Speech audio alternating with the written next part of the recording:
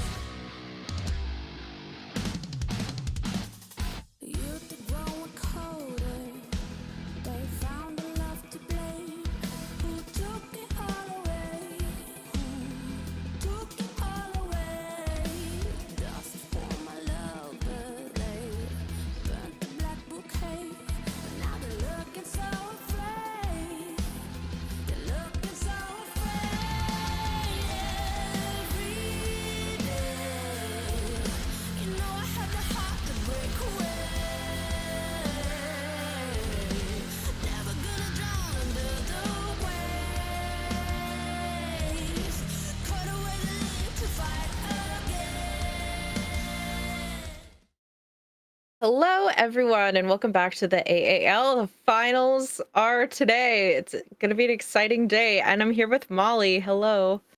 Hello, it is a pleasure to cast with you for the first time today and with such a high stakes set of matches.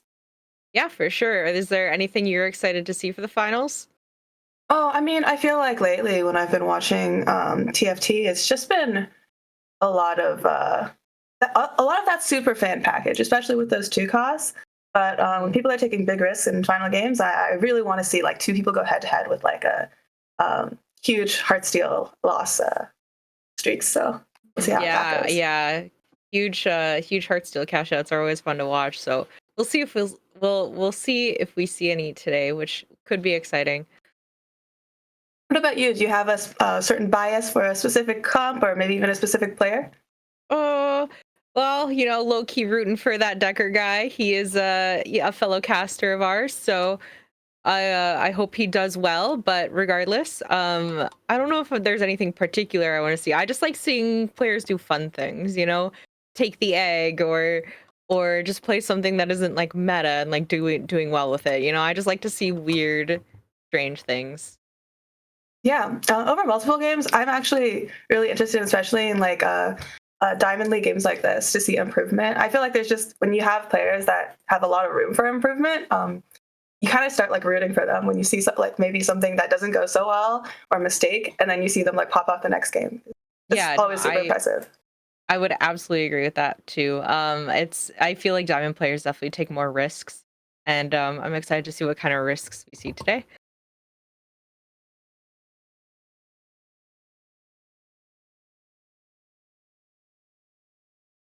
Okay, well, we should be getting into the game soon. Unfortunately, we don't have the spectator client up today, so our POVs will be limited, but hopefully we will still be able to catch the big plays that go on because we know there will be a lot. Yeah, for sure. We're definitely just waiting to get into the lobby here.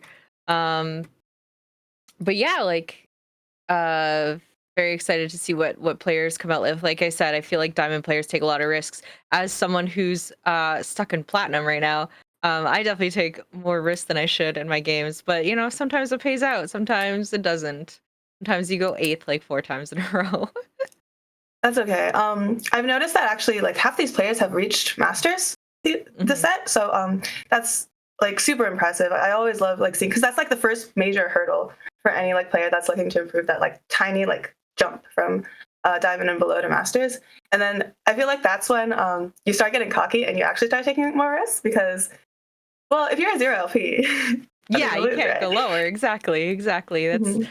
That's where I was at for a while, being stuck at plat 4, and then I only recently started grinding, and now I'm at plat 2, so we're getting there. We're getting somewhere, but I Yes, doubt I'll be reaching diamond before the end of the season, but that's all right. I don't need it. Totally slow don't and need it. steady. Yeah, yeah. We Um, call it limit testing up here. yeah, Limit testing. exactly. Limit testing. Yeah, that's all it is. It's limit testing. I'm just getting testing what I can. We should be getting to lobby in a second here. It's a little slower than normal, as mentioned.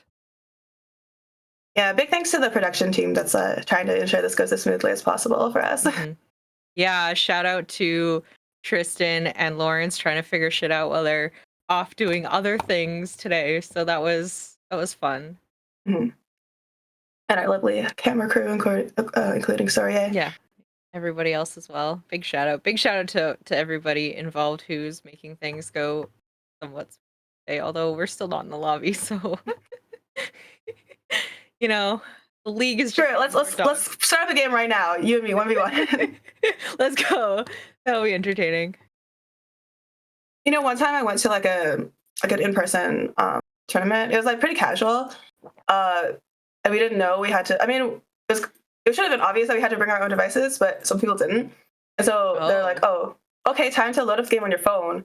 And well, nobody had their game patched on their phone, Oh and the no. Wi-Fi there was extremely sketch. And so Oh I ended up waiting no. because like it wasn't anything else to do, so we ended up like waiting 2 hours in this like sketchy room at a hotel because it was like an anime convention. Well, Yeah. people like tried to patch the game on their phones to be able to play mobile TFT for like a casual tournament.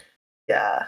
Um, it's That's funny because I so ended up losing to one of the mobile players in like the game before the finals because they cool. hit a 3-star 5 cost. Amazing. Hitting a 3-star 5 cost on the phone is actually pretty impressive, I'm not gonna lie. Mhm. Yeah, I'm doing my first IRL TFT event in like 2 weeks, and I'm very excited about that.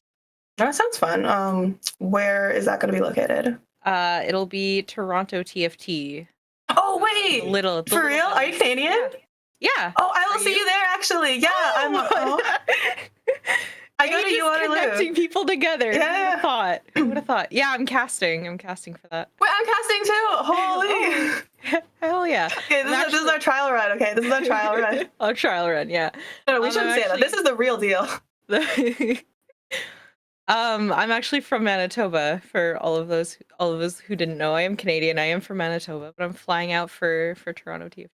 Oh wow. Okay, that's some dedication. I was like barely like considering whether or not I should take like the 2-hour train down to Toronto. Worth. It'll be worth. All right. We're getting information that the lobby is just getting started, so we should be hopping into game any minute now. Crossed. Fingers crossed.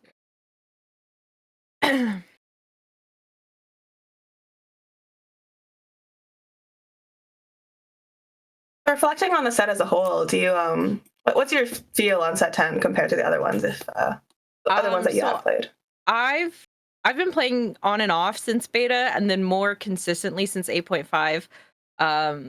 And I think set 10 has done a lot of things right. One thing I do like is that we're no longer having legends. We don't be bringing that back anytime soon, which is good because that was terrible. But it looks I like haven't we thought are about it in a long game. time. I'm glad I haven't. Yeah, looks like we are in game now.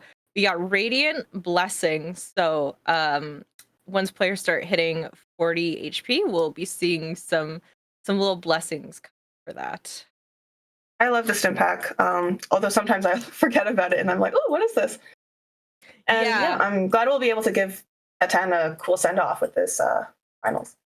Yeah, always forget whenever I'm Radiant Blessings, it'll be halfway through the game and I forget that it happened. Looks like we see Bronar getting a set right off the bat. That's going to be really good for him if he plans on playing some Heartsteel. Yes, that is definitely one of the 3 costs that I always wait until the last possible moment to sell. Just because of the potential for a Heartsteel opener. Yeah, and his other traits are just really good. Not only that, when you get to the late game too, he's very versatile, being both Bruiser and Mosher, which is like necessary if you're trying to cap out a Jazz board. So yeah, just seeing the Jazz web when it like spills into the next page is so satisfying. Oh, it's so satisfying. All the bonus damage. And then when you hit that Lucian, you're like, yes, everything about my board has finally come together. But actually, we see Bronar picking up an Olaf headliner. So he's going to be playing Olaf reroll here, which is very exciting. Me, or is that a lock? A lock for Olaf? Did he? Oh, I must have missed that. That is interesting. Yeah, because it was in the previous shop. Okay, well, having the 4 bruiser is. It might have been that he couldn't afford it and the Kench and didn't want to refresh the shop in case they missed the 4 bruiser. That definitely makes sense. Very worth it, in my opinion. I know the other day, I think it was the Chinese League that happened recently. Somebody was doing Olaf reroll with a learning to spell Og, which is such an interesting choice. But it worked well for them. So no options like that here. It looks like Bronar is going to take component buffet, which gives him way more options when it comes to such a specific going to hopefully play out in his favor. Well, we are committed to melee carry. I love it. Mostly just because I think Yone and Riven and Olaf are just such cool units. You see another player with Olaf reroll here. We saw somebody with a Corki headliner, a Lilia headliner, a Vi headliner. Quite a few players are already picking up headliners, so it's going to be a very interesting early game. When I was browsing these augment choices, it does look like almost everyone went for sort of like a versatile one, so like components or like what is that one? Keepers? Yeah, something like mostly combat oriented. I was actually super excited to see perhaps like a greedy econ silver, like what was the stim pack? because in Radiant Blessing you are slightly incentivized to just lose a bunch of HP early so you can get that stim pack as possible. Yeah, absolutely. I'm definitely a big fan of taking um on as early as possible. But yeah, we see Bronar's Olaf just tearing through a random summons board. Um, what can you do? He's already got 4 bruiser and his Olaf already has a Titan's Resolve. He's gonna be doing really well for I feel like. And the option to pick up that Kale for potentially 3 pentakill. And I'm gonna guess that he's gonna make 10 here. We're definitely not pivoting Yeah. the 8-bit. Yeah, there we go. Yeah, I was about to say, interesting holding the Corkies. Yeah, he sold them. For me, if I was in this spot, you know what I actually do? I would actually just insta reforge that rod. Yeah, Because yeah. you can't use it in this type of comp, and you're going for the buffet anyways, so you're gonna be Maybe able to get better items. maybe a crown guard, but at the same time, yeah, it's definitely weird holding on to it. Um, Especially because of the bruisers, I would just want to slim more mugs as much as possible on everybody, on top of the Olaf Titans resolves. You'd think that, but like all of my challenger friends tell me that you're not supposed to like go that deep into one trait, and you're supposed to like get stuff that complements it instead, like That's fair. healing or like resists. But in this case, like this early game, just having raw health is amazing early game. Hmm. You see the added value with Bronar throwing the buy in the board instead of opting for the Kale. Just makes more sense. He gets the Masha trade out there. We have a Cassante headliner as well, it looks like on somebody's board. Somebody's already got 3 ADA in. I see a good mix of AD and AP. Yeah. A lot of the AP rerolls have been getting more and more popular as of late, like Senna and Seraphine. I guess Kale would count as that as well. Yeah, I would definitely count Kale. But Kale's also strong for a while, and only recently I feel like she's not as strong as she used to be. And we see Bernard just winning another one. He's gonna I have a feeling that he will be win streaking for a while. This comp does really, really well into the mid and late game until people start getting stronger using things like Last Whisper and even Shrouds and Ionics and things like that to tear through front Oh, I lines. thought was really funny in that fight. It's like Olaf wasn't facing he was like facing the other way to like hit somebody in melee range, and then like Annie was just like throwing fireballs at his back, and it just looks so pathetic. He was like clear though. Yeah, yeah. Gotta love positioning sometimes. I lost an early game round today just because my Riven pivoted somewhere that wasn't beside who had the redemption, and it was like, what are you doing? uh Gotta love it when positions like that happen. For sure. Okay, well, if you're on this 3-win streak, you really want to make an item here. I will emphasize the fact that you can reforge this rod, and there's like 3 good options you can make with those gloves. We'll see if he gets away with the greed. Choosing to not level as well. Okay. Really risky, but opponent also hasn't leveled. I feel like it's a good decision to not level just because you want that econ, especially for a comp like this. It's gonna rely on re-rolling quite a bit for those 3 stars. Although I feel like he would want to not level also to like find those Olafs because he only has the 3 Olafs being the headliner that he picked up. He hasn't found any other headliners yet. For sure.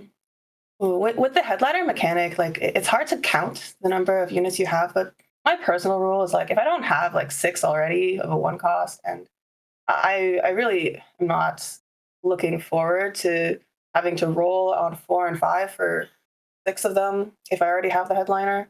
Yeah. One really good thing that I think Brunar is doing is scouting. Like I'm really impressed by the amount of scouting. I feel like I have so much information this game, and knowing like what's contested and what's not. And it looks like he can really play whatever he wants. Like that Yone in a shop, definitely a good hold. Yeah. Yeah. I definitely agree that Corgi already has a ton of really good items. So somebody here looks like they're committing to AD Flex here. It's I don't think it'll be enough to take down this Olaf. This Olaf is still quite strong here. Although I yeah, believe they no. went for the delayed dummy, and that might be why they don't have a good combat augment right now. Oh, please hold this unit. Please, I'm begging you. Just in case. I don't think he's going to. He could easily make the extra 2 gold and buy him, but no. All Not right, his well. choice right here, but he will get a 2-star Vi. I'm not entirely sure why he's holding costs. Apparently, Vi reroll is a thing, but I think it's not. A bit late to pivot into that. A little bit late, yeah. You know, I wish Jax was still good. This was actually a Jax game if Jax was still good because you just make that JG and there was a Jax on the laptop. Yeah, yeah. Oh man, I played Jax Reroll quite a bit when I discovered that it was good, and then I played it until it wasn't good. But it got me all the way from Another like Jax. gold to plat. Oh my gosh, did you know the Lux tech? Late No. game Lux tech. Okay, so if you like have the 3-star Jax and everything, and then there's like not much you can do once you have like 3-star Jax, 2-star Zac, 2-star Zed, like all the EDM and shit.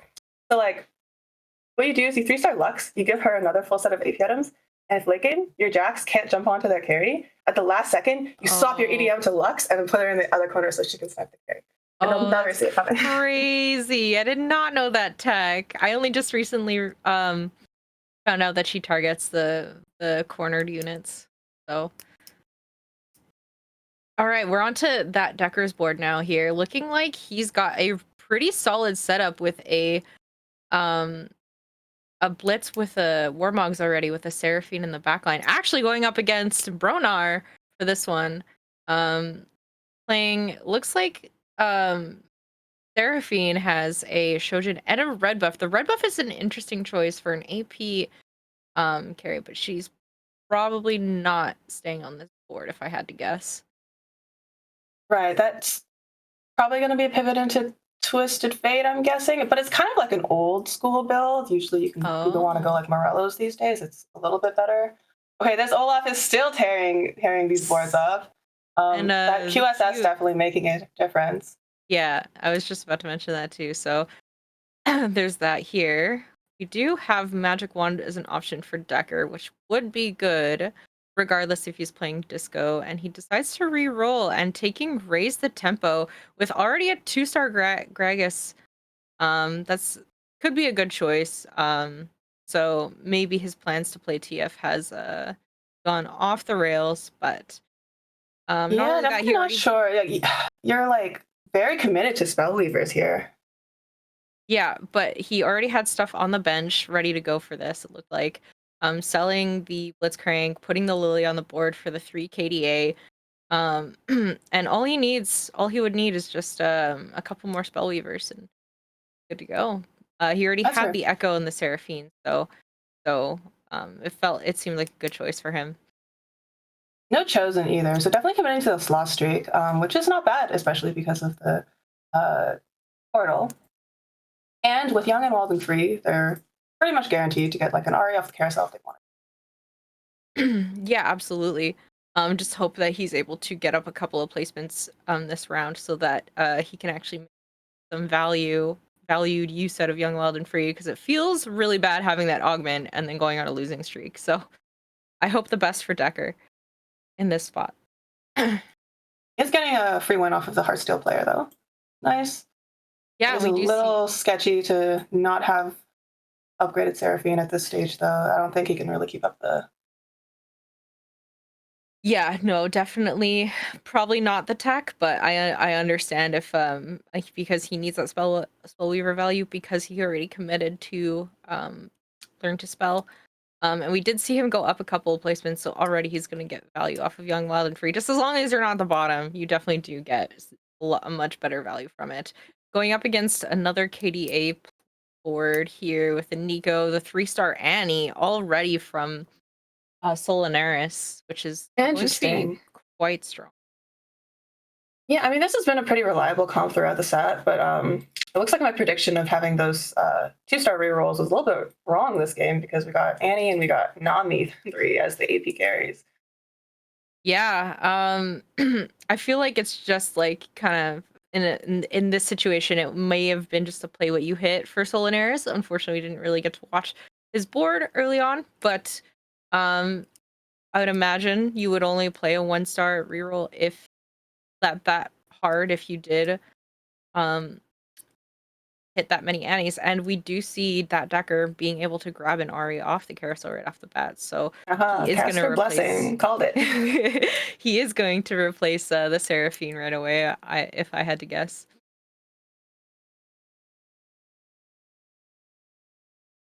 We didn't It see looked any like specs. Runar. Yeah, actually wasn't committed to that Olaf. I think he's going for. He went for the Archangels. So it looks like the 4 costs are going to be this Ari and like a Pentacle Arthas Viego board. Yeah. I can understand why he would want to pivot like that, because last we saw his board, he didn't have a ton on the bench, so it probably felt like it was a waste of time to commit to a 1-cost reroll when you didn't have more than 3. So definitely understand. And we saw that Decker just put Ari on his board instead of swapping it for the Seraphine. I feel like Ari could definitely make more use of that Shojin than Seraphine, but regardless, um, he is making use of Ari, probably hoping to hit 5 Spell Weaver soon. Going up against this really tanky Gragas on the other side of the board. Or I'm sorry, that's Crank. And Lux just isn't doing enough damage to take out the rest of his. Unfortunately, the Seraphine is going to be the star of the show for this board. Oh, that was actually pretty close. That Lux almost got him with the lasers there. But yeah, that's definitely like an intermediate throw together. We are back to the Heartsteel player. Yeah. Oh, and trying to find 7 Heartsteel, I guess. Or he's probably taking out Yone here for the big shot value. We already see Ezreal with a blue buff and a IE, so definitely all that's left to build on him is a red buff. Trying to figure out what units to play, it looks like, too. This comp definitely like caps out the hardest if you can like go for a couple more caches and then like go 9 or 10. Mm-hmm. And it looks like there actually are 2 Heartsteel players. I'm surprised that they're still relatively healthy. I guess because nobody was like solo committing to a full open board. We haven't see anyone hit the 40 HP yet. But even like above 50 is pretty impressive. Yeah, I would have to agree. It looks like these Heartsteel players were able to hit a little bit. Considering LJ here having 5 Heartsteel on the board, it's pretty hard to hit by 3/7. In my personal experience, at least, I'm never really able to even hit 3 Heartsteel sometimes by 3/7. So usually I have to pivot, but you know. It's okay, it's a bait. It is a bait. You get it and you think you're gonna go for every single time it's a bait. Until it's not, until you get a set in a Yone in the first 3 rounds and then never see Cassante. Feels bad, man. I have like rolled on like level 7 for Cassante because I think it would get me like 7 Heartsteel or something. And I would hit the cane instead. I never really have gone 7 Heartsteel. The most I've ever played is 5, and even then when I play 5, it's never a win. I always usually just stick to 3. And you know what? I've gotten so many first just playing 3 Heartsteel until like level 9. Yeah, I was actually showing an amazing amount of restraint here, like selling that Heartsteel to get 1 turn ahead, leveling off tempo, and actually rolling down before anyone else just to stabilize the board and save HP. Yeah. You could argue that the HP isn't that critical yet, and they could greed like 1 more cash out, but you know, it is the first game. The Bard. Oh my, that was one reroll I didn't expect to see actually either. Yeah, it looks like he's gonna try to play Jazz with that Bard, but at the same time, he does have Zed and Zach already during that roll down. easily going to easily could let him play a Z angle, but we'll see what he There's chooses my here. He critical chooses last. max recruit, giving him +1 to his board, so already he's gonna have 9 units, which is going to be huge for this board for him, especially if he decides to play a little bit of that EDM line. But not finding any other EDM units here is a little bit sad, but I also will there's say that his last cash out was 99 out of 100. It was that. like painful to look at. Elja's probably not getting what he wants out of this game, but you know what? I'm He's sorry, still what doing is really well. how many fawns is 3? What? What? Oh, that's a Kiana. Wait, no, it's not. Oh, 2 tack rounds? Well, one is the blessing gave 2 and the new recruit gave. Oh, Wait, the new recruit doesn't actually. Oh, the blessing gave 3. No way. Everyone's gonna No, have like 12 units. There's only 2. There's only 2 tack rounds. There's one on the bench and then Oh, there's one on the bench. I didn't and see then 2 that. on the. Oh my gosh. This is incredible. He throws 2 tack rounds. Level on 6, Echo. 10 units. That's crazy. That Decker is gonna have the game of his life if he can hit 7 Spellweaver here. He also did commit to the Seraphine 3. He did. With the red buff, it's definitely an interesting choice, but I guess it's really good at anti-heal considering her ability spreads to multiple units. So I don't hate it, but it's definitely not something I would have thought of personally. I love the fact it's like when you're not expecting the 3 fawns, you just don't have anything to play. He's like 2 Lulus. It's like, I don't want to roll for something better.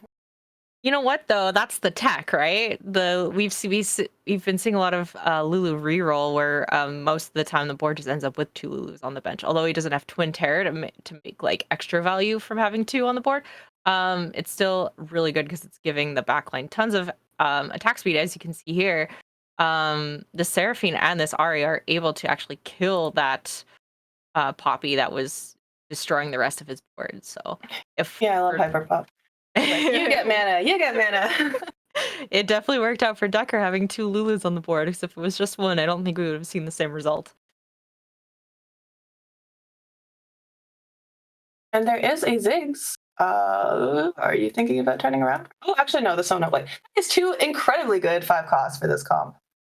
Yeah, wow. Like, Decker is doing really, really well, despite earlier looking like he might not be having the board that he wants, but you know, those it just happens when we look away, you know. They're just shy. The units are shy. Like when we were looking, there are 2 Seraphines. When we look away, it just like pulls like 7 Seraphines out of somewhere.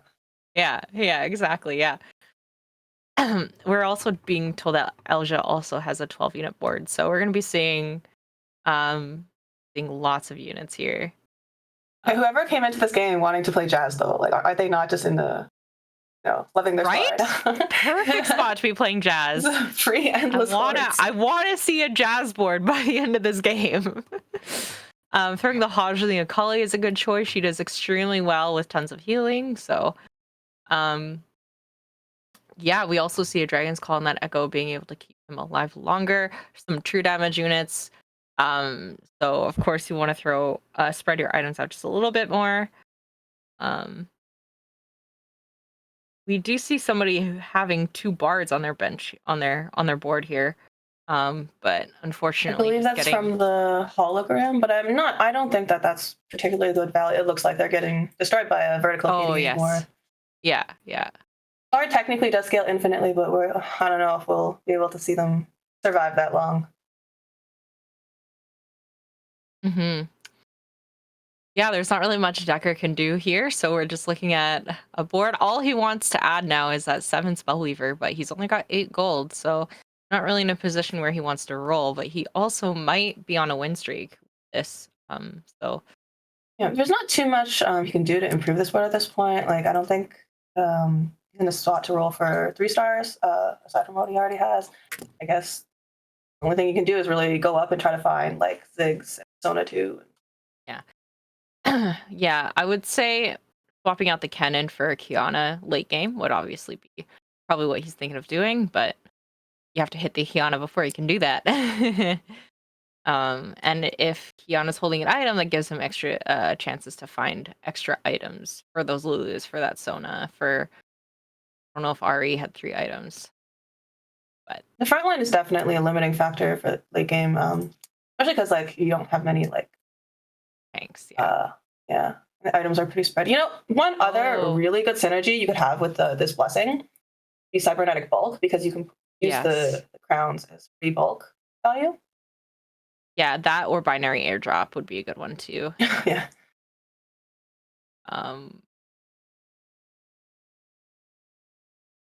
You see Bronar with the Olaf too, actually. So he did commit to the Olaf. We've got a really awkward stationary support where we have a Zephyr and like a positioning dependent support item. Yeah, they're always a puzzle. Yeah, which is seems like he's fallen off quite a bit. He was like the lead in HP for a while.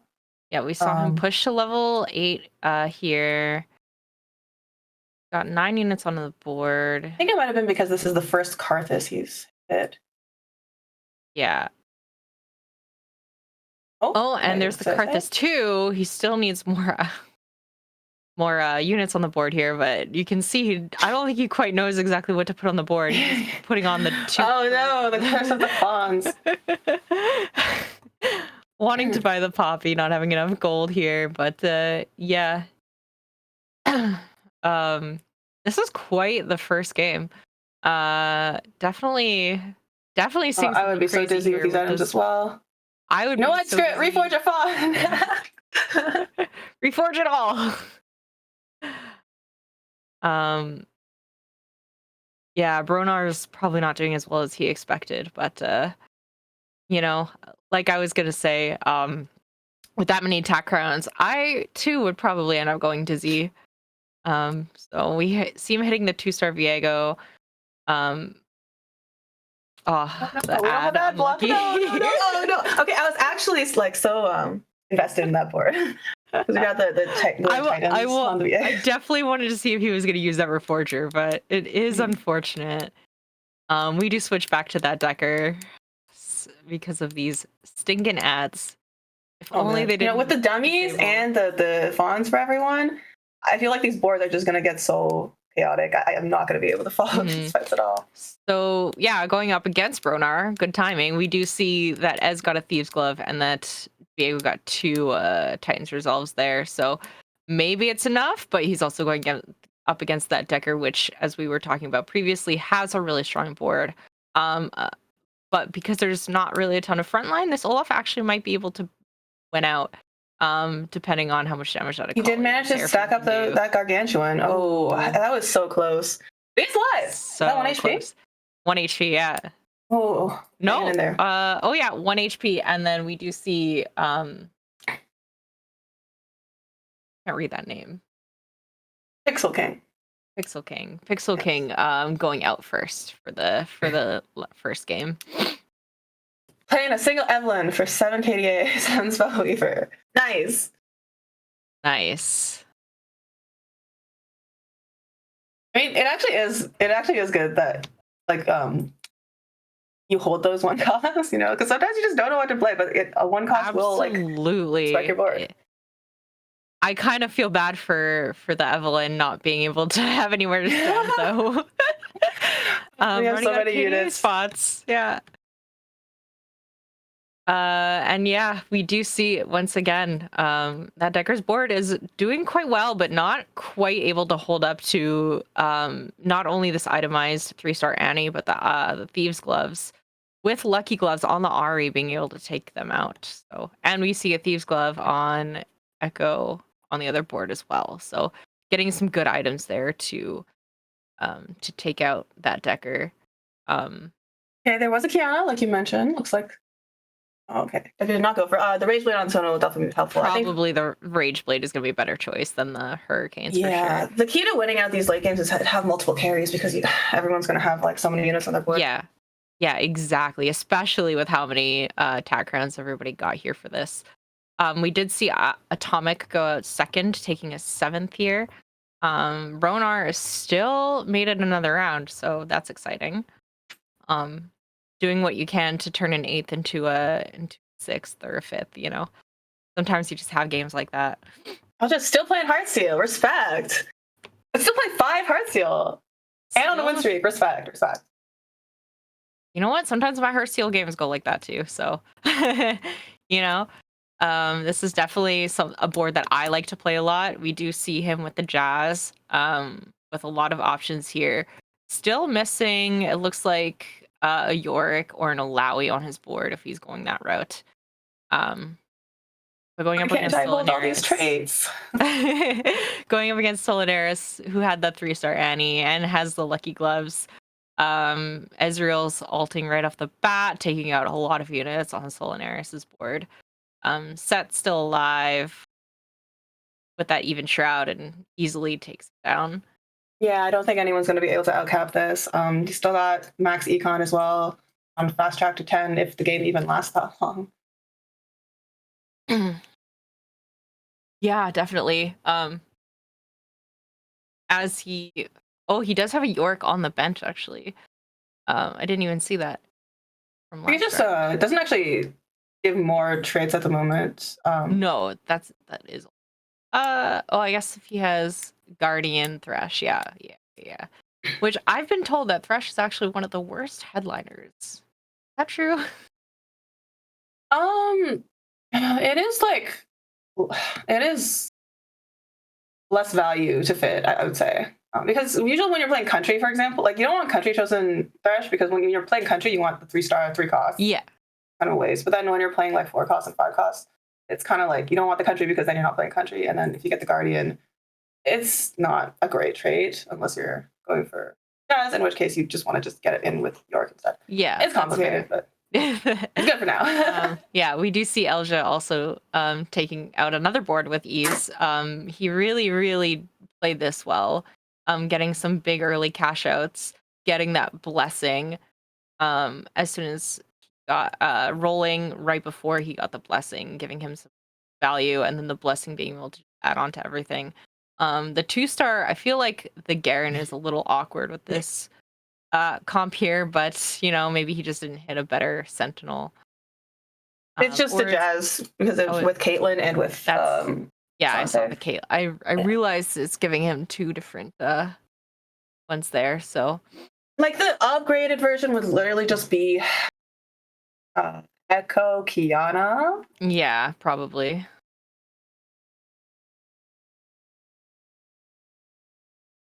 We see him getting a component anvil and opting for steadfast heart, giving him more frontline on that Thresh, which is good because with how much damage he's doing, he definitely wants to be able to add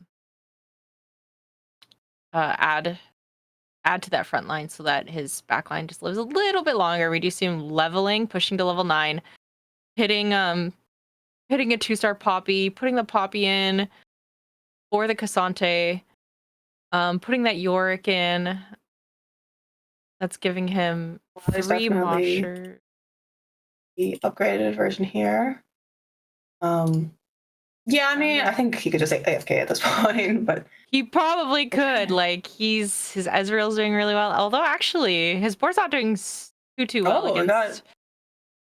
Yeah, we got a player playing something almost very similar. They got the 2-star Lucian with lucky gloves. Oh, that'll do it. That'll do it sometimes. I think he's trying to look for a 3-star Poppy, which is a very strong unit to have. 2-star Yone, 2-star Bard, rolling down all his gold, trying to find what he can. A 2-star Yorick, which is actually kind of a big hit. Looking for something to reforge. Deciding to reforge a Jewel Gauntlet for Morellos, putting the Morellos on the Yorick. I feel like I'm doing more play-by-play casting for the actual boards themselves instead of the fights. There's just so much. Well, I mean, like following an intense roll-down like that is so stressful.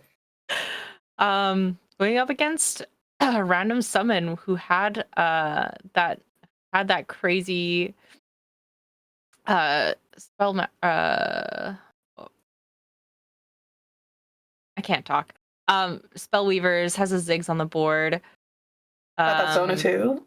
That's Sona too, but unfortunately going out this round. Okay, so we got Heartsteel Jazz versus Heartsteel Jazz. I am pretty sure Yeah, that's the yeah, final two. that's exactly what we got here. Ronar going sixth. The Linares ended up going fifth. That Decker ended up in the top four with a fourth, and then a random summon going out just now out of third. So We're pivoting back into Heartsteel with this Chosen Kane. oh my gosh, I'd Chosen love to Kane. see You know it. what? I would take it too. I think is he trying to find seven Heartsteel, or he's just No, I mean it's the last round. I think he just wanted a legendary over the Thresh, yeah, that's fair. even though the items are not ideal. You know what? Sometimes you gotta do what you gotta do. He is going up against somebody who's playing the exact same comp, so sometimes you gotta find that power where you can, and a 2-star Kane is definitely a little bit more power than a Oh, it actually wasn't Lucky Thresh. Gloves. The Lucian just happened to have like BIS in the last fight, Oh and now it wow, doesn't, yeah, but okay. still wins. Okay. Yeah, Elisha going second here. Um, with the other player there taking a first for the first game. And yeah, we I'd be too disappointed with that. Like that was still a really well played game. Probably very satisfied with choosing Heartsteel into that board. But I think the only regret would just be, oh, I wish I had rolled for Lucian earlier because the other Heartsteel player ended up taking the really high value legendaries at the very end. Definitely. I am kind of surprised that not more people opted in to play Heartsteel. It's something that's I feel like is super super strong right now in the position that it is in this set, and how much value it can give you if you hit it early and you play it throughout the whole round, like we saw those two players playing it. For sure. I think everyone's going to be watching a little more closely now to see everyone else's opener. Yeah, I know in my platinum lobbies, Heartsteel is contested between 6 players every single time. So that's why I guess I'm saying I'm surprised I didn't see it throughout more boards that game. But we did see some really good plays from everybody for sure. So I'm excited. Yeah. The rerolls were a little bit strange based on what I saw. I saw a lot of 2-cost rerolls in their match histories, so I was kind of like wondering about that. But then had like a Bard, we had Nami. Dazzlers, I guess, are pretty popular in that game. Bard, Nami, Olaf, Annie, you know, the classics, the Seraphine that Decker was playing. Yeah, some did better than others with those rerolls, but we did still see actually quite a few reroll lobbies that game. I wish I could like live interview the players between games, because like I just don't see this level of diversity in high elo games, and it's just so fun to watch. But I also want to ask, like, did you just cook that up in that game, or have you been like playing that on ladder? Prepping. Yeah. Yeah, who knows? It's definitely there's definitely some interesting choices, but no amount of prep I think could help you figure out what to do when you have 3 extra units that you don't know what to do with.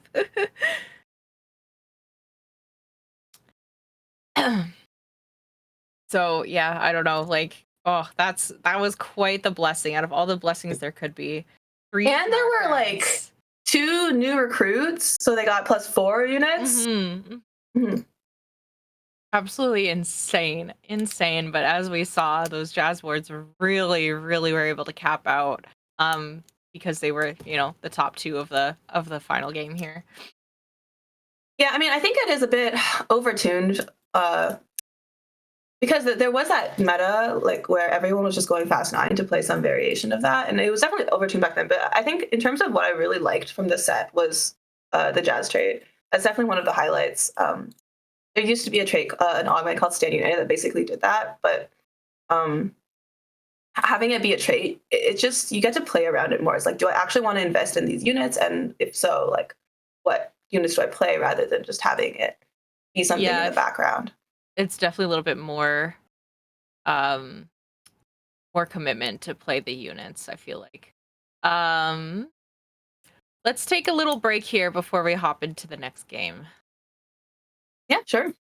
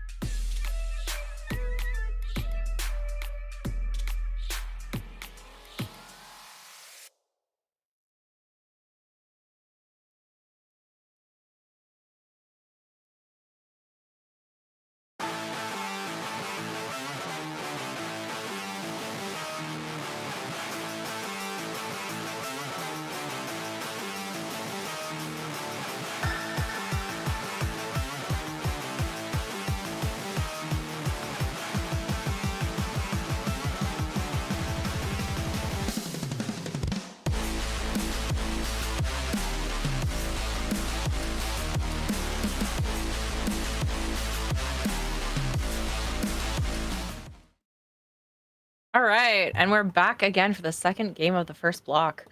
Um, how do you feel about the second game? Going into the second game? Actually excited. I think the number of POVs that we got in the first game was a considerable amount of variety, and I really liked the sort of like highs and lows of that game. Like when we realized the Mhm. the triple tactician's crown, and also like the last prismatic augment. I definitely want to see some like high variance going forward as well. Yeah, for sure. I don't know if we'll get more variants in these next couple of games, but I hope that we do, or in this next game, but I hope that we do. It was definitely like quite a surprise for that blessing. I think not just for us, but for all the players involved. Um, and we should be hopping into the lobby any second here. When I mentioned like there's some unexpected diversity in comms, and I wasn't sure whether they were like cooking or like practicing this. I want to see more of that. I want to see like 5 completely new rerolls. I want to see Garen reroll. I heard that's a really fun one. I've seen quite a few Garen rerolls in my games, and I just don't think they're as good as what people are making them out to be. But the I think it was today I saw someone playing Tarek reroll, and I was like, why?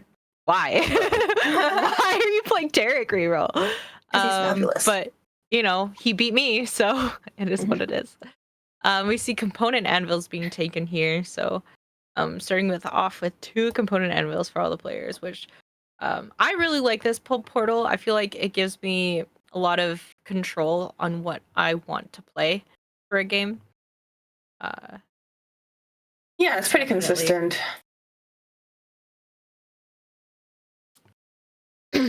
You see that Decker starting off with some pretty decent units with the Vi already on the board, having a KO, a Jax, and a Twitch, allowing him to play a bunch of different things here. I think Executioners and Twin Terror has fallen out of favor a bit, but I might hold on to Twitch. You can also play Punk during the minion rounds, because like if you get a Punk in the next round, it gives you like Yeah, trade that you I did. I absolutely agree with that. I love playing Punk on the minion rounds if I end up getting it.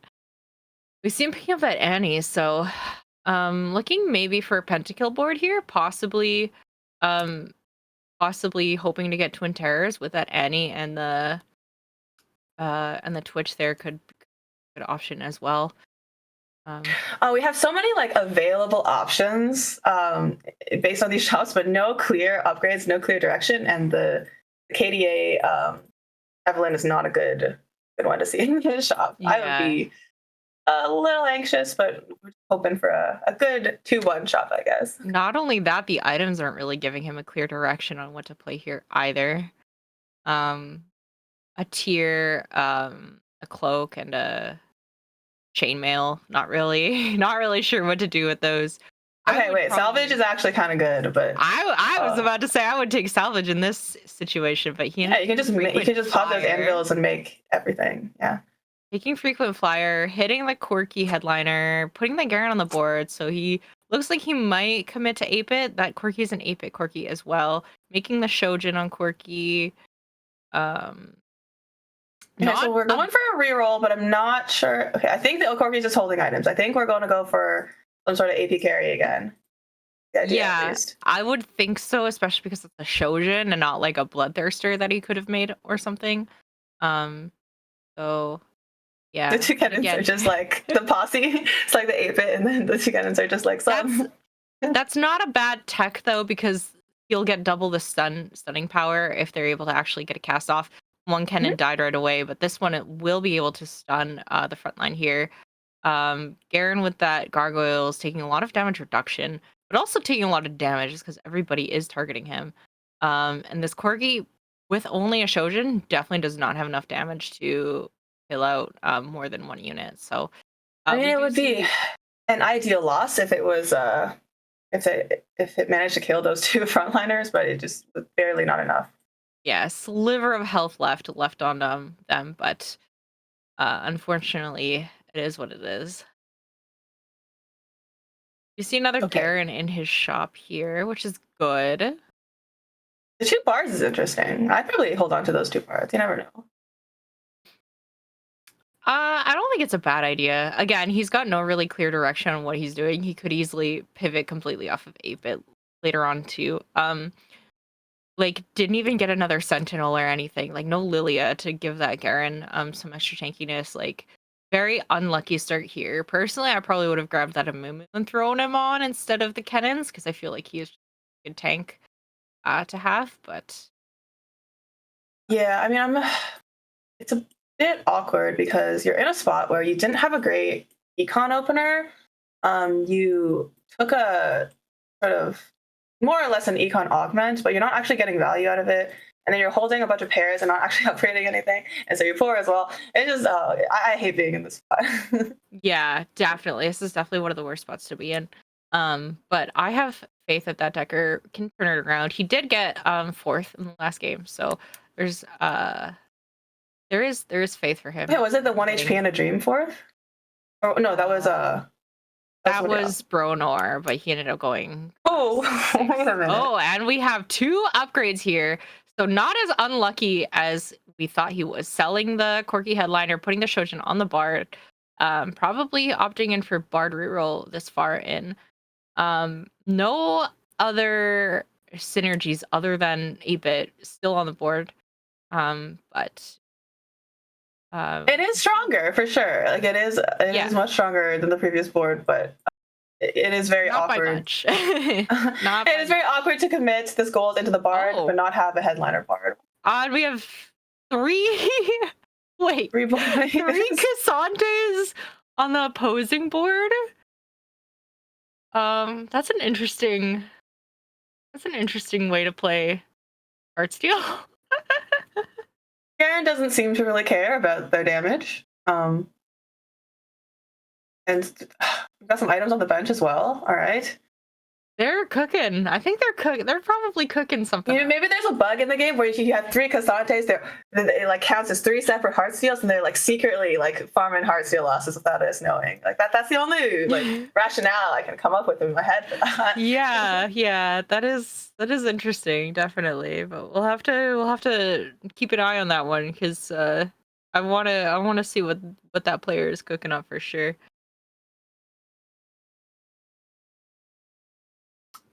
We see that Decker grabbing a glove with a Urgot here.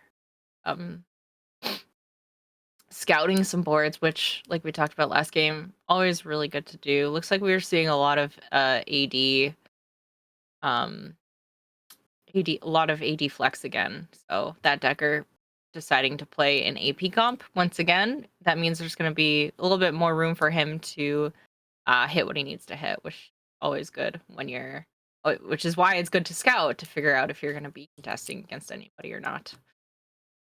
Meanwhile, this looks like an AD flex board with pumping up, so it definitely has good scaling, but it is really hard to play without a Heartsteel. So we'll see how this one goes. Urgot is pretty strong. I do think pumping up is really strong when you do opt in to play for Heartsteel, but it could have just been that Elja didn't hit because clearly he has 2 Cassantes, thinking about not selling them, thinking probably waiting to see if he's going to hit an upgrade or an extra Heartsteel unit, but only time will tell. We do see Atomic hitting a getting Heartsteel in on his board with the Cassante Headliner and the that was the triple Cassante. Okay, yes, they managed to do it. They found what they were looking for. So we got Heartsteel on the board for somebody. I'm always excited to see what Heartsteel boards end up looking like. So better late than never. Well, actually, in TFT, that's not always true. It can't be too late. It can't be too late for Heartsteel. And just as I thought, we do see Elja picking up an Aphelios. I think he is trying to look for those Heartsteel units, but there's only so much you can do when you got a disco pivot with the wrong items as well. You know, it could be. It could be. 3 Namis in the board. Yeah, that's something else. It was because he was holding like a single Taric for Guardian. It just like so awkward to fit on the board. Yeah, absolutely. We do see him selling his Pantheons, getting 19, hoping for a win here.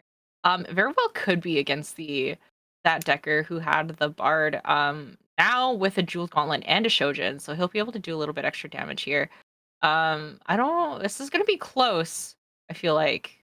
Decker's still playing around the Garen 2, which is okay. I'm not sure. It might have to do with whether or not it has Sentinel, but it looks like it's going to be enough. Like Aaron is just so strong with the Yeah, Stokehold. we do see Elja getting a loss here. Still with no Heartseal on the board. It always sucks to see that loss. He did sell the Cassante to make 20 because he lost. Always a smart move. Seeing another Aphelios in the shop. And it looks like we're switching boards over to Bronar again. One off Jinx 3. Love to see it. You know what? Compared to last game, he is doing a lot better. He's at 94 health. One off Jinx 3, like you said. Holding the Vex and the Amumu. Got the 4 Pumpkin. All it needs is a spatula. The early itemization I really like as well. Getting that Rage Blade with the Gambler's Blade. Yeah. Because you get so much value out of it in stage 2, and you're just like, you're not super strong yet, but that Jinx is still attacking a lot. Yeah, we have the Gambler's Blade, the Rage Blade, and the Death Blade. Ooh, lots of blades going on there. Really good items for Jinx, especially when he hits the Jinx 3. She's gonna be really, really strong. Wait a minute. Oh no. Riven, you can do it. Riven, you can. No! Oh no. Oh, and there's the Jinx 3 at 50 gold. We'd love to see it. The only issue is that the front line could really use some upgrades, but getting that Jinx is super important because that means that you actually get to level. Mm-hmm. Yeah, he because he found the Jinx 3, he opted to just level, put in the Amumu, giving that Guardian buff to his front line. That should help, hopefully. Yeah, but losing to Krugs is never a good moment. It's definitely something that I've done more times than I'd like to admit. We got another Gargantuan player, and it looks like they lost because they left the Titans on the bench. A little bit greedy there. Interesting. Was that a headliner Garen? Wondering why they're not putting the Titans on the Garen. It's not going to be permanent. Yeah, that is definitely interesting, especially because you'd want to make use of your augment. I would think.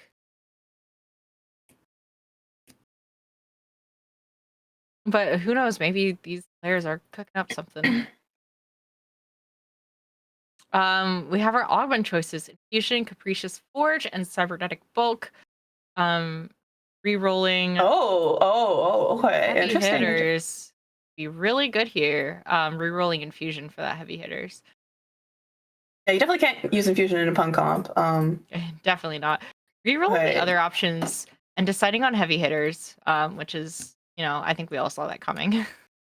Unified was probably might be a little bit better. I'm not sure of the stats, but like in the current spot, if they're just want to keep the streak, Unified was a little bit better because you kind of want to make up for what your board is currently lacking, which is tankiness.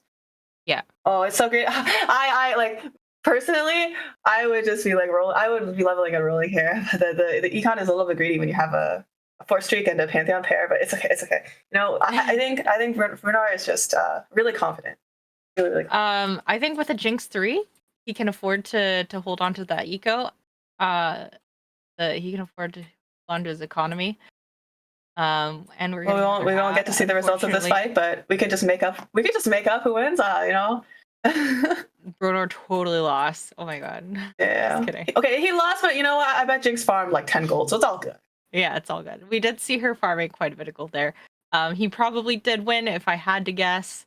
Like I said, we won't get to see the results, but we're going to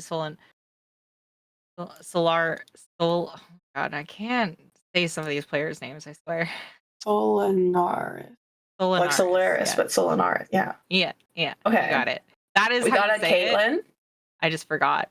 Solanaris playing an 8-bit here with the Caitlyn. Okay, I am so confused as to what the item distribution on this board is. I can't make sense of it. But yeah. The tech that I was told is to stack items because the more you stack items, the stronger that particular unit is. Maybe he's not committing to a lot of these units, which is why they are the way that they are. But we'll have to see. We'll have to see later on what he decides to do with this board because it's definitely not making a ton of sense with the item distribution. But we do see that Caitlyn putting in work, taking out most of the board, but also dying to this Sunblade Hurricane from Pixel King fan. Right. Like for the record, I completely understand if you don't put items on Riven, because if you wanted to get a headliner Riven, you don't want to commit your items to the non-headliner. Mm-hmm. But not committing items to a Garen that you're probably going to be selling anyways is strange. And also, especially with Gargantuan Resolve and 2 Titans Resolves already, like why wouldn't you put those both on your Garen? You also have to think about like committing your other components, right? Because even though Shoujin's is like not bad, like yeah, Caitlyn could use Shoujin's decently. It's more of the fact that you're using up a good item that could go onto your Gargantuan Resolve. Right? Like now you don't have a sword for Bloodthirster. Mm-hmm. I think Solanaris is going to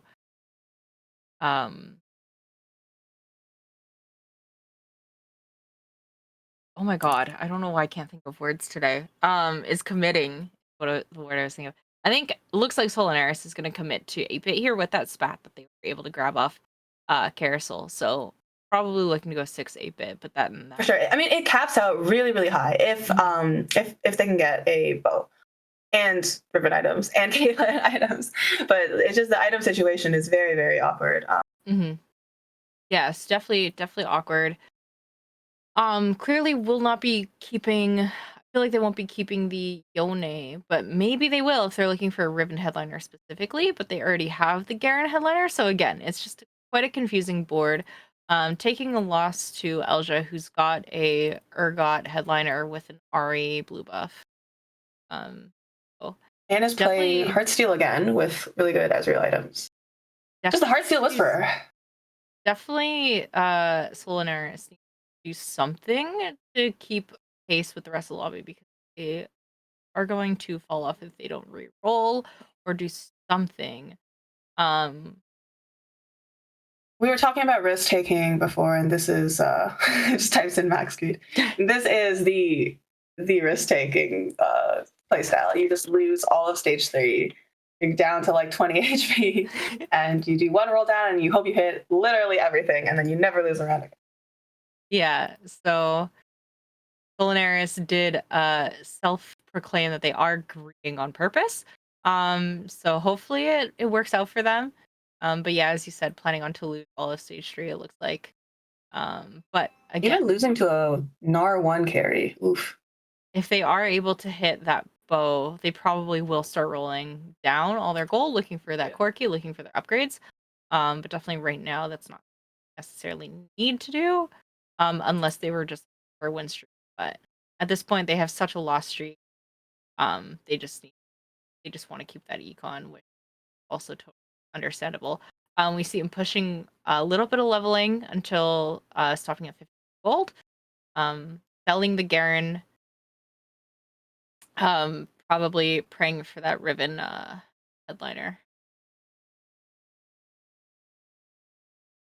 Showing some patience, and then let's see how fast they can roll. Bow. We do get the bow. Not bad. So that's exactly what they're gonna do here now is roll down, picking up 2 Guardians, getting a Kayn on like the first couple. And an Ezreal, okay. And an Ezreal. Okay.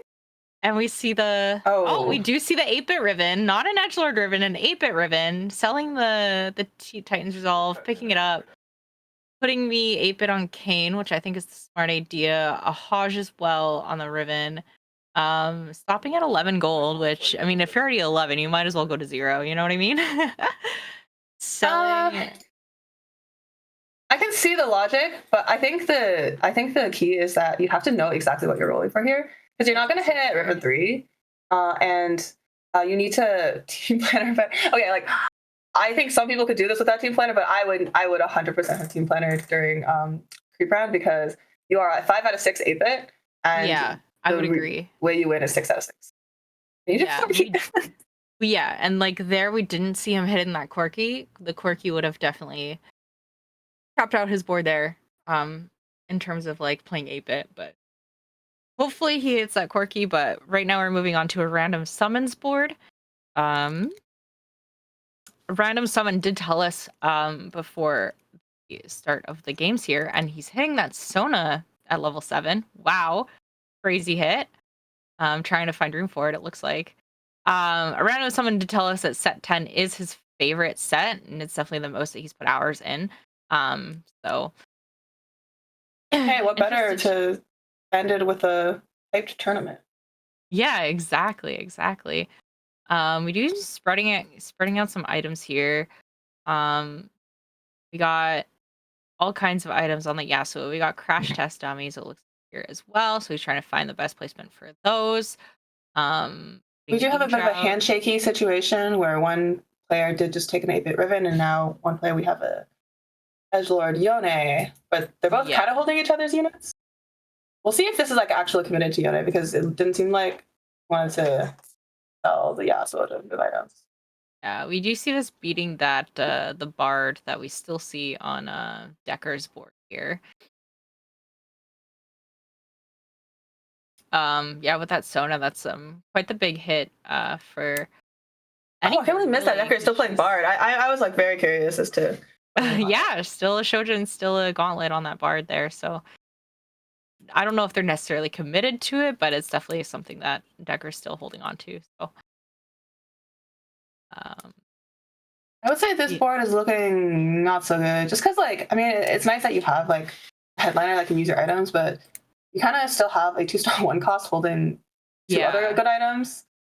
And you really don't when you're playing melee carries. You really don't want to go this much into defensive augments like this. The Randuins and the crash tests, because even though they're good, you really want to just like stack things onto your yeah. We actual definitely carries. saw crash test dummies there make Riven do some extra pathing that probably random summon did not intend on. So having that many melee, you also just. But we do see Solanaris Solanaris. did lose a life in stage 4 as well, and down to 1. So we'll see. Yeah. We'll see if the but they are 1 off Riven 3. So Yeah. I was just about to point that out. They're at 6 health, but they are off their one ribbon. So hopefully they'll be able to at least maybe get a couple of extra placements off of that. Decker did actually pass up a Dazzler Bard headliner despite having the Bard on his board. So not entirely sure what he's got on his board right now. But we'll have to check that out later on. yeah, I mean, it would be really interesting if they got like R3 without the chosen, and then they were able to get a letter. So for this round, we're switching to Solanaris. We're gonna see if he's able to win out another round. Still not finding that Riven, slamming a QS on her. Just praying for just something to happen here. At least we have the Corki. Didn't miss a we Corki, which is like a very big mistake that a lot of people make. Yeah, we see the Corki, so he does have that 6-bit. He moved the Viego over, giving Riven that extra damage. Um, Whoa, a Kiana and a Lowy on this other board? That's a little kind of crazy. Hmm. I Oh, don't. that Riven just took a Caitlyn sniper Yeah. bullet right to the face. It was almost good. Poor Solanaris getting kicked out, 8th place. Sorry, buddy. There's always next time. Um, it's unfortunate to have a board like that, but he did not have like a clear direction to begin with, and board was quite messy. Wait, I was right. This is a jazz board with Bard 3 without the headliner, so you can actually get the value out of MF instead, like having the MF3 instead. Slightly stronger in my opinion, but then you still have the bar doing extra damage. That's actually really good. Yeah, okay, so that would be why Decker did not grab a Dazzler Jazz or Dazzler Bard headliner, because he was looking for probably Jazz specifically and found the MF. Really good pickup for him here, especially having him have 3 MF now. And seeing Pixel King fans board just get absolutely destroyed by this Jazz. So Yeah, just as he was about to die, the Bard cast to one-shot that Caitlyn essentially. But I was actually a little bit concerned about that Bard because it looked like he was healing the target dummy instead of attacking someone. And also, not to mention, yeah, the target dummy being Zeke's Herald is really strong because he doesn't necessarily need to build as much attack speed on MF or Bard, which is strong for the late game there. and especially because you can also put Lucian right beside the MF for that extra attack speed as well. So definitely lots of options there with a Zeke Herald for this board. I think is probably one of the stronger support items you could get for a Jazz board. For sure. I would say that like it was pretty necessary on this board, just because if you look at the other two augments, they're both econ, and you're going to need at least one combat augment if you want to get this board to late game. So that really saves it. Yeah, absolutely. We do see the Ionic being built on Echo. You just trying to use up the last of the items in a meaningful way, getting that Ziggs as well with the Nashers. An Ionic is definitely not as strong as an Ionic, or even Shroud. But it does give extra damage to that Bard. The Bard having 3 items, so it is gonna make him do quite the extra damage. I mean, this comp that MFS does use Last Whisper, so you don't necessarily need that Emo Shroud. So getting the MR Shroud is probably your best bet. Plus, I think that the idea here is that we're now stacking Ziggs as our next. Oh yeah, that makes sense for sure. Random summon going down to 3 health could be going 7th. I think he's trying to pick up the missing Griffins as well. Yeah, but no one is hitting these Riven 3s. Tragic. I feel like Riven 3 is a bait. Everyone says it's so strong, but I've never, aside from like, unless you have the most perfect setup for it, I just never see it go well. I think it's very, very positioning dependent. I don't even think I have figured it out. Sometimes I put her in front of something that I think she's going to one-shot, and then she just ends up dying. Ooh, Elja hitting a Yorick. Once again, playing another Jazz Heartsteel board. Kind of the same thing he played last game, hitting the Lucian. Opting in, trying to figure out what he's doing with his board, it looks like. Saving the Lucian and the Jhin for later on. Did he sell the Yorick? It's not a Gen pair, so I think that would be what he's really hoping for. And I'm not sure about the Yorick, but it would be very strange. Yeah, that's definitely a mistake considering it would just go in for this Thresh. Yeah, I agree. Because he had the set, he had the Thresh. This is almost the opposite problem of last game, where he is hitting these like high value legendaries, but the problem is you're stuck at level 8 here, and you're not getting the upgrades for them, and they're often like weaker. He also has the Zed Headliner, which I think if you put the Yorick in for the Zed Headliner and look for like an MF or a Poppy, that could even be stronger than what he has going on now, especially because you'd get the extra Jazz value with having 3 Jazz. Or 2 Jazz, would be very helpful. And he at least getting in the solution is good. It's definitely an improvement over the Ezreal. Yeah, and this is definitely an interesting choice that we're seeing from Elja, but he's just doing what he can to provide value to his board. We see Lucian providing armor shred and damage to the other team. That's just bouncing around.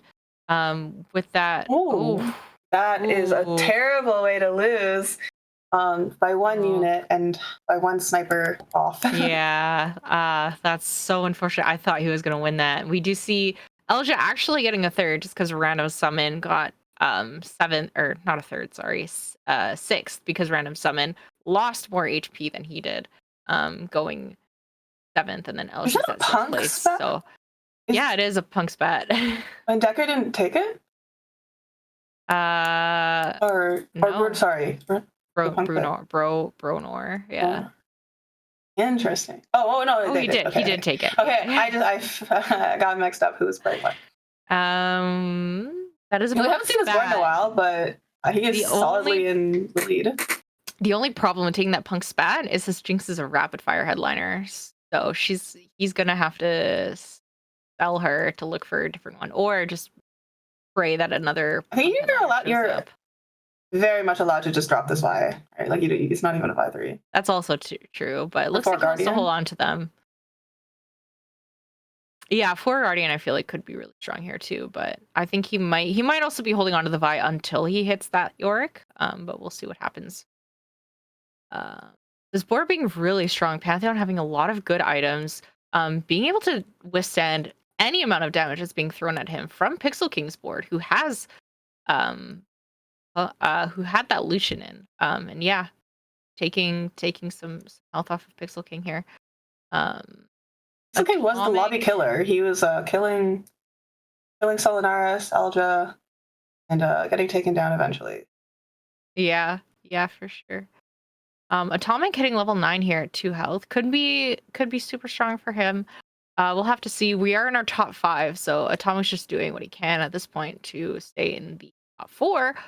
Because in a tournament setting, definitely want to hit as many top 4s as you can to secure those points to make sure you're not ending up in the bottom there.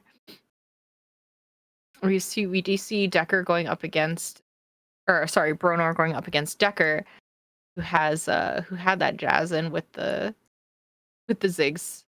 Um, Both very strong boards, but again, Pantheon just isn't taking any damage whatsoever. The tentacles are preventing the backline from getting damaged. Jinx being able to stack that Ginsu's until getting to that Bard, and yeah, taking a decent chunk of health off of Decker.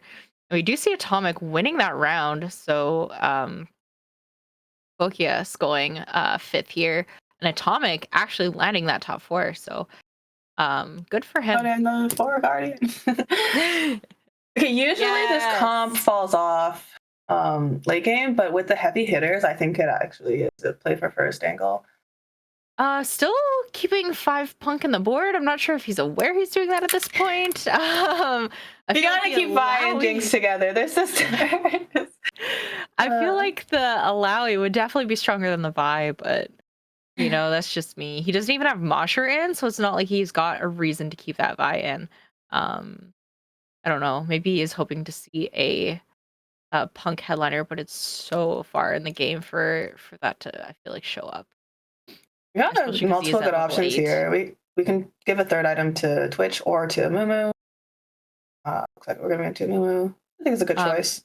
Redemption, definitely, with how much health they have. Keeping them high would be good for them. We see him going up against Atomic here. Probably once again going to be the lobby killer for Atomic. Atomic's got the headliner Ezreal here. Ziggs has 3 items. Lucian's got. It is a good comp. It's closer than I thought it would be, but I think this Jinx is barely staying alive. Oh, that is a painful way to lose. Like, Ezra just couldn't focus the right units. 4 Guardian is very strong for this Jinx to be able to just stack up that Ginsu. So, yeah, and we do see Bronar looking for that Vi 3. So he's definitely not planning on switching out a Punk unit anytime soon. Something got Alawi too, so that's definitely doing a lot for that front line, because otherwise it does not look. Why is there a Philios? We are looking at Pixel King's board actually. Throwing an Even Shroud, 2 Adaptive Helms on his board as well. Going up against Decker for this one. I mean, that Alawi is good, but do you see Decker no longer with his Ziggs with that Lucian, hitting almost all of the units here and taking out Pixel pretty easily. That Lucian is going down, the MF is going down, but the Bard able to take out the rest of the board. Caitlyn killed just enough at the last second there, so that's pretty impressive. Yeah, if you're gonna lose, it's good to lose by 1 or 2 units. Yeah, which landed him at 3 health. That 3-star Vi did Ronar was able to hit, so yeah, I think this one in the end it doesn't even matter for Pixel King. No, doesn't have the HP to survive this. Definitely will not. He's got the only shred that he's got is the Even Shroud. More than likely won't be enough. And then Lucian obviously provides extra shred as well. I feel like if Lucian was positioned more towards the middle, could be doing a lot more damage to the board, but I'm so curious as to how much gold this Jinx has farmed. Oh, that Lucian was a hero. Lucian taking out the Jinx, but sadly with 4 units up, definitely not enough. Putting Pixel at 3rd place. So it is Decker and Bronar going 1v1 together. Um, it's gonna be quite a few rounds of this because Decker is sitting at 28 health and Bronar is sitting at 83. We just want to win the next 2 rounds. We'll just put that Warmogs on the Twitch to give him some more heavy hitters value. I think it's really funny. I mean, I don't disagree with leveling here, but there have been games in which I just don't think I can level, but I have a lot of gold banked on Punk, and so I just I just press D and I don't even buy anything, so I can get the extra stacks for the last round. Yeah. I think he just threw on that Punk sped on Amumu just to give him the extra Punk stats, which interesting choice to give that to Amumu as opposed to someone like Vex who could maybe actually use the damage. Um, Not a bad So choice. the reason you do that, I think, is because Punk is HP and AD, and Vex is AP. So it's better to just give the HP to Mumu. Okay, that makes sense. I didn't know there was an HP buff to going into that. I feel like I should know that. But yeah, we see, Bronar taking another win here against Decker. So we probably only have one more round, maybe two. Looks like it would only be one if Bronar was to win again here. I feel like there's not much Decker can do in the position that he's in. Just doesn't have as many 3-star units. Doesn't have as much damage. Doesn't have a front line that can survive this jinx. But yeah, I mean, both of these boards are pretty much capped. They're both capped. They're both strong. There's only so much positioning Decker can do with KDA on his board. And like I said, only one combat augment really. It's just falling off a little bit. Oh, but still, remembering the start that Decker was given when I said that I hated that spot, like no money, like awkward items, and then just hitting a guarantee and be like, actually, whoa, Decker, the red buff making a huge difference on that Lucian. This is gonna be a lot closer than we thought. Bronar knocking Bronar off his win streak there. So I just need to stop predicting when it comes to the final two. I feel like my record has been great, except until it gets to top two, and then everything goes out the window. We do remember he's got that Zeke's Herald, providing Lucian with a lot of attack speed, and he does scale off of attack speed really, really well. So, yeah, definitely.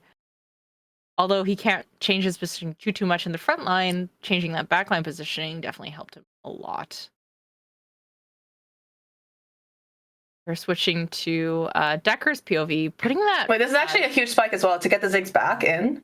Yeah, using the last of his gold, leveling, putting Ziggs back in, putting in Nashers once again on Ziggs. We do see Lucian having that Nashers and that Ginsu, so he actually is going to be casting quite a lot, especially with that Zeke's, and Ziggs is also. Actually, Lucian isn't Zeke's. Yeah, that's a good point. Lucian isn't getting the Zeke's value, so I'm interested. So it's interesting that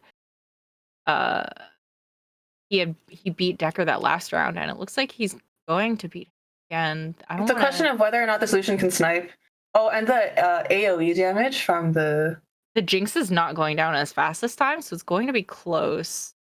And yeah, no, the Jinx just does not have enough damage to push through the back line once the front line's down.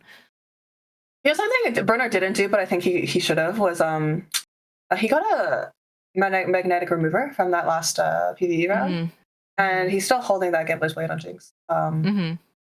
He could have looked for a better item from that anvil for that Jinx. I definitely agree. Although it is providing him a lot of gold, we're at a point now where he doesn't need it. He's capped out his board. He's done what he can in terms of like the value that he needs gold to provide. Doesn't really need that anymore. So definitely could have switched out that Gambler's Blade. And yeah, we see them heading off 1v1 one more time. Decker's frontline going down a little bit earlier this time than last time, I think, and Pantheon definitely stayed alive a lot longer, but this Lucian is still alive. It's not enough. Decker does go take a second. Still really good, able to take two wins last couple of rounds was For still sure. really strong for him. So, wow, that was a pretty intense game. Yeah, I mean, I like the positioning swap in the last fight. Definitely, just still keeping that in mind for the late game fights. You know.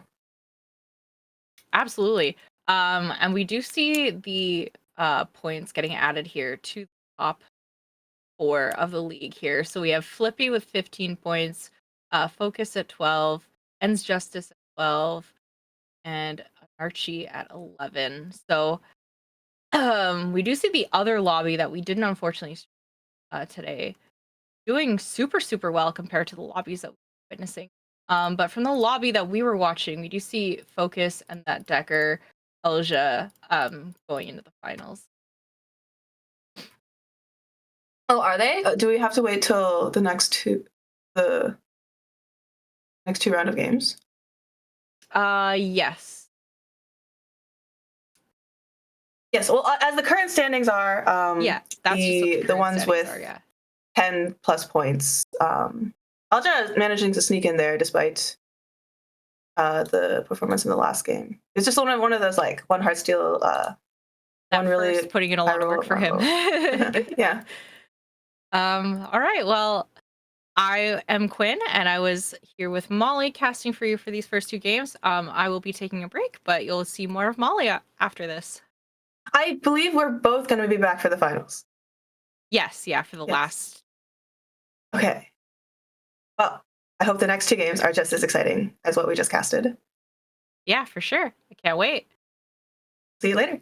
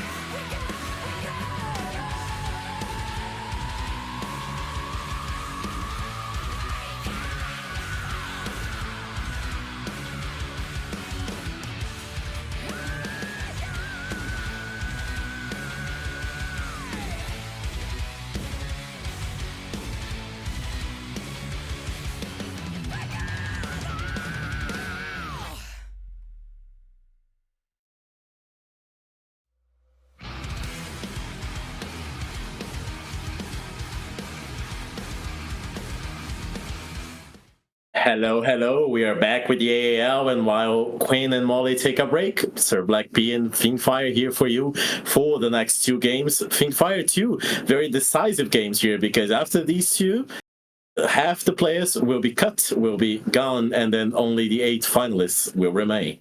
Yeah, and this is really where the competitors have to test their mettle, because, as you said, Black P, after these two games, half of them are getting sent home, and it is not just the end of the day, but the end of their season. So it's going to be a test of their mental fortitude, and it'll be really interesting to see how these last two games shape up.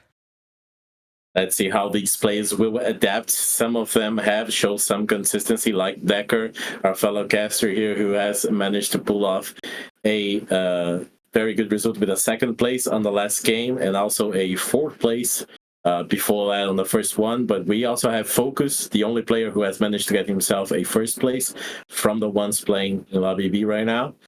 And I always say that mental is very rough, especially in this kind of competition, especially when you have to play 6 games in a row and all of them mean so much.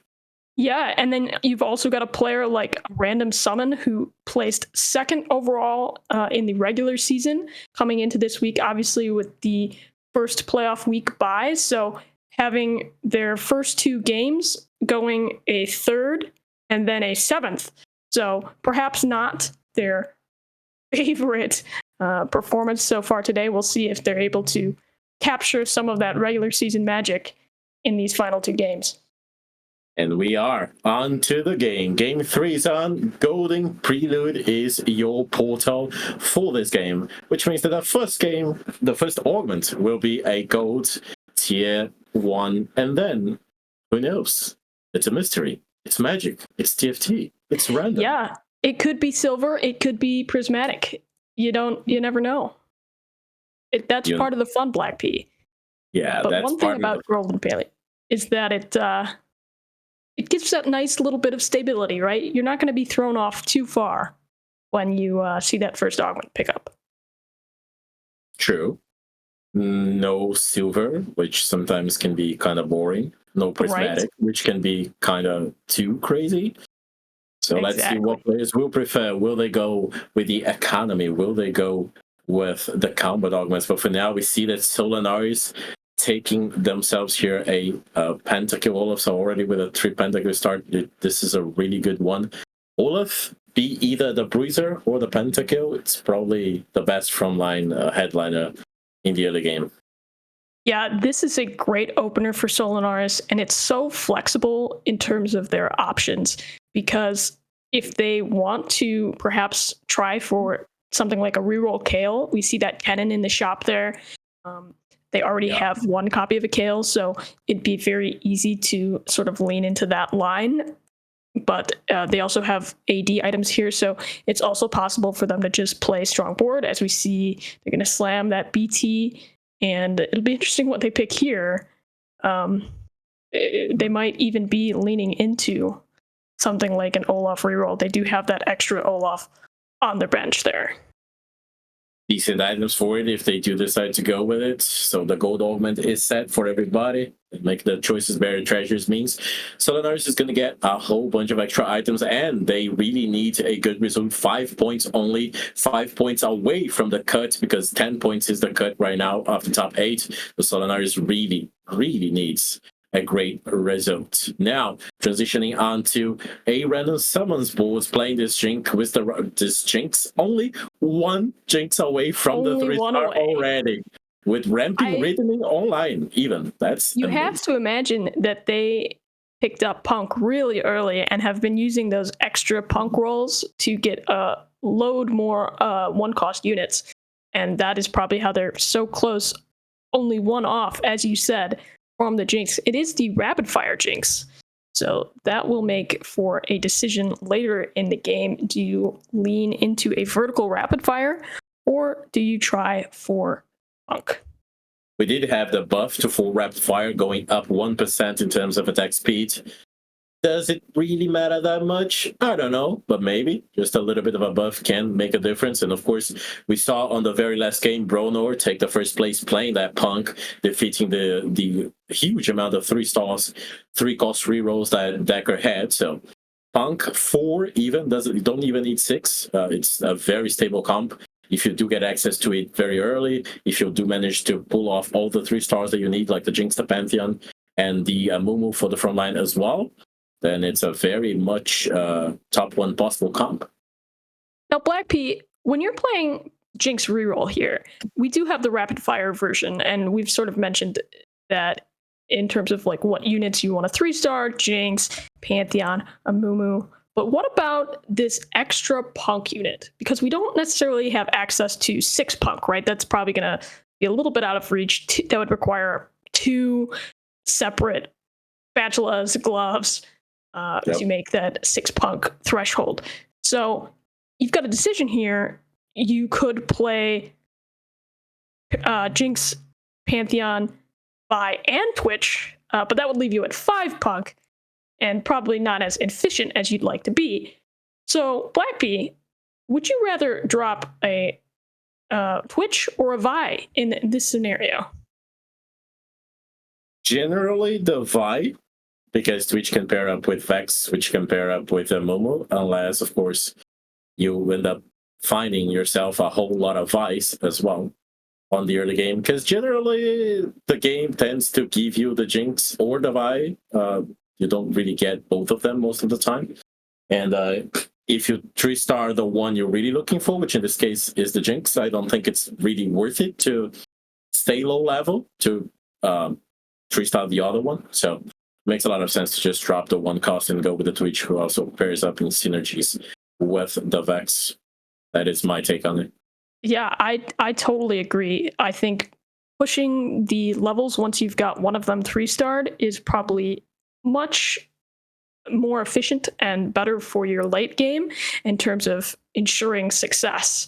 Now, one problem here for a random summon is that although they are only 1 copy off of this Jinx 3, they do not have many Jinx item components at the moment other than that sword, and they also have very little money from rolling so much.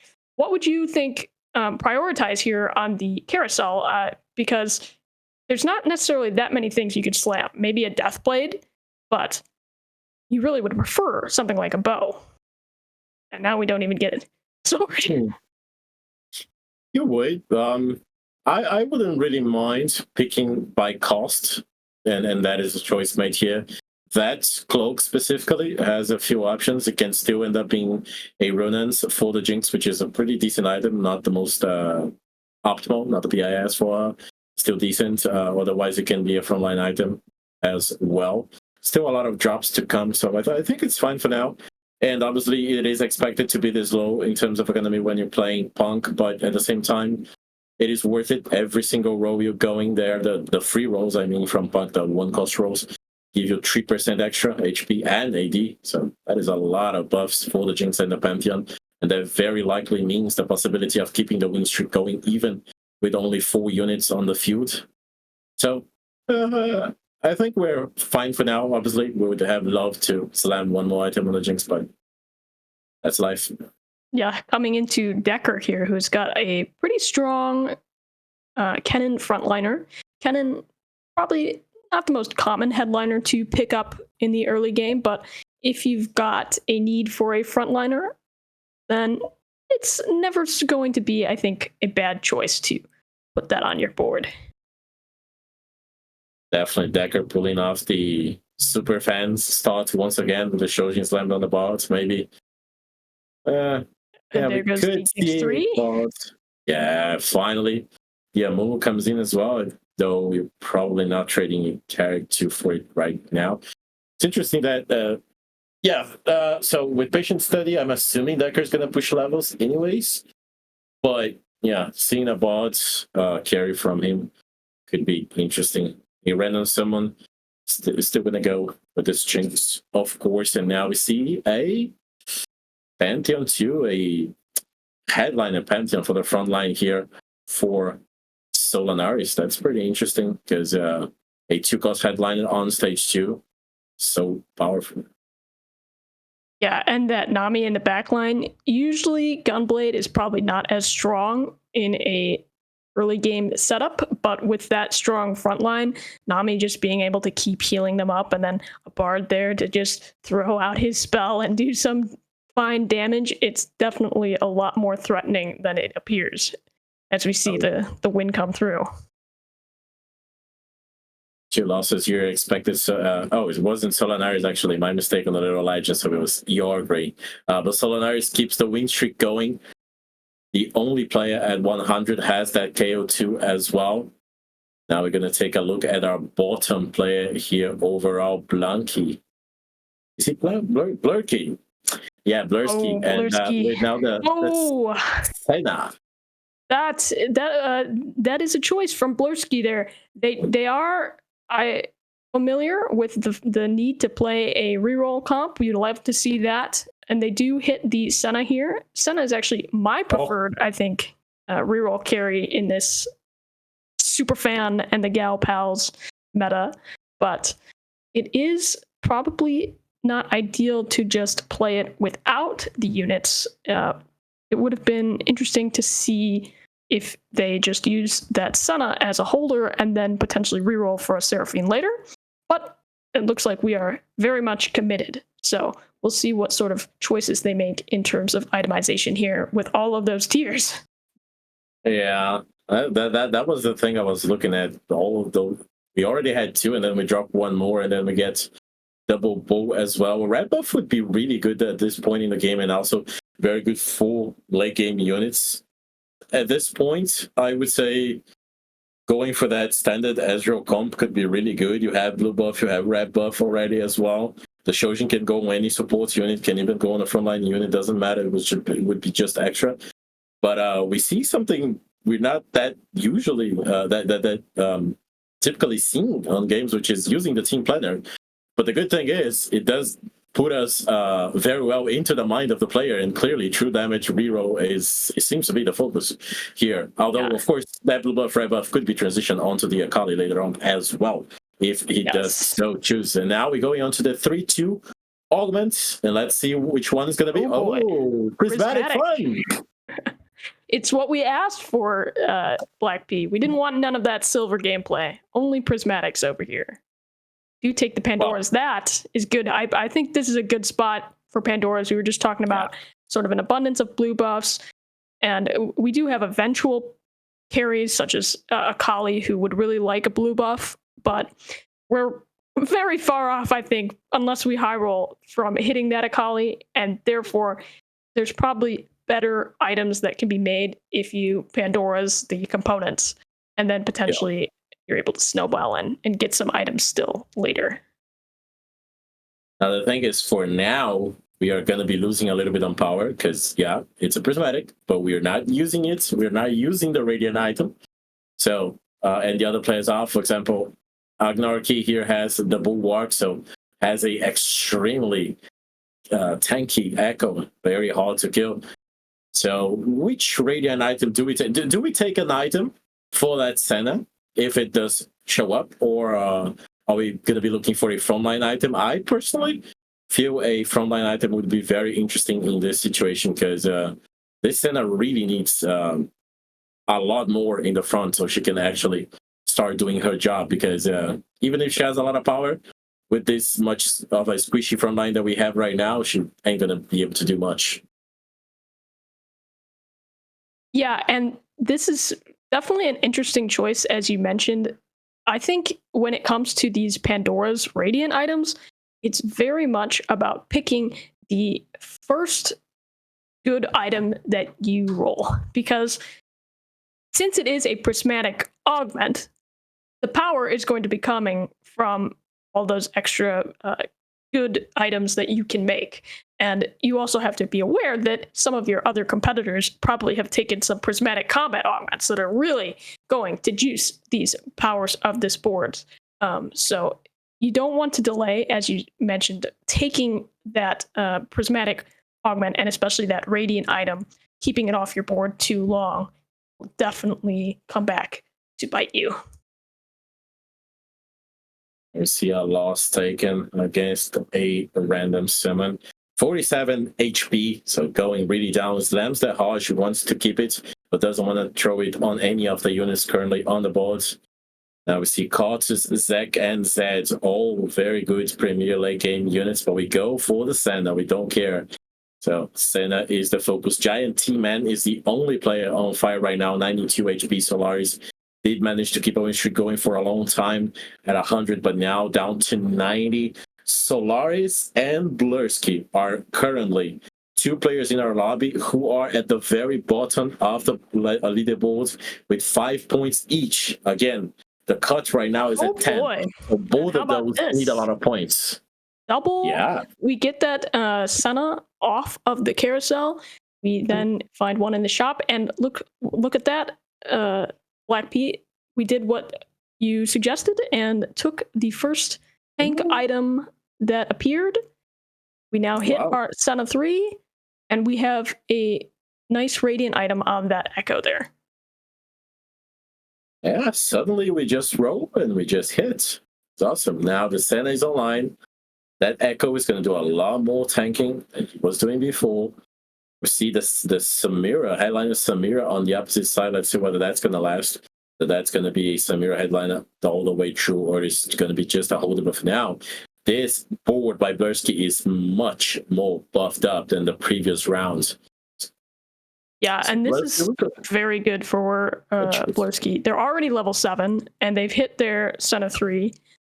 They just need an Echo upgrade, and then their board should be very, very stable. As we come over to Decker, who's got a Lucian in his shop, will he pick it up? It's pretty common to splash Jazz in these disco boards. We'll see, and he does buy it, but where do you fit it, Black P? Where do you fit the Lucian? You gotta think you want to try and put it on, but might be a little bit of a bait. For now, it's okay since we do have one extra slot, but yeah, it could be a little bit of a bait. It's not always the best case to slot in Jazz, though. If you can, of course, that is pretty good. Typically, you do if you have Headliner, Dazzler, TF, because then you will need that third Dazzler, which are going to be the board, and then you slot in Jazz. But otherwise, you typically go for other legendaries like the Ilaoi, like maybe the Ziggs or something like it. For now, we see that the board, unfortunately, not doing that much, but of course, the economy is really good. A high potential to go for that level 8 on full 1 and roll before everybody else. And we do have the Champion Duplicator on the bench, so can get access to a very early TF too. If we want, even if it's not a headliner, though lacking a lot in terms of frontline right now. Of course, going to be looking for that Blitzcrank. Now, one interesting thing for Decker here is they have actually sold their headliner. I believe they did not have one when we popped up over onto their board here last turn. So they have opened up that slot, which is interesting because if we're playing Disco, ideally you'd want to be running a headliner till you're level 8. Then you would sell to look for one of those 4 costs, either Blitzcrank or Twisted Fate. But we do have that open headliner here, which makes me think perhaps Decker is looking instead to play something like Lulu reroll. We are leveling. We did level, so now we're committed. But that was quite intriguing. I wonder if they were perhaps looking for that, maybe saw the TF and said, okay, we're going to play Disco now. I'm assuming probably just didn't find a decent enough headliner, let's put it that way, to replace it. But now, look at that contest by Yagre already with a massive headliner. Blitzcrank very well built in the front line. Of course, no TF. Very good TF itemization on the other side, but no TF still. Let's see, who wins? The one with the greatest tank or the one who already has access to the carry? The cards going by the TF, going around the Blitz, but did not kill the boss there. Now, finally, they do. There's Lucian going around with the Giant Slayer. Very helpful. Once more, the cards comes in from the TF. And Decker does get the win. Now, 4-2, the last augment of this third game, and it's going to be a gold one. Oh, boy. Once again, Keeper is always really good with this. Yeah, very good. Very good choices here. I think I would pick Keepers, but we do reroll it, so we're going to see what Decker ends up picking. Goes for Martyr, and now has to sort of make a decision. Is above 30 gold, does not have that headliner. It's kind of interesting that Decker is not rolling a little bit. You'd think you'd want to roll and get that headliner, especially since you saw you were contested, but maybe just staying calm, collected, trying to figure out where do I put this Blitzcrank. But we'll see how Decker ends up choosing to play it nice and slow, and what they inevitably end up picking up as they go forward. Interesting choice. They didn't even think too much, just duplicated the TF, so there is a chance to a headline TF pops up into the shop, but who knows. For now, taking a big loss against the true damages from Blurski, and now Decker starts to be in quite a rough situation, 36 HP. Really needs to find any sort of highliner who can support his board a little bit better, because the CF is very decently built, can do a lot, but without a frontline, things are just not looking good for now. Yeah, you really think I think you want to hope to roll some sort of frontline headliner, either a Zach. Oh, but this one's good. Easing picks it up. Yes, very nice. So now, of course, we say we want the frontline headliner, which we do have, but Blackpeep, we don't have any items for this Zach at the moment. Yeah. And our components on the bench can be made into frontline items. Yeah. But definitely probably not a guarantee if you get dropped perhaps offensive components instead. So I would assume just go for the steadfast hearts, and then you think about whatever you can mute later, because steadfast hearts just very flexible, especially with the amount of extra HP provided from the Bruiser trait to that Zach. For now, we see that Zach is doing a very decent job at tanking, was able to hold back the enemy damage, and so the TF cards were able to get the win. Very close one, but yeah, still a win versus Focus. Giant Man losing the win streak there at the top, so the lobby grows a little bit closer. Yargray and Decker are the bottom players looking to make a comeback, and we see Finfire a spatula on the carousel. Who's going to be the taker? Who is going to be the taker? Not Decker. He's playing disco. Doesn't need that spatula. And I believe that was Bierski taking the spatula. So that true damage spatula with Pandora's items. I have played the true damage Senna reroll type of deal with a Pandora's items. It is very, very broken. Of course, that sword very well might reroll for Blurski there. They didn't have it on the bench. Unfortunately, might have to wait just a touch to be able to slam. As we come over to Solanaris, who's got a Caitlyn and the ribbon to only 6 ribbons at the moment, however. So we're still a good ways off from hitting that ribbon 3. Not much gold, but still quite a bit of health. Quite a bit of health. Really needs to find more Ravens. Even still, when they do, still going to be at 7 and 4 edgelords. So we're going to be looking to find a way to slot in the 5th and get that extra bunch of attack speed for the Raven. For now, facing off against Focus and that big 2-star Caitlyn there at the corner. The positioning is really good for the Caitlyn. The Raven's going to be far away from it. But is it going to be enough? Because the sniping starts to come in, and that IE plus Runans does so much damage. But the edgelords, by a tiny bit, do manage to make it into the backline and get the kill.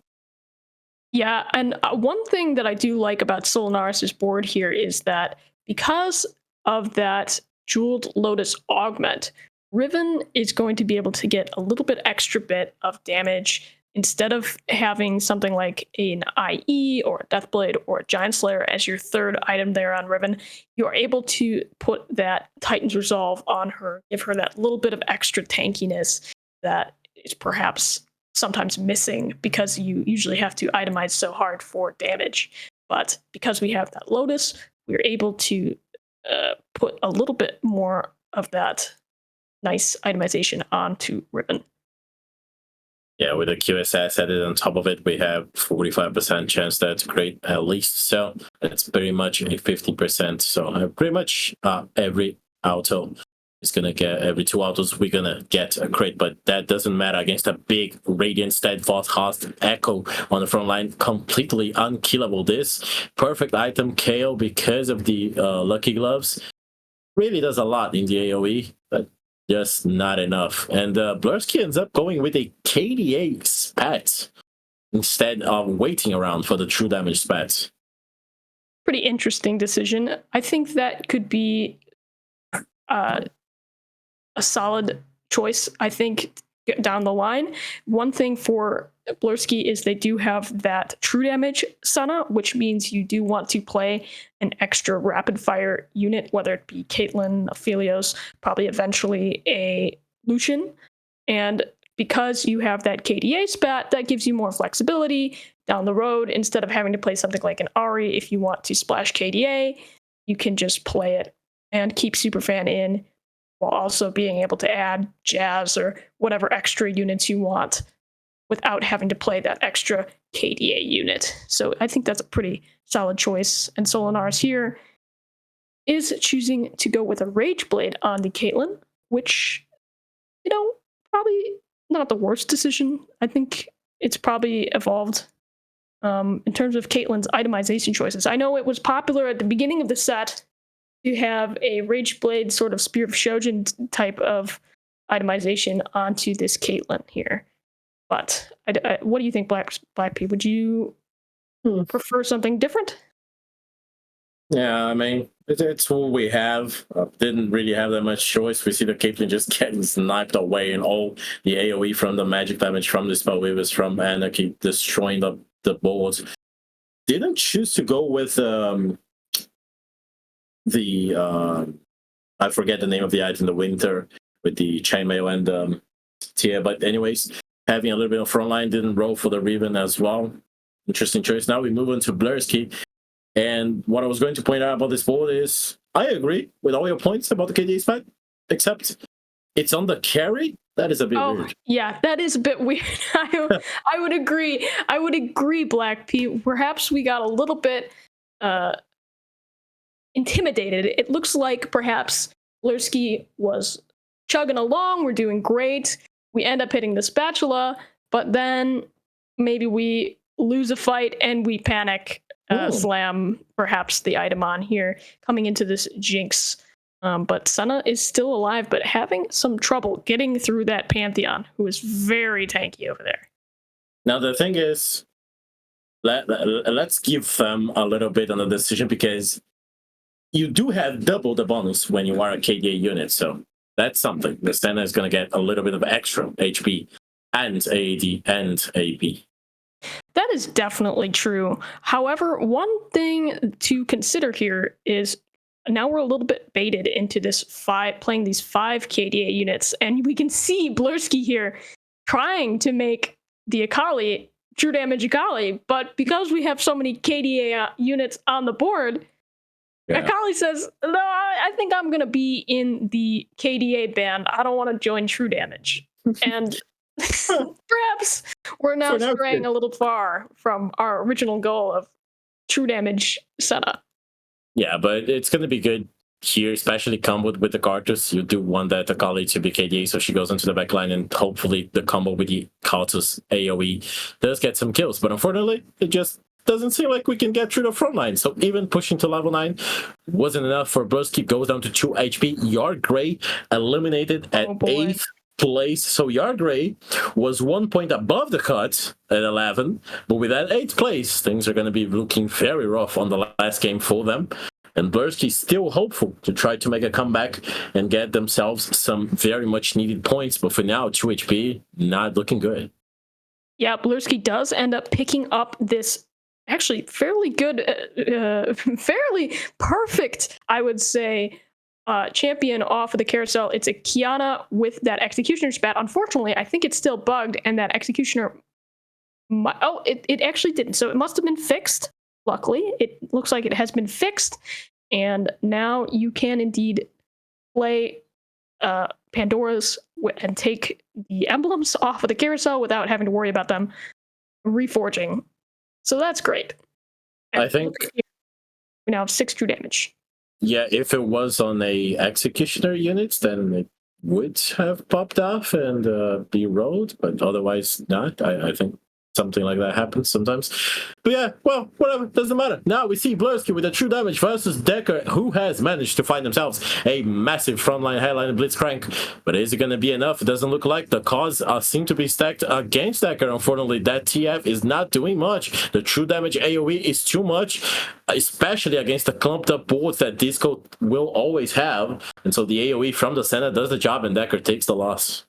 Yeah, Blurski had multiple things going for them in that fight. One is that true damage, especially Senna reroll true damage, is a very good matchup into Twisted Fate because Twisted Fate often has all of those clumps.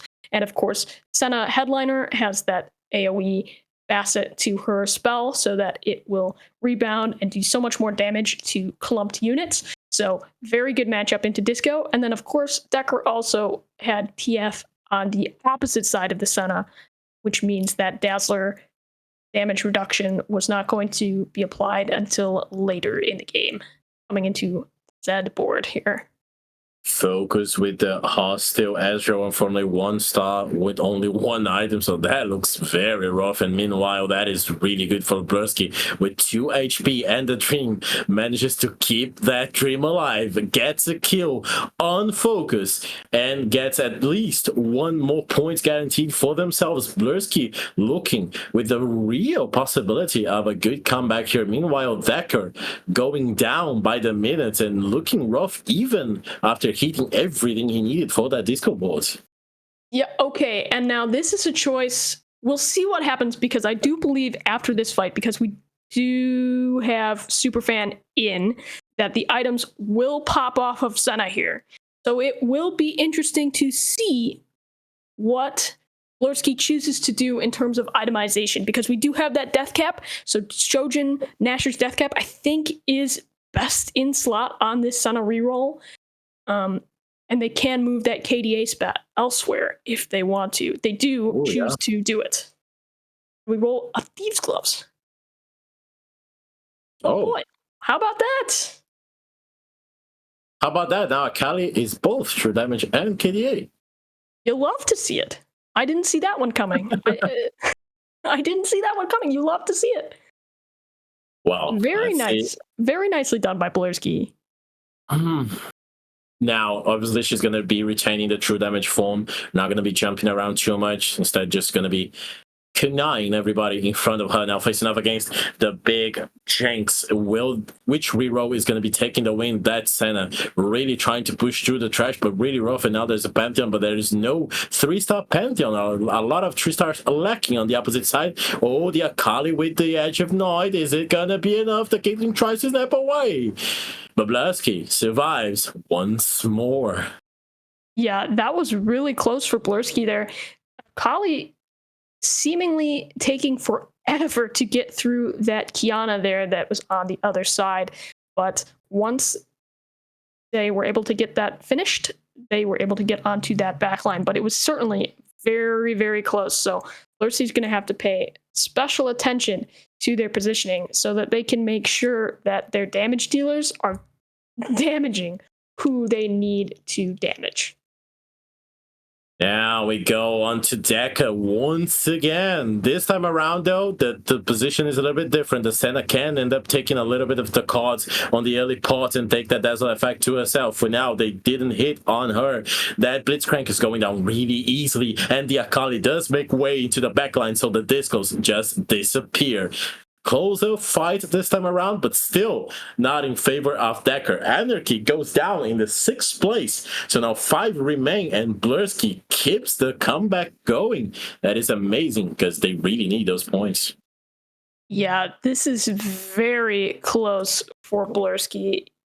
They did manage to hit, I think, everything that they need. Their board is very strong. As we come over to Decker, who needs some points, is struggling perhaps to figure out exactly how to position. We see now Decker is going for some sort of middle positioning, protecting that Twisted Fate. Does have the tentacles in the front as we come over to a ghost board. Yes, fighting the ghosts. That is a maybe a relief. Typically, that is an easier fight.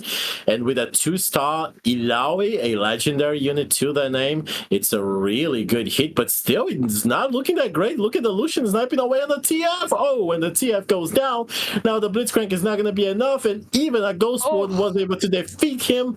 That is sad, but Blursky went down as well when we finally move away from them. They go down. Finfire, we were keeping Blursky alive. I guess so. We were there, and Blursky was cursed because we left. We're sorry, and I guess we cursed Decker too. We went from the board. We were keeping Blursky alive. We switched to Decker. Decker loses, but I feel bad for Decker because that Lucian had no business firing on that TF like that. Okay, TF was trying his darndest. We're got over here now though. Back to a random summon has got themselves 6 threshes, but no gold. And now we sell and put Alawi in here on the board. I'll say Decker still keeping the consistency high. No buff 4s yet. 3rd game with a top 4 plus result. So really good for them. Now we have 3 players remaining. Solanaris, who really needs those results, 5 points as well as Bursky, but looking at least a top 3 guarantee already. And a random summon and Giant T-Man, of course. And now we have Solanaris versus a random summon. Rapid fires on both sides. On this one, it's the 3-star Jinx. On the other side, it's the big badass Caitlyn. And look at this smashing Riven going through, but she doesn't really do that much.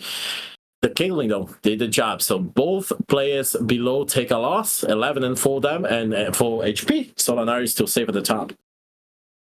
Now, one interesting thing here, Black P, is that we are choosing to only play 2 Punk.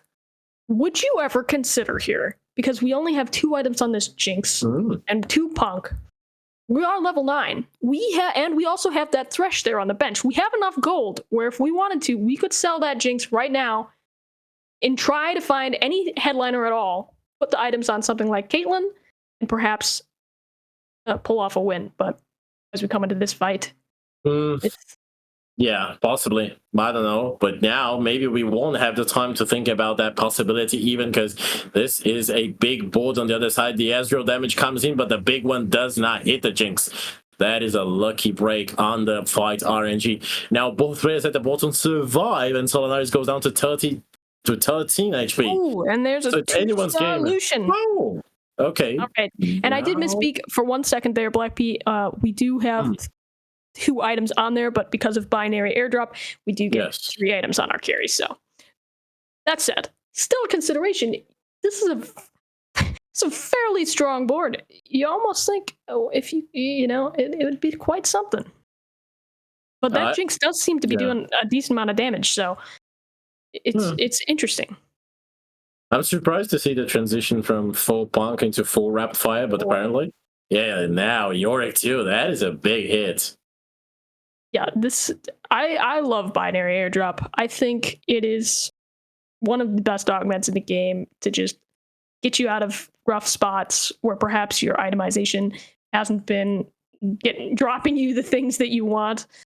We know that we do choose to slam there on Jinx, interestingly enough.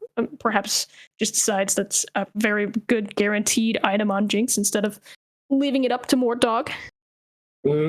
Great Giant T-Man now with the Jin 2, but no items on it, still favoring that Ezreal and the Kai'Sa. Let's see whether those KDAs are going to be enough, because this rapid fire comp with 2 added legendaries on top of it seems just too strong for anyone to deal with, and the Jinx just smashes through everyone with the ghost from Yorick giving the assist. So Giant T-Man goes down. It's a win here and an elimination. Can it be a double kill? Yes, it is. Solanaris goes down as well, takes the 2nd place, and so it is a win by a 2 Punk, 4 rapid fire comp. I'll say that is new to me. Yeah, I'd say it's very strange, but I actually really like the innovation there, Black P, because perhaps, they were early on rolling. We did know that they hit the really early Jinx 3, but wasn't hitting so much of the other Punk units, didn't have very much gold. So if you did want to reroll something like a Twitch or a Pantheon, you were going to have to wait a real long time before you really had the economy to be able to actually by and hit the units and still keep up with the tempo of the lobby. So I really like that they sort of adjusted, pushed levels with the power of their 3-star Jinx, and then was able to really efficiently cap their board with all of those legendary units. Interesting to see, just a 1% buff to 4 rapid fire, making a difference and making it viable, making it onto a top 1 comp, at least in this game. But now, let's go for a very short break, and then we come back for game 4, the decisive one.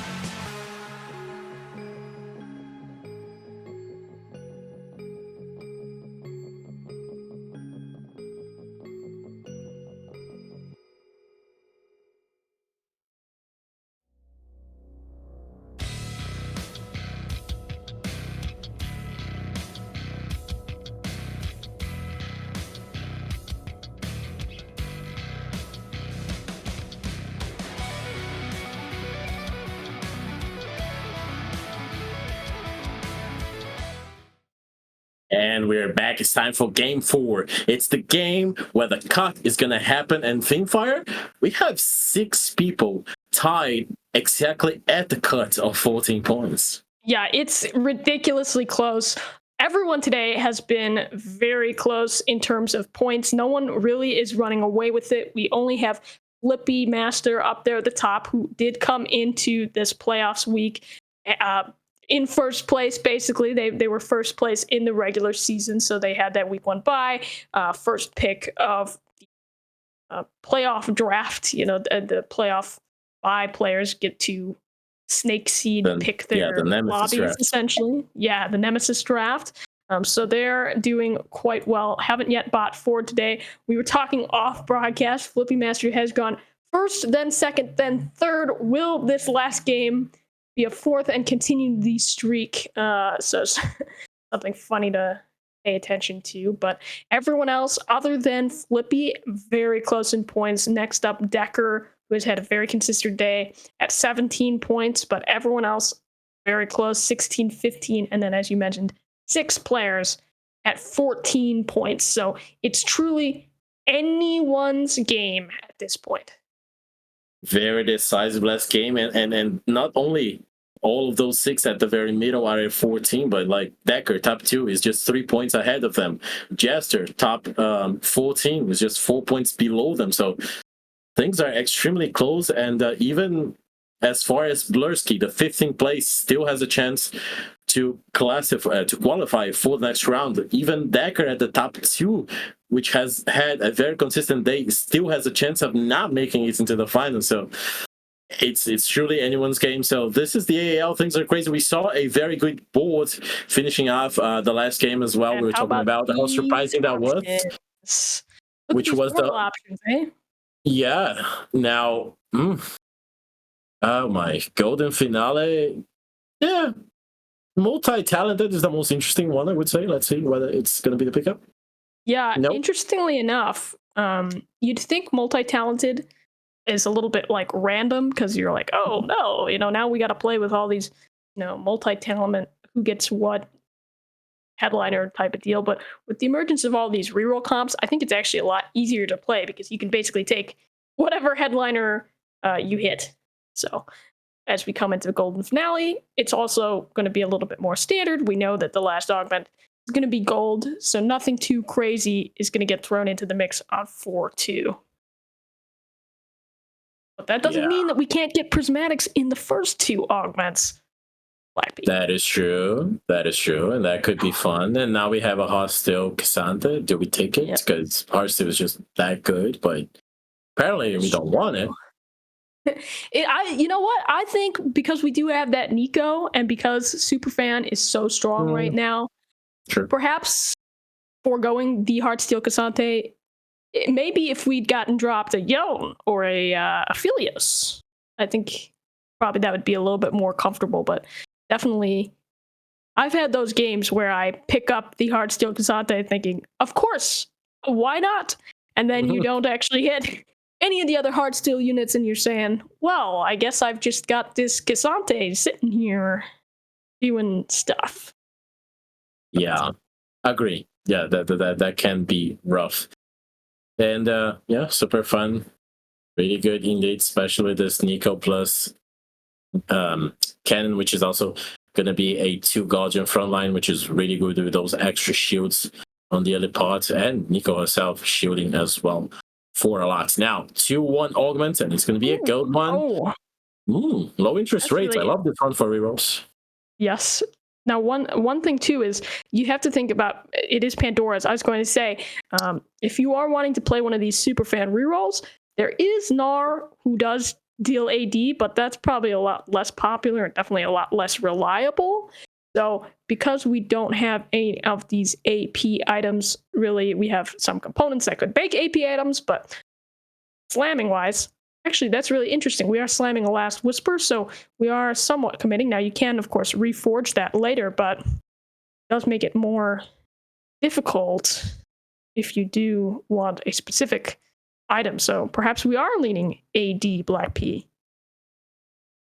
Well, we saw Deca played the MF reroll with Superfan, which obviously can use the Last Whisper. Though I wouldn't say it's a BIS item on MF, but apparently, yeah, it is an option. Or we can just, use it as a hold a comp and eventually go for 4 costs anyway.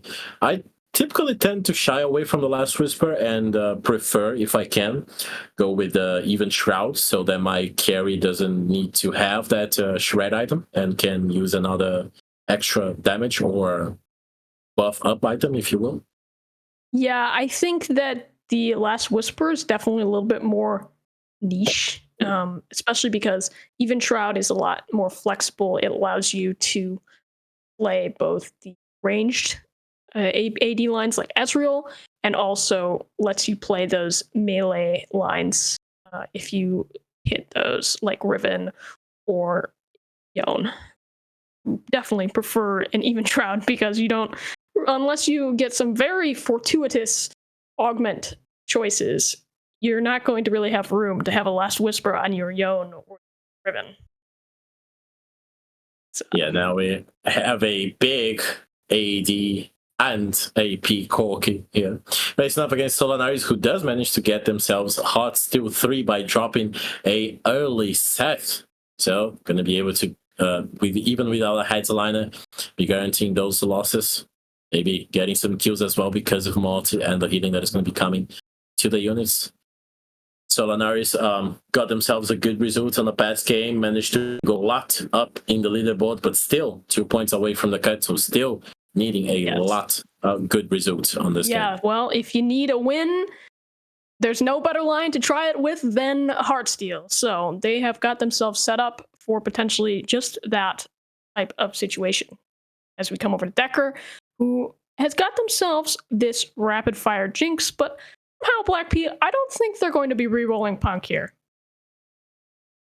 Don't think so. Playing Squad Quest means we're going to get a lot of extra gold, especially that we are level 5 already, so we guarantee to destroy everyone, and these 2 Urgots are going to do so much with so much extra shielding and that upgraded ability to do a lot of more damage to an isolated unit. And what the luck of the draw, we get the Heartsteel player who's surely going to lose to anybody they face over against. So Decker is going to manage to have themselves a lot of economy for now.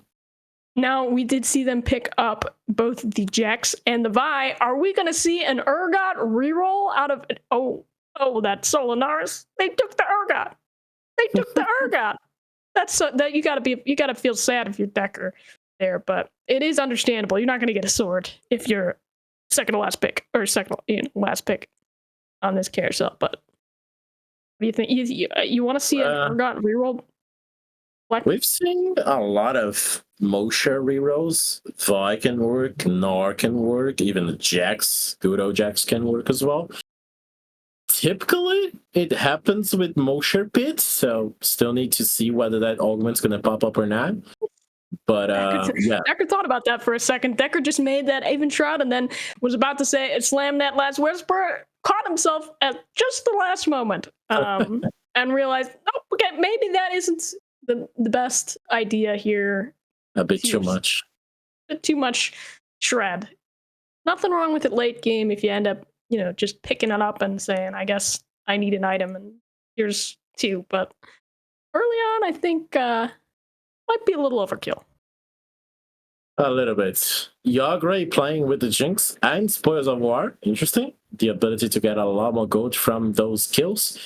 But this time around, it doesn't look like they're going to get too many of those kills. Gets 1 more. It doesn't get the 3rd one. So unit loss and Decker keeps the economy going up because of this Cold Quest. Does burn through a bit of economy to get themselves a little bit stronger. Then gets it back from this Cold Quest, obviously. Committed on an AD line already. So if we are going Mosher, it's going to be the Gnar or the Urgot. Yeah, Spoils of War is another super fun augment to play. Lots of fun augments here in this golden finale game. But we come over here, interesting, choosing perhaps to sell. Yes, we are indeed selling the Echo. Oh, we do lose that Sentinel value here, but we do get 2 2-star units as opposed to the 1-star Echo. That's true.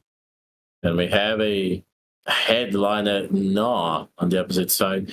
A really good unit, especially with that added super fun item on top. But still not going to be enough. And Decker not only going to keep the win streak going, we're going to keep that economy boost from this Cold Quest coming as well. Question is, Black P, what headliner Gnar is it?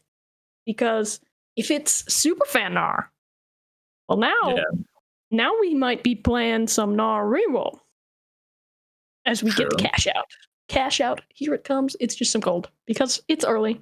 No fun yet, but we do get that 2-star Philios slam a Spear of Shojin. How do you feel about that? That is going to be powerful now. That Philios is going to do a lot. It's going to be able to CC a lot more. And obviously, did could have that raised glove there. We did have the Yeah, glove there. we could have naive. raised in the stakes. We could have raised in the stakes, but we didn't. We cashed out. So we Yeah. surely just want to no, now we not got risk an too IE. much. So now we could slam IE and Spear of Shojin, I guess. Or we could make a death blade. We could do a lot of things. That's a lot of swords. A lot of swords, Black P. Hmm. Yeah, the You thing could is, also play. You could Yeah. pivot. You could pivot. You could play something like a Seraphine or Senna, I guess. Got a Gunblade. yeah, I'm a little bit confused because like you could play Caitlyn, but then again, you're not stacking 8 beats, so it could Yeah. be a bit rough. So because Shojin and AD items kind of weird. You don't want a Shojin on an Ezreal build, for example. So not on the Ezreal, not on any of the other units that go into the build. Maybe Jin if you hit it, but other than that, you don't. So yeah, I don't know. But for now, goes with the Shojin Slam. That's gonna make them stronger at this point. So that's interesting. Try to keep the. Maybe we can go for a win streak now that we already cashed out. We don't need to keep losing that much anymore. Yeah, and nothing wrong with win streaking with Heartsteel. There's always the chance that we just win so many things and rounds with this Heartsteel unit here that we get more cash outs gradually, dripping into actually components that we'd probably want to put on Ezreal later in the game. and then it doesn't matter, Black P, because we've just gotten all these other things. Or we could get a salvage bin. How about that? Now that would be a take, eh? That could be the take. That could be the take, Black P. You think Solinar's going to see it? They rerolled it. I think I would, but yeah, the healing orbs. I mean, we did get the loss, not as we planned to try to start win streaking now. But still, yeah, those healing orbs now with Bruiser as well. Now we do stand a very good chance of trying to start to win streak. And of course, with Golden Finale and the Golden Augments, now it is a full Gold Augments game. Yeah, and Healing Orbs is one of those augments that's very good, but only I think in particular situations, right?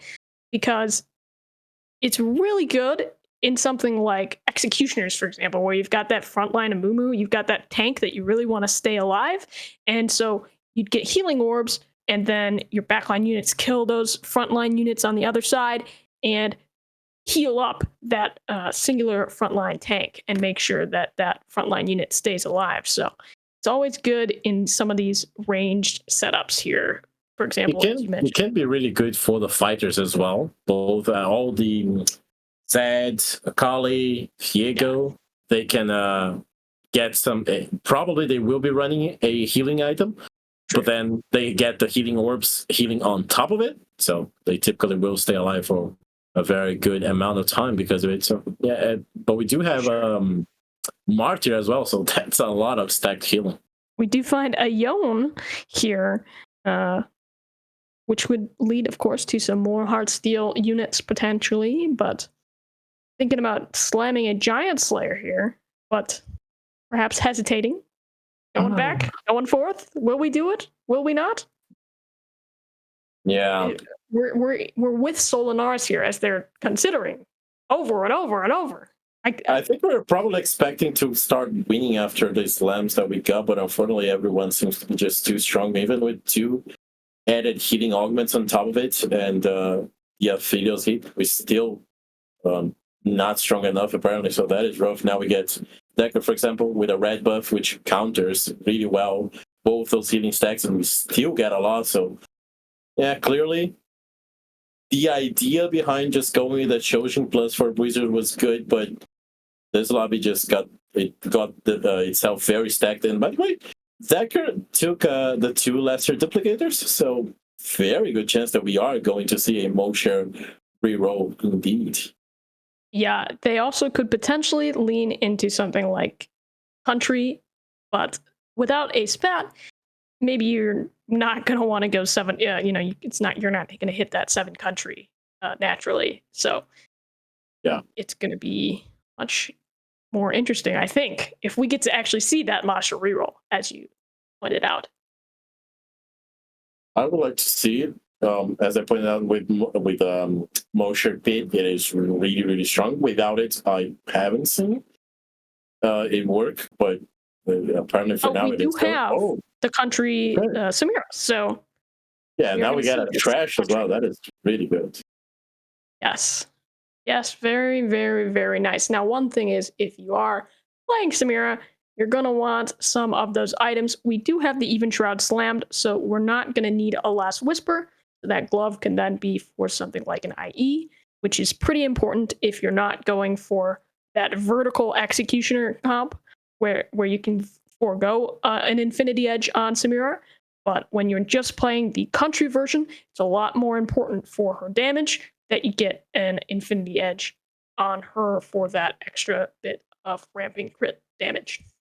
Does keep the win streak going, and the Squad's quest gold incoming as well. So very good result for Decker, still sitting at 98 HP now. Of course, would very likely switch away from the Karina into a Vex, so that the comp gets rounded out for the 2 Eno and the 2 Executioner as well. Hopefully does find some more Samira items on this PvE, but still have...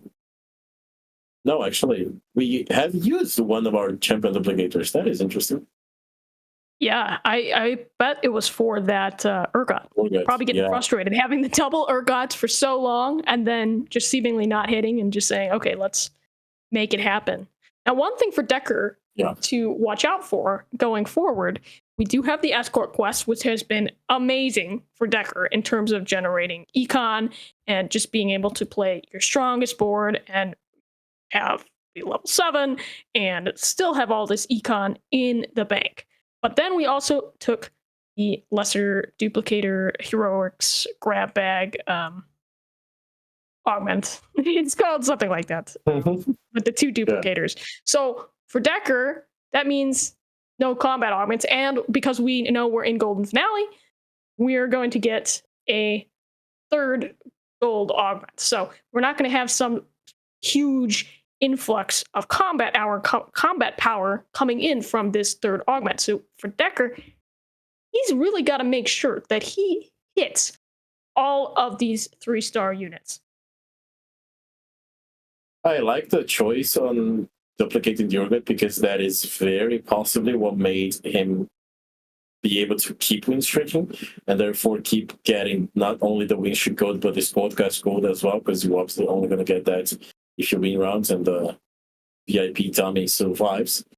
Now let's see whether that win streak can keep going, because we really need to hit the 3 stars as you pointed out, and I'm assuming for a game winning comp you're going to want to hit Samira, yes, but you're probably going to want to hit the Urgot as well. What a great start. We've got ourselves another Urgot too. So how about that? We also rolled not just a sword, but another glove. So you'd love to see that. Because we do have the Even Shroud, it would be interesting to see what second item gets slammed there on the Samira. Maybe it is a Hand of Justice. Maybe it's something like a Guard Breaker. But we come over to this random summon who's playing Senna once again, I believe. Yes, with the blink out augments and the pivots. It's very interesting.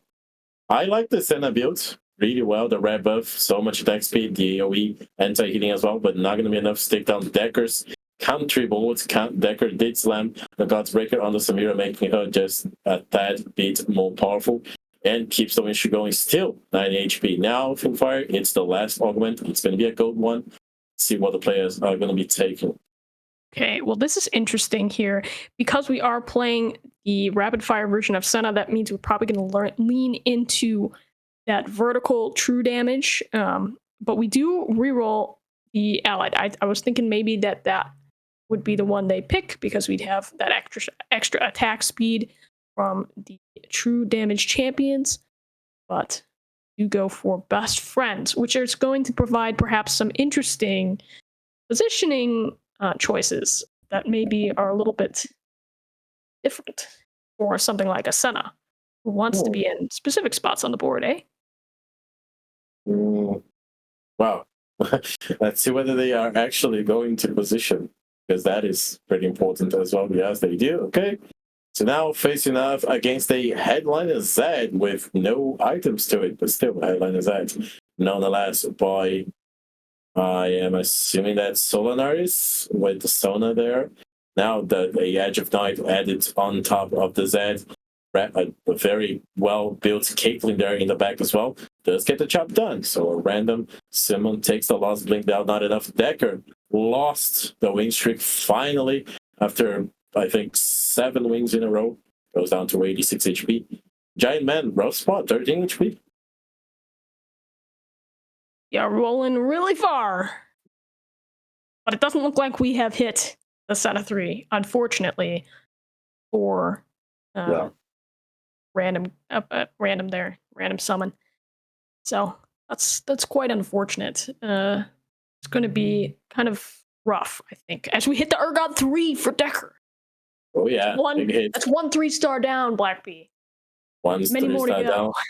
Solanaris versus Focus, the Ezreal versus the EDM Lux. Remember, Solanaris was our Hearthstone player. Finally was able to pivot away into a different comp, was able to fit in this EDM Lux, which is a pretty interesting reroll comp we won. I like very much, but it's not enough to get the kill on the Ezreal. That Echo.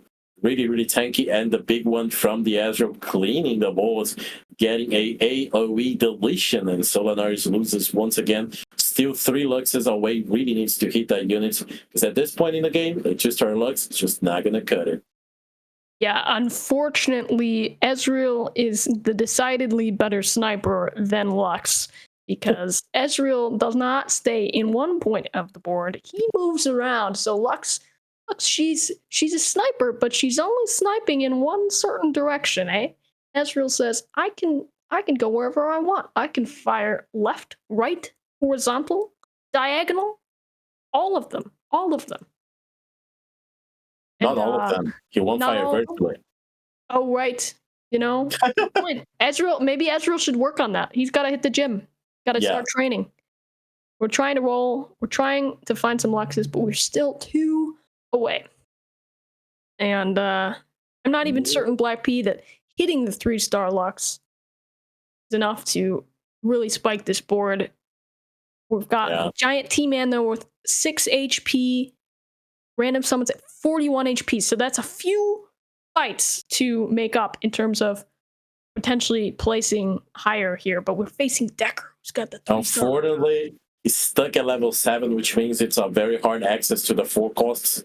So it's really hard to get that 2-star Zed, that 2-star Zac, which would power up the comp so much, would make them last longer, and proc EDMs allow more Lux beams would come in. For this time, it looks like maybe there's a chance. We got the kill on most of the units, only the Trash alive, so we're gonna get 1 less kill. And for now, Solanaris is going to get this win. Now, Giant T-Man, Anarchy, and Focus are our 3 14-point tied players in this lobby. So gotta remember that Giant T-Man really needs to make a comeback there from those 6 HP, because if he goes down, he's out of the finals. Yeah, and then as well, we got Blurski up there streaking with 76 points. If Blurski wants any hope of potentially advancing, they basically need to go first. I think probably in some very odd arrangement of circumstances, there may be a world where Blurski goes second, ends up with 16 points, and somehow advances. But I think that is very rare scenario. So Blurski it's gonna be difficult to happen, but maybe there's a possibility. Math is crazy, and we don't talk about math here because we don't know math here. That's not our thing. Now, a random someone takes those true damages on the face of the EDMs, but they are not enough. The Lux was able to snipe away the Senna. So it's going to be a win for the Lux.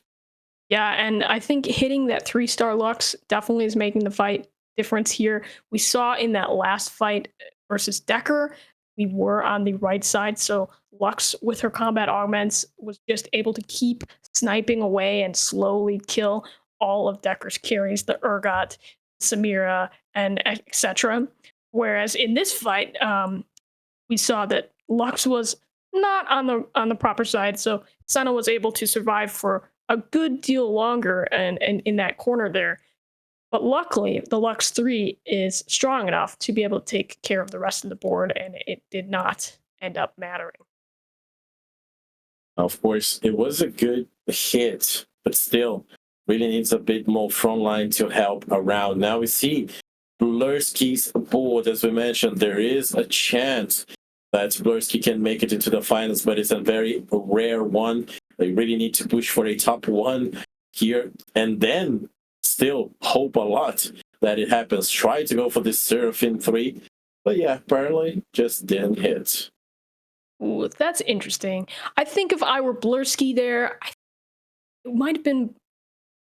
I don't even know. It's tough being in this situation because you have so many different units that you can itemize here. We've got the 3-item Akali. We have a 3-item Seraphine, one of those being the Superfan. And then we've got items and components on Ari, but no frontline items, I believe. So it's kind of a tough decision. And a very rough fight here as well, because we do have the Needless Lord Cham on the Ari, who would be buffing up the entire combo. Unfortunately, the Zed just made a beeline for the corner and deleted the Ari. Now, here's the situation. I think this was good from Blurski, locking the shop, because right now we've got no gold, but we still have 50 HP. So for Blurski, even though we're losing, the key, I think, is not to panic. If you were more panicked, you might think about, I'm going to perhaps sell something on my bench to 2-star that Akali to potentially win the fight. But if you did that, then you'd be sacrificing so much gold that you've already invested into something like this Seraphine here. So I like the shop lock, staying calm. And even though it's not looking great now, not looking great at all. It might pay off going forward. Very deleted by the EDMs. Gotta point out, Anarchy, one of our players, fighting for that top 4 overall, has hit Gragas and Lulu 3, so a Spellweaver reroll. That's pretty interesting. And Giant T-Man, 6 HP for like 4 rounds now, I think, and still surviving. Still hanging on. So once again, proving true to the day, AAL is just ridiculously close going on here. And true to the meta as well. I think practically everyone in this lobby is playing a reroll comp of some sort. Does look like it. Now, focus with the Ezreal. So it's going to be Senna versus Ezreal. The side is good here, but the Ezreal is hitting the Akali already, so that is not too good. The Akali jumps away and drops the aggro. Is it going to be enough? She does get 1 kill. The AoE from the Senna helps with the hitting, but the big one comes in, and Ezreal just deletes both carries in one go. But now the Needless Big Gem procs. The units get a buff up in their damage. It is not going to be enough because the carries are gone, and so Focus gets the kill. Blurski gets taken down for now, and do we have an elimination? Yes, a random summon goes down in 8th place. 7 remain, and Giant T-Man is now on fire. Yeah, and look at these HP bars, Black P. We've got 24, 23, 21, 14, and 6. So Giant T-Man, wouldn't that be exciting? It's not inconceivable that they just run the board and take a first here, because despite only being 6 HP, these next 2 fights could swing the lobby completely. We could very well see multiple people going out before PvE even. Oh, now a much better built Echo. Level 1 monks. This Needless Big Gem on the Kai'Sa makes a lot of sense as well. She's probably going to survive a bit more, especially considering that she has that ability to jump around as well. Very tempting for a sell here on versus for the Ari, but unfortunately, it's not going to do it. Still wants to hit that Seraphine 3 as well. Now, Anarchy, our big reroll player with the 3-star Gragas and the 3-star Lulu as well. No items on the Gragas, but still a very powerful Spellweaver comp. That Lulu is going to be casting a lot with a lot of mana items, maybe lacking a bit of damage. Let's see what that is the case. Because the Akali is all the way to the backline damage. She's deleted easily. This Seraphine here is really trying, but the other side, the Spellweavers, the AP there, just a bit more, and Anarchy gets the win. Blurski gets taken down once again, and now Fire, the HP bars are closer than ever. Yeah, and all of these fights are very close. It's interesting. Blurski's got the Meta TFT app going on there, as we can see with those win rate predictions. So I actually find it quite interesting that Blurski's was predicted so heavily to win that fight there. Perhaps it doesn't take into positioning because that Lulu was perfectly positioned in terms of being able to kill a lot of those units. We saw Akali was just barely killed and able to not get that backline deleted. This fight. Snuff against a ghost here, which is much easier. Yeah, or maybe not. So look at this Riven smashing through the red buff. Anti-healing wasn't enough. Oh my, we got killed by the ghost. Blursky goes down, and the dream of making it to the finals goes down as well. Focus went down in 7th. Focus was one of the players fighting for that top 4. So Focus is out of the finals as well. And Giant T-Man keeps going strong. Yeah, and Random Summon as well went out in 8th there. So as we mentioned prior, some of those players who were actually near the top, Random Summon only had 17 points coming into this. So that 8th is going to hurt. And man, oh man, this is going to be really close in terms of who makes it and who gets caught. As you said, Focus, unfortunately, going out. Another player who was one of the top scorers in the regular season. 4th place overall in the regular season, Focus was, but now going out prior to even the finals. Yeah, got themselves a very good league result. Then started off playoff finals here very well with the 1st place. But then things just went downhill, unfortunately. So Focus is out of the finals now. 5-player remain here. Giant T-Man keeps on going strong on the quest to making it to the finals, and a very good possibility at it. By the way, all of that strength with 2 augments, because the last stand is not procced yet. Now, can the Riven get through these EDMs and make it all the way into this Lux? Yes, apparently she can. She doesn't even take any beams to her face, gets the kills. Solonaris is out. Giant T-Man keeps going. And again, with only 2 augments, still a last stand to proc. As you pointed out very early on, there is a chance Giant T-Man is making it all the way to the top 1.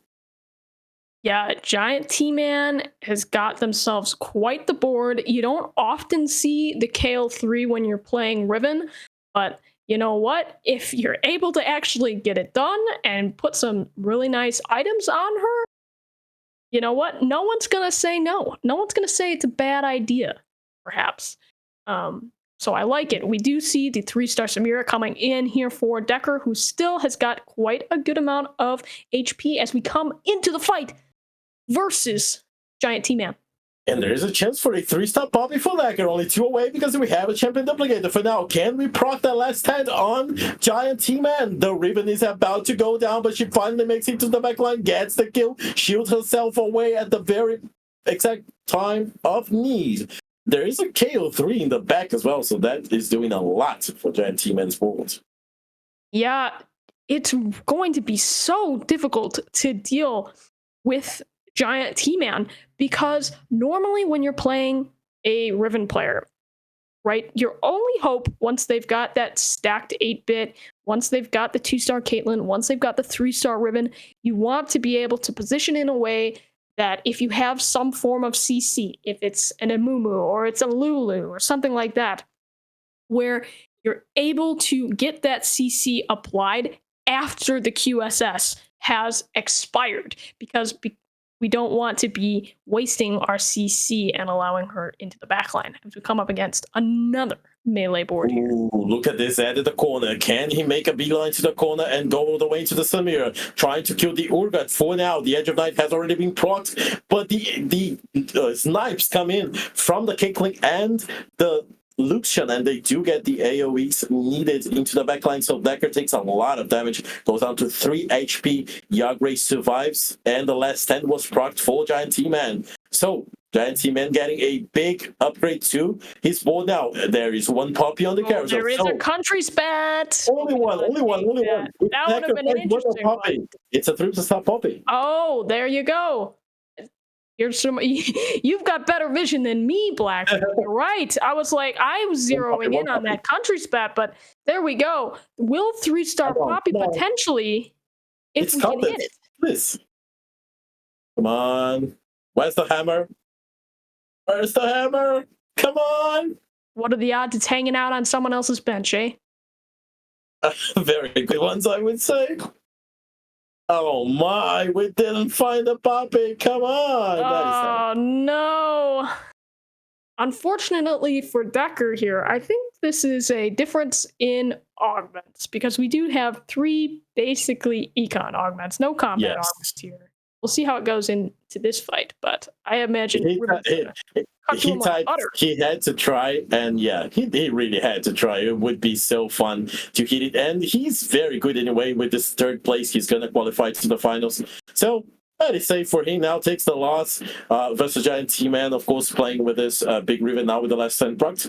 Now it's gonna be a final 1v1. Giant T-Man and Gray. Yep, Yagre and Giant T-Man, who now has hit a 3-star Mordekaiser. Another thing you don't often see when playing Riven, but I mean, why not, right? How about it? 3-star Mordekaiser, 3-star Kale, and the 3-star Riven. And we looks like we don't have Jazz in, but we do have the Lucian for the rapid fire, so this is going to be, I think, pretty tough, although we do come against a pretty strong board here on the other side. Let's see. Can this Caitlyn, this Lucian snipe away? Or can the Edgy Lords make it true? There is a 3-star Mordekaiser to help out as well. That Riven's soaking up a lot of damage, but she does make it to the back line, onto the carries. Does get the kill on the Lucian. Shields are enough. And that is a big win for Giant T-Man. Defeats Yagre, taking it down to 6 HP. But we are still going to have one more fight after the PvE. Yeah, you know, you gotta feel bad if you're Yage, because you're like looking over there. You've got the 2-star Alawi, you've got the 2-star York, you've got a 2-star Lucian, you've got a 2-star Zed. You've got an amazing board, I would say, considering. But you know what? It's just so tough to get through that other side of the board who has just hit just a few more units, some of those 3-stars.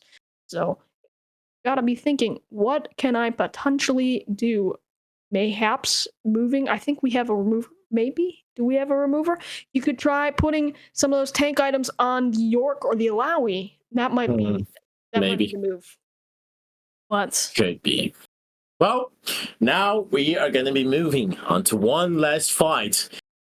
Very good, very well-rounded board by Gray, but has to face off against Giant T-Man, who is truly giant and has a lot of 3-star units. Those Edge Lords are strong. The last stand as well. Proc now. Let's take a look at the Riven there at the left side. Can she make it onto the carries once more? Meanwhile, the Mordekaiser with that Gygoros making it as the tank in the front line and holding back so much damage. The Riven makes it to the back line. She does get the kill, the Edge Lords, but it's a close one this time around. The Riven's taking too much to CC. Oh my! Giant T-Man takes one loss at the very end. And how about making that? Well, I mean, it was a great run, but unfortunately, just a second. Gray's gonna have 19 points coming into that now. That is looking like it wouldn't have made a difference first or second either way, because it looks like the next person is at 17 points, but boy, oh boy, that is still so close. And, you know, it might not make a difference now, Black Pete, but the points are cumulative going into these final lobbies at the end of the day. So every single point, especially for someone like your Gray, who was down there only at 11 points, every single point is matter in terms of being able to catch up to those finalists like Flippy, who is at the top with 27 points, taking another 3rd place. So the streak of placements going down has ended. No more, no 4th. Yeah, unfortunately. Maybe it'll go the opposite direction. Maybe now he starts to. It's going back the other way. Yeah, well, that would mean he's the champion. But for that, we will see on the next 2 games, which of course will have Quinn and Molly coming back here on your screen to cast. So it was a pleasure. And Finfire, any last words? You know, it's always fun casting AAL. These were some fun games today, so look forward to see who ends up winning. Sure. Yeah, look forward to it. So very short break. Don't go anywhere because the finals are coming.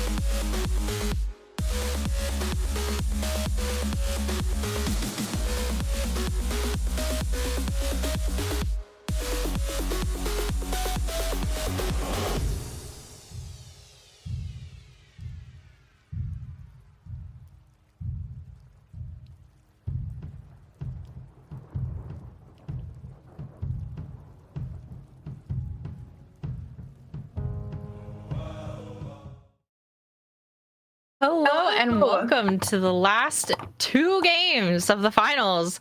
How are we feeling about the last 2 games, Molly? I'm good to be back. I mean, like, first of all, I was watching the last couple fights there in the second round of games. I just want to say a big F to all of our fallen heroes from the first round. You know, I was like, I followed them closely, even though some of them were in the other lobby. But Solanaris, Elja, a random summon. We followed them closely, but they unfortunately did not make it to this last round. So a random summon went first in the first game, last block, and then took a last in the second game. Very notable, but unfortunately just barely enough points to make it. We have 2 people at 17 points from the last lobby, but the cutoff was 19, so it was close for a couple of people there. But yeah, we're headed off to the last 2 games here. We have Flippy, I Am Atomic, That Decker Guy, Pixel King Fan, Giant T-Man, Bronor, Yar Gray, and Anarchy going into the last game here. Last 2 games. Yeah, I was really impressed with Yar Gray taking an 8th the second last game, and then they were pretty solidly below the cutoff. And then I think they needed to top 2 to get into the finals, and then it's a 2-point difference between top 8 and not making it. So really impressive to keep that mental fortitude. Oh, absolutely. Every person in the finals are going to be trying their best to be in that top 4. Although the only person who pretty much doesn't have to worry too much is Flippy at 27 points. The next one below that is 23. So Flippy did really, really well in their 2 matches. Yeah, it's all from 2nd to 8th. It's all 1 or 2 point differences. So it's really anyone's game. Yeah, I'm very excited to see what kind of surprises we have. The lobby that wasn't being streamed had Crab Rave, so could have been anyone's game with that portal. Very, very scary portal. I know I've died to the crab a handful of times, so I don't know. Is it like more shameful to die to the crab than another player? I don't know about that one, but I just think it's funny. I haven't figured out the tech for Crab Rave, but I would hope that a lot of these players in this tournament have. Yeah, it's very comp based, I believe. It is. You gotta remember what you're playing. It's so strange because I've lost to it with like a Lucian on my team and like 3 Jazz, but I beat it with Olaf reroll. So I can't figure it out. I think the key is like you can't have like squishy carries that don't have any healing. That would make a lot of sense. All right, it sounds like we'll be going to the lobby any second now. And here we are. That was fast. Looks like we have majority rules for Crescendo, Unit Accelerator, but that Decker is really wanting Crescendo, and then we see Pixel King opt in for Pot of Gold last second there, so we'll see. Unit Accelerator, the least fun portal, in my opinion. What do you think, Molly? It's the easiest to forget about. Yeah, absolutely. I feel like it makes the least amount of difference in terms of comps because like everybody gets the same bonus, so it really doesn't feel too much. But with the last 2 games, I can understand players wanting the least amount of variance possible. So in terms of a tournament game, it's probably the best portal. Yeah, I mean, you don't really ever hate it. Oh, seeing a Yone here, it's definitely something that I would hold on to, especially with the Yasuo already.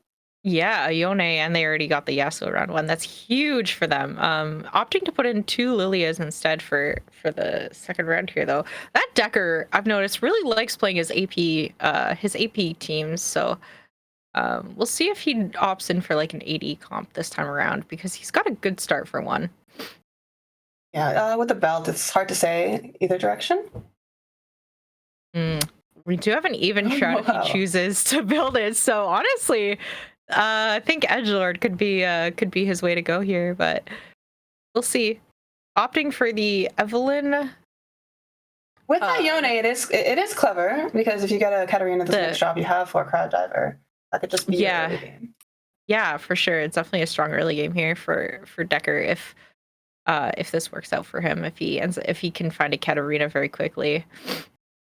The Katarina reroll is a comp that I've seen a lot in just like high elo games lately, but we have not seen it yet in this term, at least the games that we were casting. I have seen it a lot, and I've tried to play it, although ultimately I found out I was playing it wrong. But I can't make it work. Oh my goodness. Oh my goodness. The 2-star Lilia, the Titans Resolve, Gargantuan Resolve, what's the augment they chose?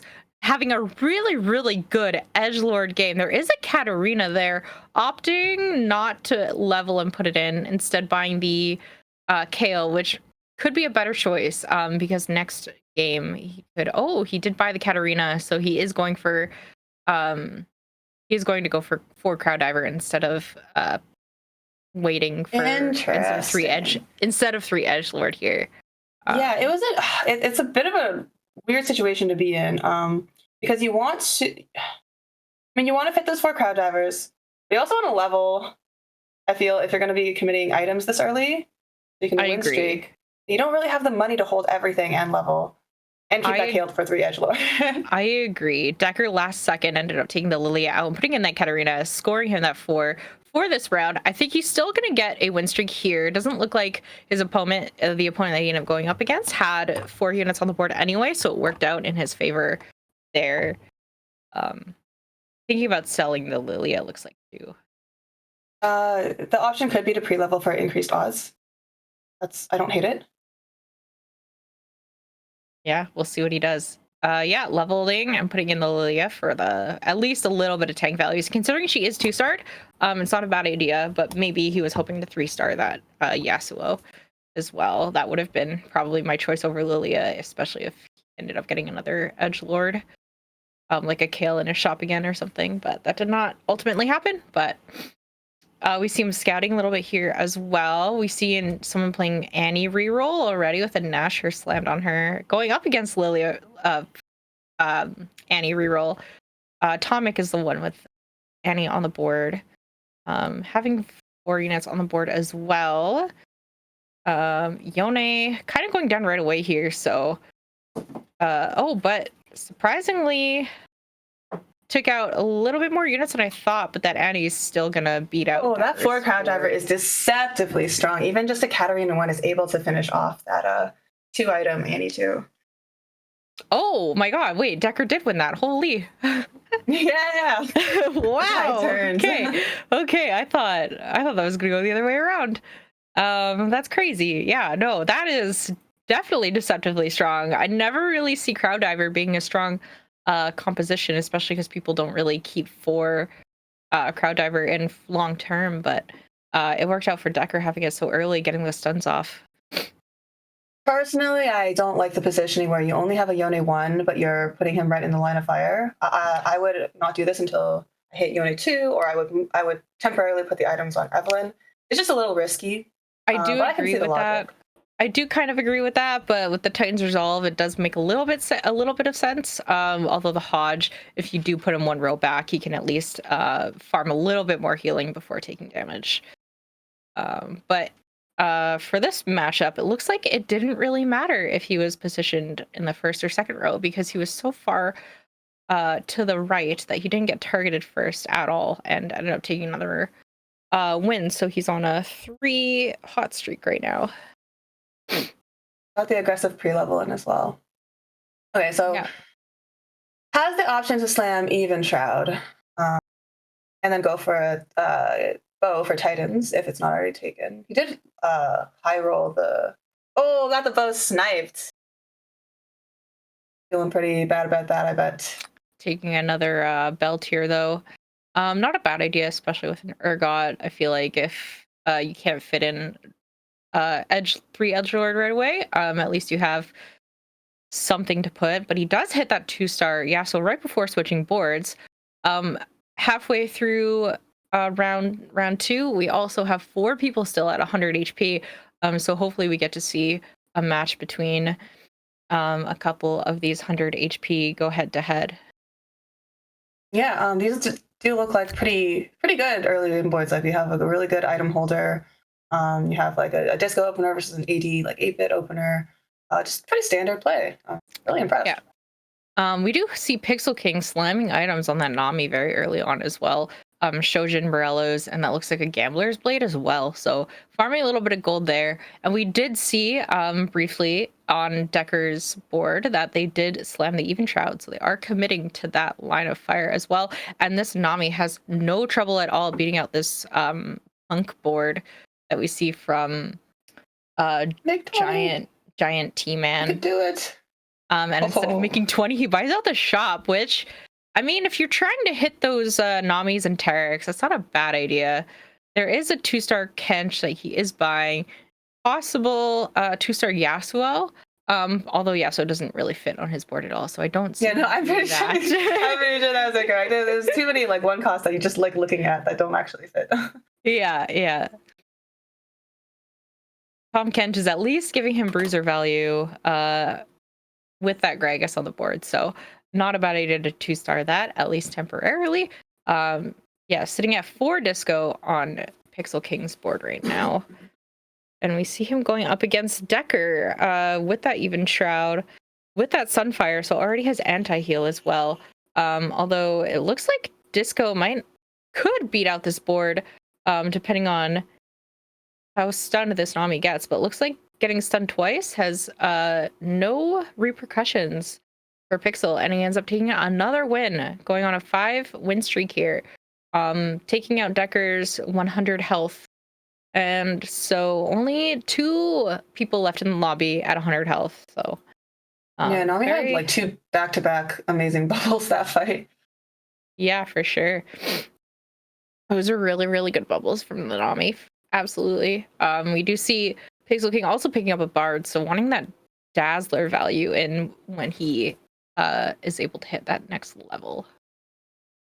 This is like the dream state for an early game board with gamblers. Like you have a comp that can use it really well, and it's just like it's like a slow comp too, so you can farm a lot of gold, and then because you're farming gold, you're making interest, and then it's just like rich get richer. And it's on a unit that you're going to replace later on as well, so he's able to sell it and put it on somebody else who can use it more effectively late game. Standard, do you want to go into a TF board with this? Yeah.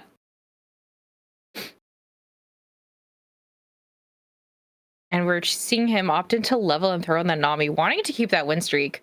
Putting just a cloak on Nico, giving her that extra MR. Again, wanting to do what they can to keep their win streak going here. But they do have a chance of going up against Yargray, who is also, like I said, at 100 health. And Atomic being another one of the options here. We see him going up against, Yargray. So going to see who wins here. Yargray looks like he's got the Corki and a Mumu. Looking to play like a mix of 8-bit and true damage on their board right now, but it looks like Pixel King has no problems getting through his board. Nami just providing a ton of CC, especially with Shojin slammed. No, just really wants to keep that extra backup Nami. Yeah, I can see it. Like you don't think you're gonna find another one. I've had that happen before too, where I put Nami on the board and I leveled a bunch and I could never find her again on my roll downs, and so I was stuck at like 4 disco or 5 disco, and it was just the most awkward thing. And I'm like, if I had 6 disco, I could have won this, but I didn't have my Nami, so I can totally understand that mindset, for sure. Right now we see clicking all the one cost, so we don't miss them. Good.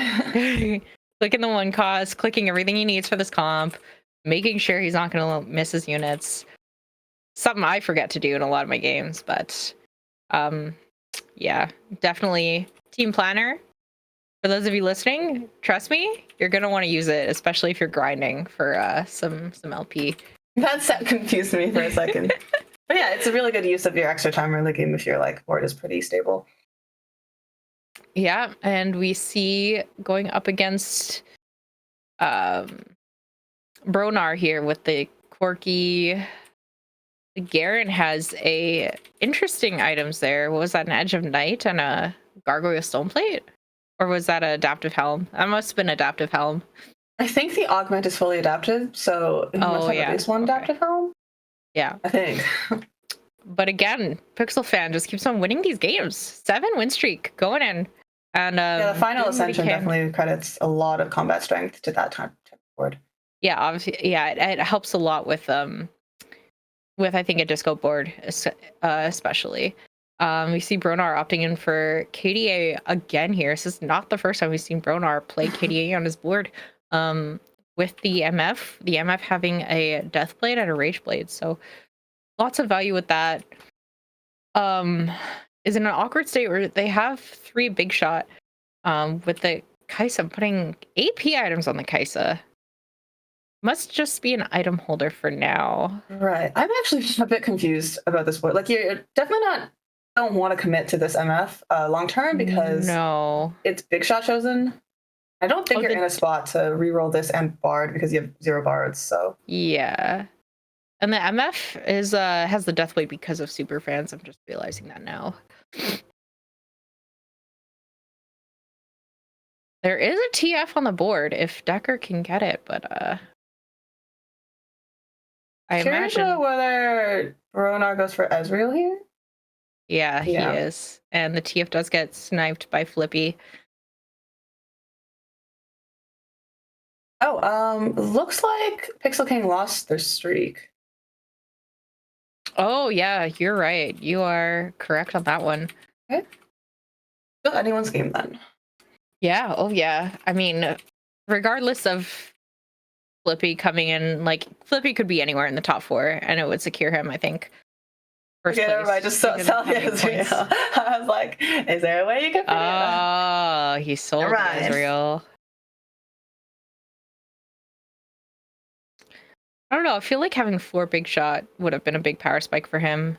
Even if he chose to get rid of super fans, I feel like those Ezreal item or those Echo items could have gone on the Nico or something. But maybe that's what I would have done.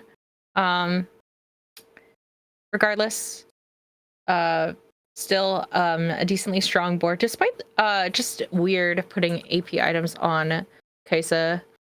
And we see the Kaisa really not doing anything with those items, unfortunately. Like, she's not really putting out as much damage as Bernard would probably like to see, but she is ultimately an 80 carry at the end of the day. We see Anarchy.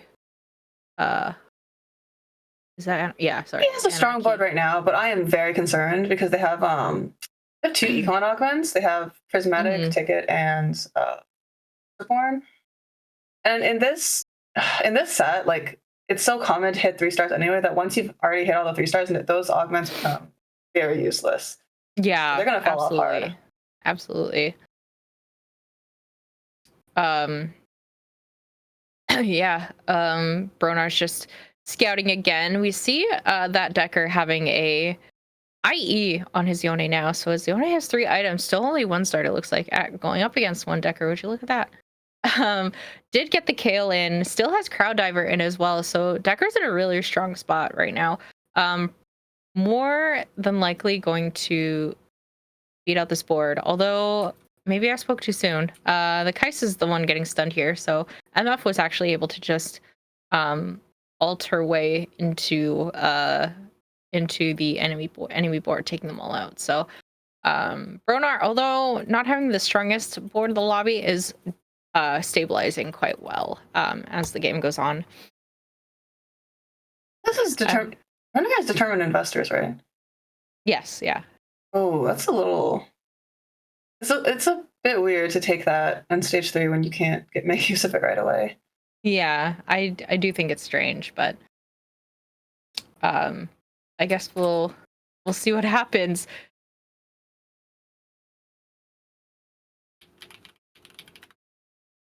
I can believe that the other augments were like absolutely trash though. Prismatics are kind of a. He does have the option to make a Thieves Glove here, which could be a strong item on tanks, especially if you're going to lack items late game. But it all depends on if you get the items that you absolutely need to make. We see that Decker, considering he's playing Yone, opting to put in Heartsteel and skipping over a Jhin in his shop. Although I don't know, maybe I would have taken it. Could be fun. Probably stronger. You're pretty committed to Crowd Diver at this point. I would have personally held some ribbons just in case. That too. Not hitting a headliner here. Headliner Yone. Yeah. Headliner Yone is going to be essential for him to get some power to his board. Considering Yone already has 3 pretty decent items for a Yone. So definitely looking for that. And I think he's looking to fit Pentakill on his board, holding the Mordekaiser on the board, and taking a loss here from Giant T-Man, who's playing that Punk reroll. Seems like we have like some people really hitting all their 3 stars. And we have another prismatic choice here. Thinking about taking new recruit, thinking about it, and re-rolling it. Okay. Harm Assist is definitely not bad here. Let's see if. And yeah, he takes Harm Assist, and there's a Lucian in his shop. He ends up rolling over it. Ooh. Maybe I would have taken it. I don't know. I just feel like a 5 cost is better than this Katarina, but he puts in the 2-star Katarina. Can't blame him. He's got lots of rolling power with Prismatic Ticket. Selling the Echo for that Mordekaiser. Looking like it could be a strong board here for sure. It looks like he doesn't want to dip below 50. Yeah. And I don't know about that. I feel like you could save a lot of rounds if you just not even hit the headliner, but just like upgrade this Yone. Yeah, the Yone is still only 1 star. So on top of not having a headliner Yone, but also just having a 1-star Yone and 1 on his bench, he could easily find another one if he just rolled a little bit more. But I can also understand wanting to keep the econ. If he stays above 50, levels to 8, does his roll down on 8, could be really, really strong here, especially with Heartsteel. Couple of losses aren't going to be the end of the world. He probably is looking for a bit of a bigger cash out. Yeah, okay, well that definitely helps. He naturaled his did a couple of rolls, got his 2-star Yone. And there's a 2-star Mordekaiser, so he is getting dipping below 50 a little bit right now with Prismatic Ticket. Lets him roll just a little bit extra. He finds a Kiana. Oh my! Found like gosh. 5 legendary so far on 7. Yeah, but apparently the Kiana was the key to it all. I would absolutely get rid of Cat for that Kiana. Absolutely. And a Zed. Okay, so we have the Crowd Diver replacements once the Heartsteel cash out. Yeah, absolutely. Production is informing us that we do have Pixel at 100 gold right now, which is absolutely insane. And Bronar is 2 off MF3, so we'll be seeing that soon. And although Decker found his upgrades, he still got another loss. The lobby just seems to be outpacing him. Seraphine reroll with that Jewel Gauntlet, very, very strong. I guess Yone and Riven just seem to be cursed in the games that I'm watching today. I swear they're not this bad when I play them, but... I know, that's what I'm saying. Like, they're really not this bad. It's just... Oh, I don't know what's going on.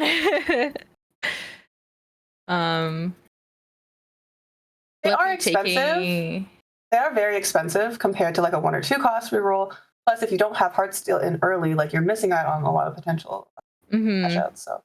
Yeah, Heartsteel is definitely very versatile in terms of what you can play and what you can change up your team with depending on what your cash outs look like. Definitely a big reason why I love playing is because of how versatile it is. Did we just see Pixel King? He was hedge fund. I was like, why would you ever just have 100 gold? Did he sell his Nami? Is that what happened? It must have been level 9.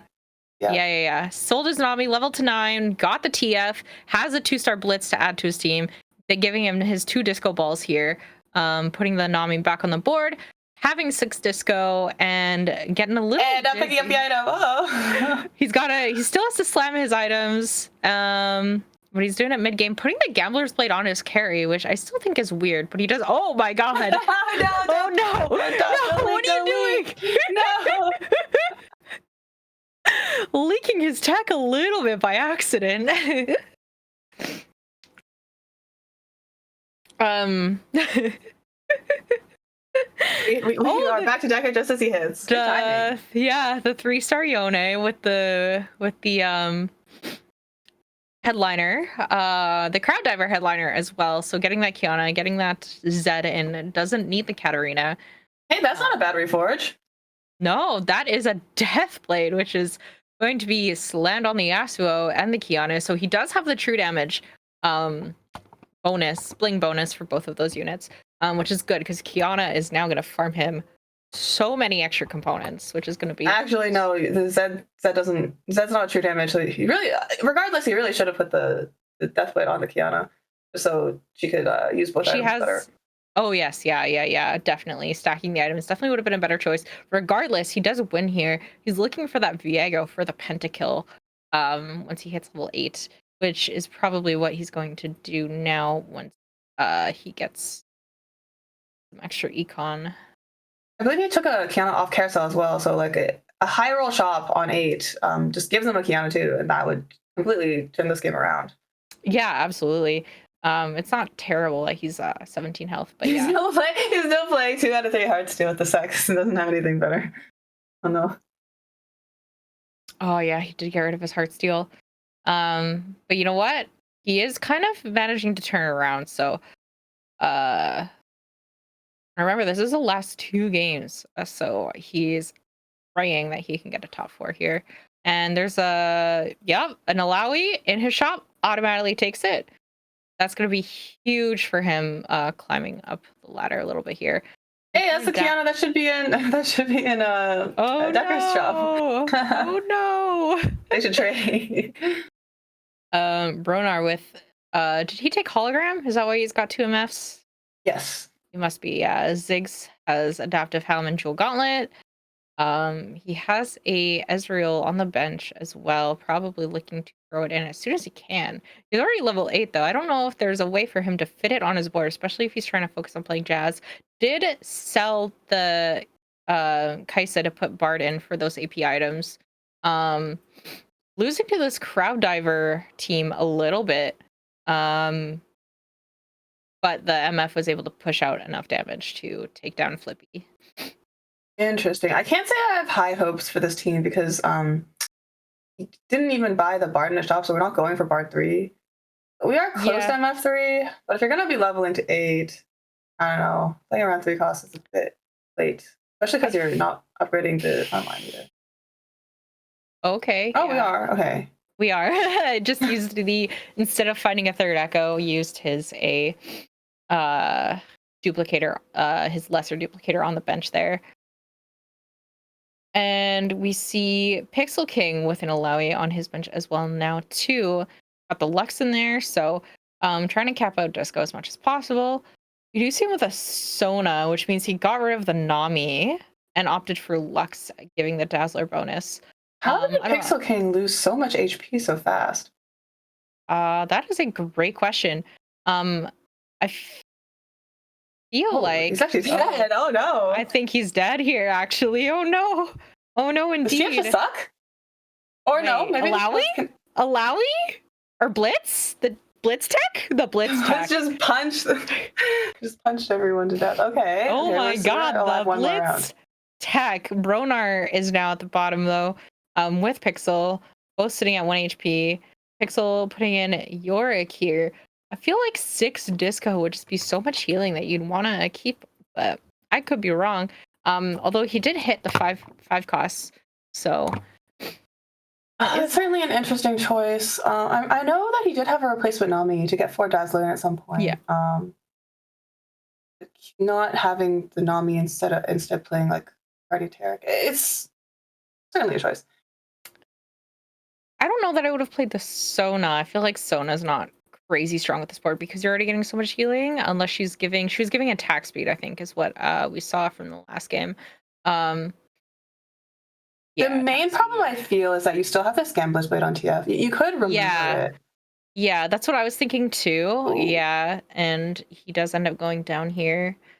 Turns out it was not enough, but I think opting in to put a third damage item on TF could have been a lot stronger than just having the Gambler's Blade. Where the Gambler's Blade could have gone on Sona, you're still getting that econ, and she's got a lot of attack speed already. So, yeah. But unfortunately, Pixel King does go down, but we are watching that Decker has 2 Lowies on the board now, and a Cane. And a Cane. Did lose the last fight, so now they're down to 1 life. What did we take out for this Cane? The set. The Kale, which is The Kale. not what I. Oh, it's because he doesn't have a Viego yet, so he can't fit Pentakill. Oh, okay, there's his Viego. Please find a way to fit Pentakill. Yeah, but So no, he doesn't Cane, have his Kale. No, we don't. We don't need this edgelord guy. Why do we need 2 Lowies? Yeah, I think it's just he doesn't. He did have a Kale. Okay. The Kale is in the wrong spot, but you know, she doesn't really matter. She is only 1-starred. Hoping it makes a difference here to have 3 pentakill, to have that crowd 4 crowd diver. But it doesn't look like it will make a difference. Yone's in a spot where he has to like 1v10. Yeah, no, Ooh. not enough healing from him with that Hodge. So that Decker is being knocked out, going 7th here. Now we're watching Bronars, and then Flippy ended up going down too at 6th place. So Bronar is holding on for a top 4 here. Is it just me, or all the POVs we're watching just like dying one by one? A little bit, which is unfortunate because if Bronar goes down, I don't know that we have a POV to watch after this. But we do see Bronar. We do see Bronar with that headliner Ezreal, getting 4 big shot in. So which means he sold his MF and did not hit an MF3. Deathblade, blue buff, adaptive helm on the Ezreal. A little bit of a strange item for the adaptive helm, but that just means he's going to cast that much more, and hopefully the Deathblade is enough damage. And it looks like he did kill a couple of units with just 1 ult. He is going to go down here. The MF might be able to carry it with the Last Whisper and the Ginsu's Rageblade, and yeah, she was able to take out the rest of the team, and Atomic's losing a bit of health, also at 7 health, or 8 health, sorry. Oh my god, Giant T-Man at 7 health, so everybody in the lobby is going down. The only person who is the most healthy here is Anarchy, sitting at above 50 health still. Everybody else is being close to getting knocked out. Yeah, this board made it a lot farther than I thought it would, so I mean, congratulations. I still can't tell who the carry is. I'm not really that surprised hitting that Ezreal and opting to take Jazz out. Although if he can find a way to put Jazz back in, that'll give his team just a little bit more damage. But it's a little risky to do that, especially because the Ziggs has 2 Jewel Gauntlets and Adaptive Helm. So he's going to be not only casting quite often, giving his units some extra attack speed, but also having 2 Jewel Gauntlets means that he crits like a truck. Hey, more adaptives.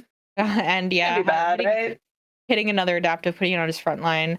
Oh my gosh. Anarchy's just in a really strong spot, hitting that 3-star Echo, 2-star Ari. And we do see him going up against this really strong board. This could be the end of Decker if it doesn't go well for him. I am personally offended by it. Like, okay, remember how I was saying like this board is gonna fall off so hard late because you want Stars Are Born, Prismatic Ticket, no combat. They took Hedge Fund, a 3rd Econ Augment, like the greediest Econ Augment of them all, and they're like solidly in 1st place. Yeah. How do you get away with this? He did end up going 5th. Atomic ended up going 4th. Although Decker is dead, he did stay in game so that we could have a POV. Thank you, Decker. Thank you. Shout out to Decker. As we all know, he is a well, if you didn't know, he is a caster, so he is well aware of the production issues that are happening. So shout out to Decker for being a trooper and staying in the game for us to watch and observe. Yeah, he's not off the clock yet. You know, we still got our talents in him. Exactly. We see Anarchy's board actually has 7 KDA with 2 hyper pops. So he's got Lulu and he's got Ziggs. Definitely not a crazy amount of attack speed, but for Seraphine, it's enough. And this game is like, this round is kind of close. Oh my god, is Seraphine gonna do it? No, the Jinx ends up taking everybody. Oh, there is no justice in this world. The Seraphine may have died, but the Ziggs was able to take Jinx's health pool down to 0, giving Anarchy another win, not dropping below that 50, hitting a 2-star Akali. That's a Thieves Gloves on the Akali. Those are actually really great items to have an Akali for this next round, and IE and a Giant Slayer coming from that Thieves Gloves. Super, super strong, especially going up against Yargray here. Yargray has a ton of items thanks to that a Thieves Glove on the Alawi, giving him the Sunfire and the Dodge here. Harry also went pretty greedy with the Patient Study Hedge Fund. Wow, Hedge Fund is just getting clicked by everyone. That is very surprising to me. But at least Yargray has one combat augment, so I think they're going to end up winning out. I guess we'll see. It looks like Anarchy is actually beating Yargray here until the Lucian takes that last Yeah, Lucian shot. too really making a big diff. Anarchy being knocked down to 40 health.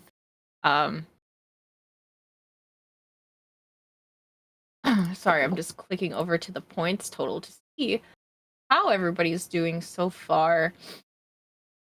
Anarchy took a spark. I'm not sure if they have Shred already. They have Ziggs. They have Ziggs and a Shiv, so that isn't a particularly good item. Alawi getting a Shiv and a Last Whisper, not necessarily the best for her there. So this could be a Thieves Glove diff. Also, the Akali getting an Even Shroud and a Steadfast. If only their gloves were swapped. They both both their Thieves Gloves are just not the best here, but we'll see how this plays out. Because regardless, they both have a different type of shred, so maybe it'll work out. I'm very curious about the Ezreal taking out the entire backline, but the Sona giving no way, there's no justice in this world. That Sona with no items carried that fight? No way. Sona with no items giving the attack buff at the last second, landing them that first. That is insane. But also wanted to know that Yargray and Anarchy were both at the bottom of the points total going into this round. Now they've stabilized. So well, they're showing up when it counts. You know, you don't like use all your tech in the first 4 games. Everyone knows that. So now the person at the bottom for now is Pixel King, and the person at the top is Flippy with 30 points. Pixel King sitting at 22. Everybody else is in between. So, you know, as I mentioned, Flippy going into this with 27 points, now has 30. So he's still at the top of the pack with going into that first game. So the second game literally could be anybody's win, because from 24 to 30, it's not really that much variance between the points. Yes. Do we have a 22? Oh, 22, sorry. With 22 to 30. Yeah. So yeah, 8 points separating first from last, so still anyone's game. Yeah, absolutely. Literally 8 points. It could be that's crazy. We'll see what happens going into this. Yeah, I need a lesson from who was it? Anarchy on like how to manage my finances IRL. Like, can I get 3 econ augments IRL, please? And I feel like that was the most money I have ever seen anyone take from augments ever. Yeah, no kidding. That was crazy. But we are ready to take a break, so we'll take a break until our next game gets started here.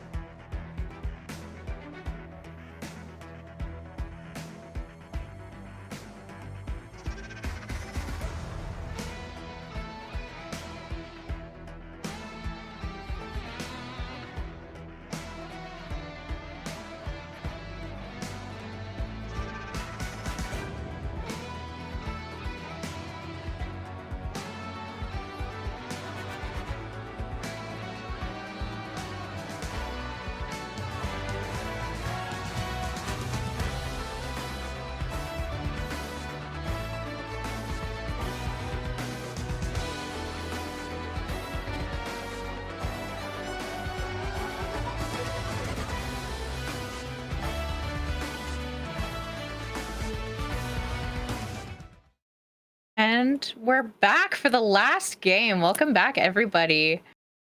Yep, I can't think of a better way to end my Saturday evening than to watch some TFT. All right. Here's the tack. We get Wandering Trainers for the last game. Yeah, we were discussing what three that we want to make them pick between. It was Wandering Trainer, Crab Rave, and Prismatic Symphony. Yeah. Yeah, those would be fun portals to see everybody being like those would be some fun last portals for this thing, although the worst ones to have in a tournament. But you know, we'll see. I think Wandering Trainers could be very interesting if we do get it. I mean, we had some prismatic. We had like double prismatic last game, right? Just without the portal. We had a lot of hedge funds. Okay, well, it was Golden Prelude with, or no, sorry, it was Unit Accelerator, but it ended up being two prismatic augments. I mean, after that game, I think the players know what the strat is. Like it becomes more and more enticing to go for the greedy play when you see that everyone else is clicking it. So I'm really excited to see potentially like some raising the stakes of Heartsteel, some like massive econ into like fast 9, fast 10 boards this game. We did see the greediest plays get the top 4s, so definitely not the worst strat in the world, obviously. But yeah, we'll be excited to see what portals we get for this next one. Which I guess they're not quite ready yet. In terms of comps, is there anything that you want to anything that you want to see? Okay. Not multi-talented. Okay, let me think about this. There's a lot of interesting multi-talented boards.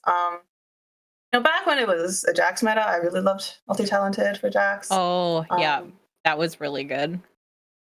I know that we haven't had great success with the Riven Yone boards, but like being able to guarantee like getting the good trait is really good on those reroll comps.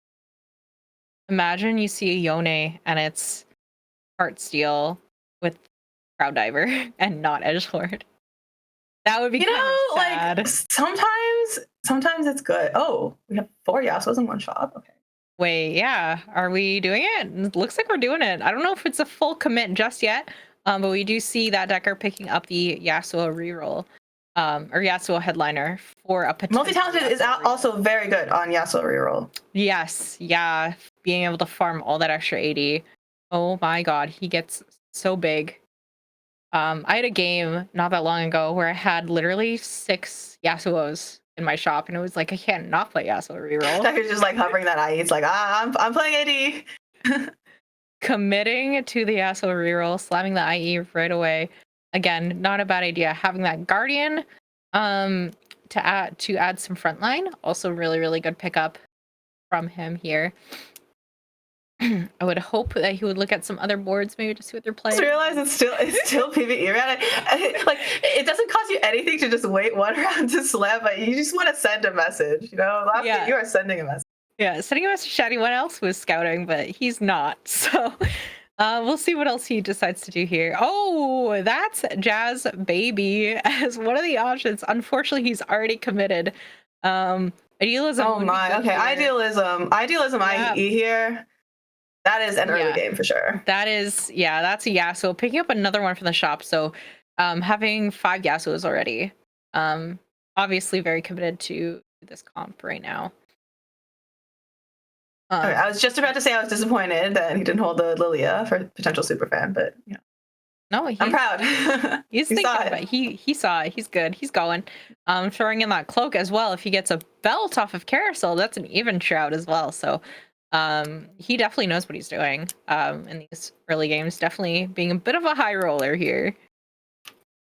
It is a bit silly that we just have like we don't want to level if we're playing Yasuo reroll, but the other 2 units are just like so weak in comparison.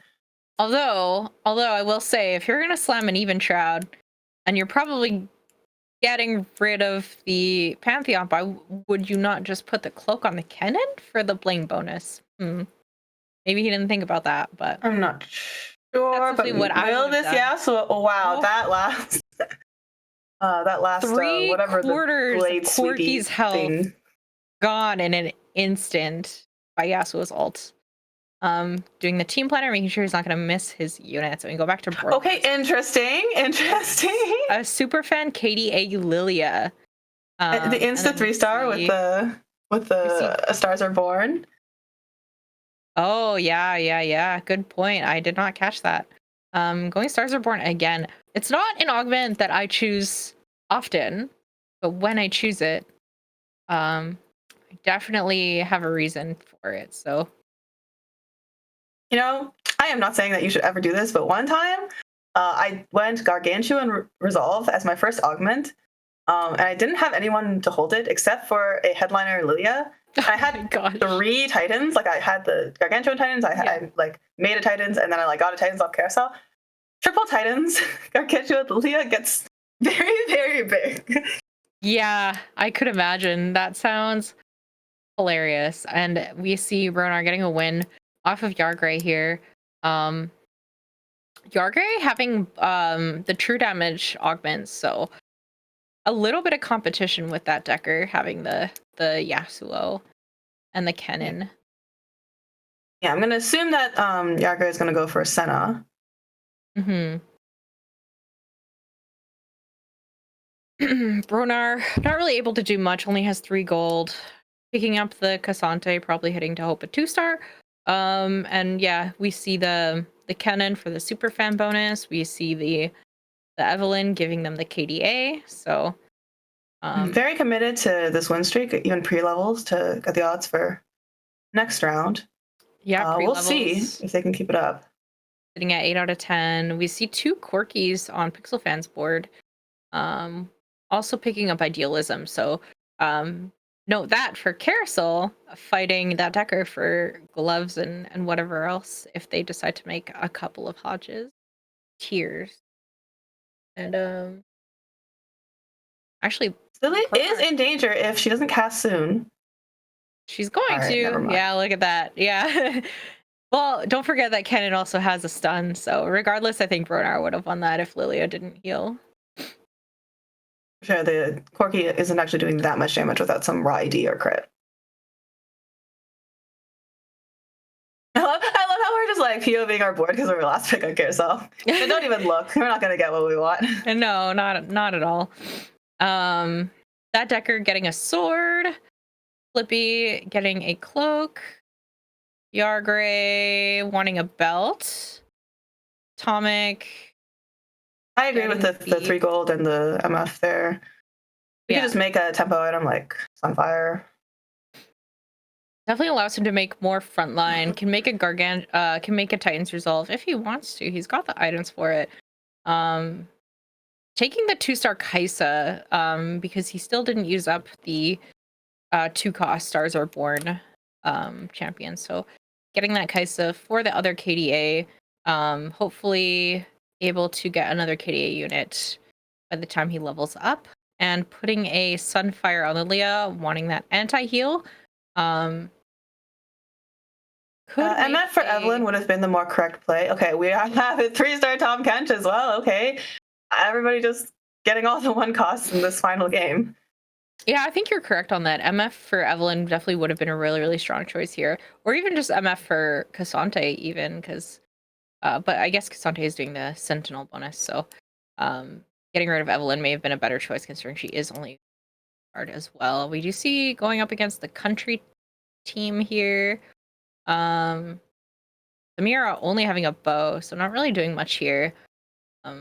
Bronar is gonna get a win off of.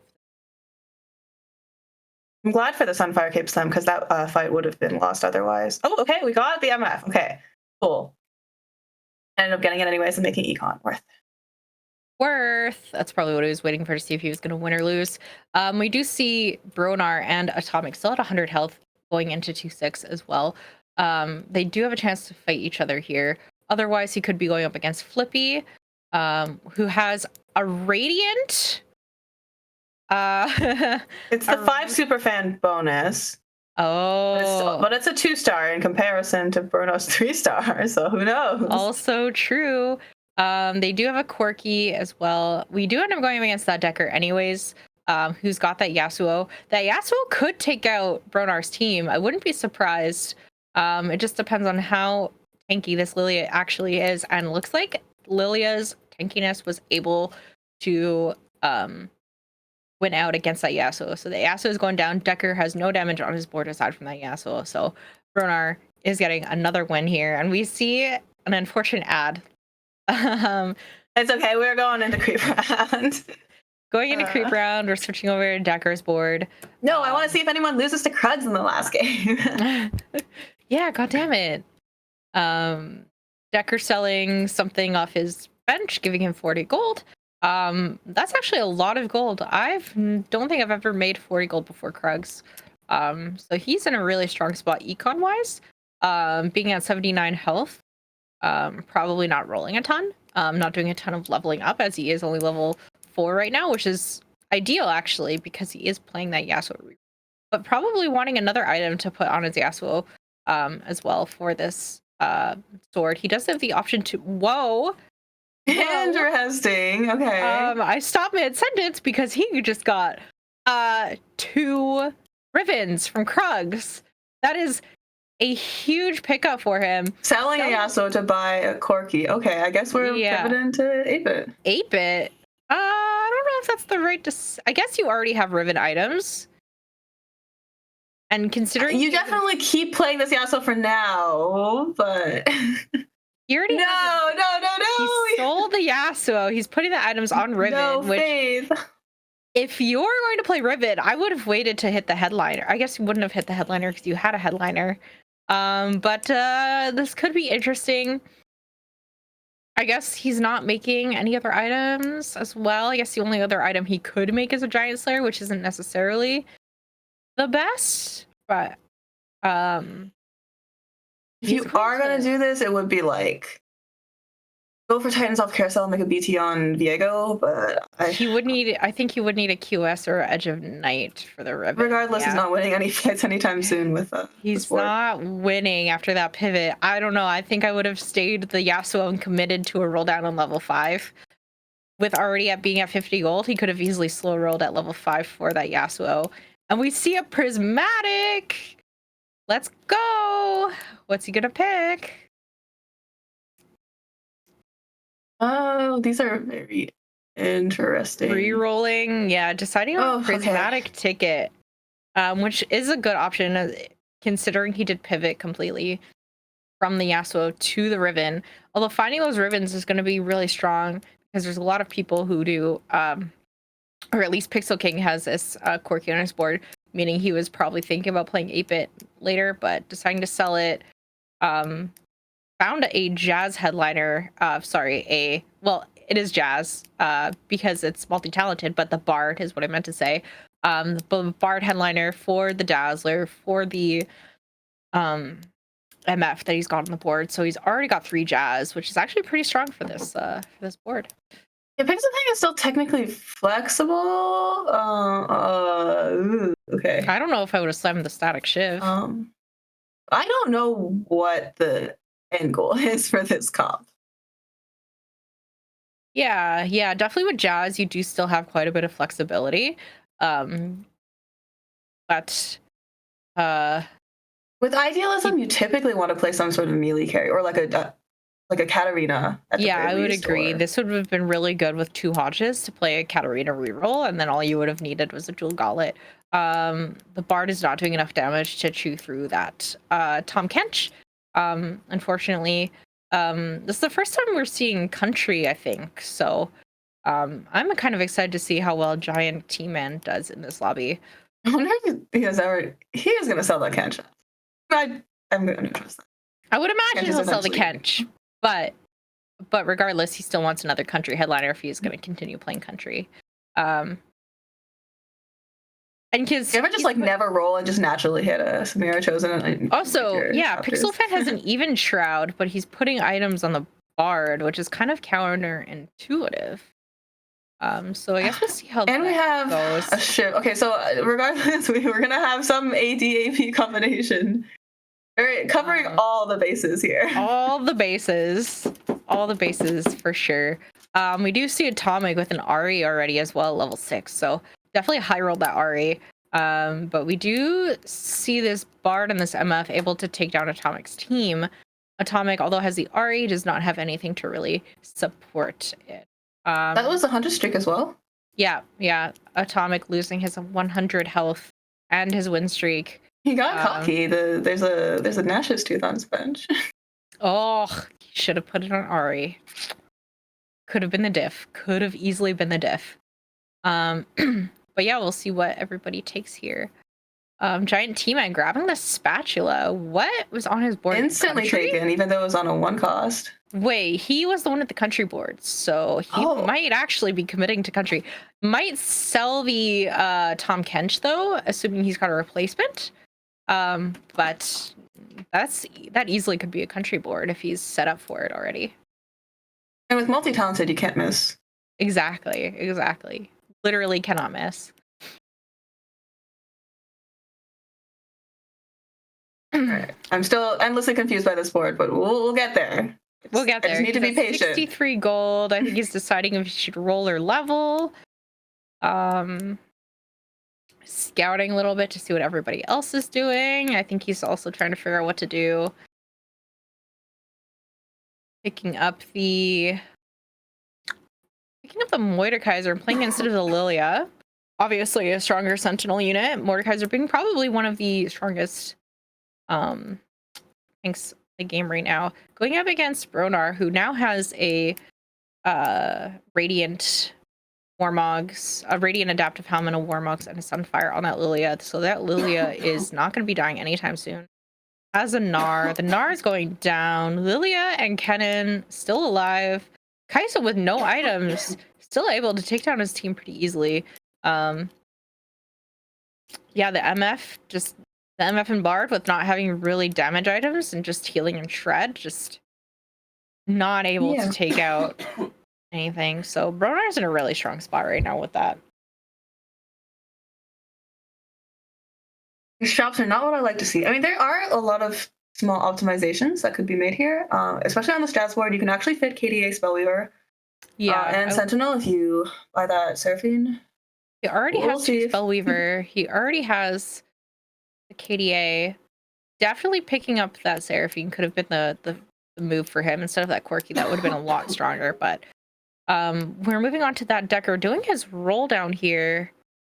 No longer. Oh no, he still has the Riven, 2-star Riven. Not a headliner yet. Slammed the Bloodthirster on her. Still has Idealism with the Hodge. Has the Quirky for 3 8-bit. Hasn't been able to fund another 8-bit unit for 4. This Riven living a lot longer than I expected, honestly. But ends up going down just because he is facing that Decker guy who, you know, as we said, has that 3-star Lilia with the headliner unit. Sorry, with the adaptive radiant adaptive helm. Still being tanky as ever, so. Yeah, I'm definitely not a huge fan of this pivot, but I am not either. He does have the Garen, but yeah, he really needs to hit that Riven for that 4 8-bit and possibly even 6 8-bit if he can get that. The rest of the board looks a little sketchy as well with the yeah, the Mordekaiser giving him the Sentinel bonus. The Nico, I don't think is really Nico is not doing anything for him, but it could have just been a unit to give him something. I would maybe even put in the Blitzcrank instead, or the Poppy that was in the shop instead, just to add some extra damage onto the shop. Hitting the Garen, hitting another Riven. Almost has 6 Rivens. Hitting a 2-star Kale. Even though they have Prismatic Ticket, not really able to hit that 8-bit Riven. Has a Garen headliner, ends up rolling past it. Finds a Viego. Not bad. For anybody watching at home, that slot should be filled with any Pentakill unit. I wouldn't have skipped the other Pentakill units in that spot, but at least he got it in. Crown Guard and Morello's on the Mordekaiser. The Morello's is interesting, but I don't hate it. Just because he does do AoE Still damage. has free rolls. Yeah. Oh, Caitlyn. Okay, Caitlyn saves this. Okay, Caitlyn definitely saves this. Although Riven was Decker was able to beat Atomic's board here. But yeah, Decker definitely needs to find that 3-star Riven, that Riven headliner if he wants to make it out of 8th place. And having the option to take Indomitable Will. Okay, and that's probably the best silver that you can hit in that spot. Yeah, so. Definitely really, really strong to have for a Riven reroll comp. We take Best Friends from Pixel Fan, taking Best Friends. Opting in for a Big Shot comp, possibly picking up 3 Ezreals. Wanting the Thresh headliner, selling off a couple of units. Pixel King is playing super interesting boards. No, they're best friends. They don't have best friends. They're not friends. Oh no. Well, it would be the Kiana and the Ezreal, would it not? It doesn't matter. You just have to put your units in pairs. Oh, in pairs. No units are in pairs. That's what it is. Oh my gosh. Yeah, Pixel Fan. They have no friends. Probably did not have time because he was trying to buy that put in 4 Guardians. And only has 3 right now too, so he needs to look for another Guardian. Although despite not having a combat log being activated, still ends up winning against Giant T-Man. I would love to see if he's oh my god, a Yorick, a natural Yorick. That wasn't a bad roll down. It wasn't a great. That would be 4. That would be 4 Guardian if he puts him in. I would put him in over the Olaf. Or what do you take out? That the Echo. That's actually not a bad choice either. But I feel like Well, not the Olaf isn't doing anything now, so Echo should be going Yeah. back in. yeah, I would put the Echo in for that for sure, or even like the Vi. Then at least you get Mosher value. But no, Pixel King fan definitely making very interesting choices here. But we'll see. No, I think he just didn't notice. It's easy to miss like a single unit. That is true. Maybe you just didn't notice. Ezreal does have some pretty good items here too, with the Shojin and the red buff and the Hodge with the idealism. So Pixel fan definitely going from like a very questionable board to like very strong board in just a couple of rounds. I'd say this scales well if Kiana can manage to farm a couple items, but you'd have to put the Echo back in. I'd agree. He needs to find that fourth guardian for sure. Or he needs to find that extra value with that spare unit he's got on the board, because that, yeah, like you said, that Olaf is not doing anything. There's a Lucian on Carousel that could potentially be played. Oh, snatched. It is possible that Pixel King could be looking for Pentakill to throw in, but he did have the option to take the Karthus if he wanted Pentakill and decided not to, so I'm not entirely sure if that's what he's looking for. Because I would have maybe put the Karthus in for the Olaf, and then Kiana and Karthus could be friends. Yeah, this is another thing of like, what are you cooking? I have never seen this specific combination of units before. Yeah, like the Karthus surely would have been a better choice than that Olaf. We are sticking with the Lilia 3 until the end. That is commitment. What? Honestly, I don't hate it. The Garen has some damage items though, which is interesting. I don't think I've ever seen Garen with some damage items. Having a Gunblade and an Asher's with the added... I think that has to be an Ari holder. Maybe. Yeah. Blue buff as well. He is at 6 KDA, so he is definitely looking for an Ari for sure. It is very funny. Yeah, like Ari would make this board look so good. Man, did he use a spatula? I don't see it anywhere unless he already used it on a... Oh yeah, country spat right there. I'm blind, guys. It's fine. So he did commit to country, and Hecarim is actually tearing through his board a little bit. Like, still alive, still kicking. The Lilia did go down, so I think Giant T-Man is going to win this out, depending on... Yeah, absolutely. I just realized it's horse versus horse, the Lilia versus Hecarim. Yeah, that is a horse versus horse. We see an Alawi in Bronar's shop. He's going to pick up the Alawi. Maybe? He's thinking about it. He only has 6 gold. I feel like it would be a lot stronger than maybe the Garen even. Like, even though he's getting the Sentinel bonus, Alawi is just such a strong... Oh, I think the idea here is you eventually want to get rid of Garen and then the 5 superfan for Alawi, Gragas, and Ari. Because then you get Bruiser, you get Katie, you get Spellweaver. If he wins this, he does have a Gragas in his shop, so we'll see if he decides to take it. But he would have to win in order to earn that extra gold to buy him up. And so far, it looks like he's going to win. It looks like that Decker, is it, that had the Rivens, did find the Riven Headliner, and that Riven Headliner is unkillable. Taking out Bronar's entire team by itself because every other unit on Decker's board died. So that's how you make 3-star Riven work, guys. Just have best items on her. Decker is in danger, HP wise, but with the augments, I think. Oh, and the Ari. Didn't buy the Ari. Taking out, no. I'm endlessly confused as to who's getting.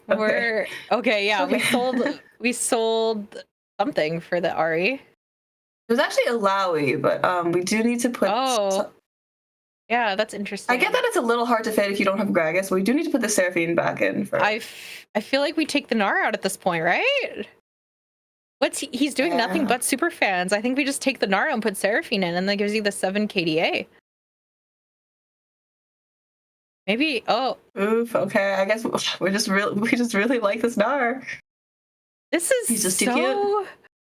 He's an honorary band member. You're out, Kaisa. Gnar is Jordan the KDA ranks. We do see archangels being made on the Seraphine as well. Picking up a tank item for the bling bonus to add to Kennen there, so at least he is getting true damage value between that and the Echo. Remember to always pop your anvil before making that item, because you could have had a better item for Kali. Yeah, I would agree with that too. The Lilia is still alive. The Ari is still doing damage. But so is the Ezreal here. And the Ezreal, if he gets that ult off, actually the Ezreal didn't hit the front line, instead of the back line. You're blind. Pixel King is so mad at that targeting.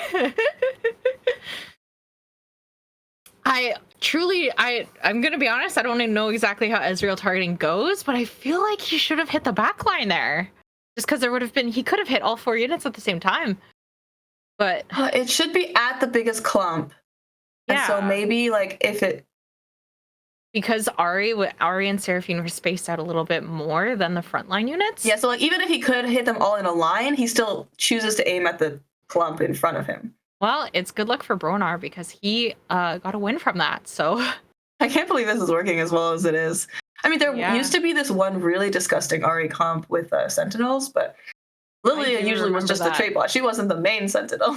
Yeah, this is absolutely crazy to keep this Lilia in for so long.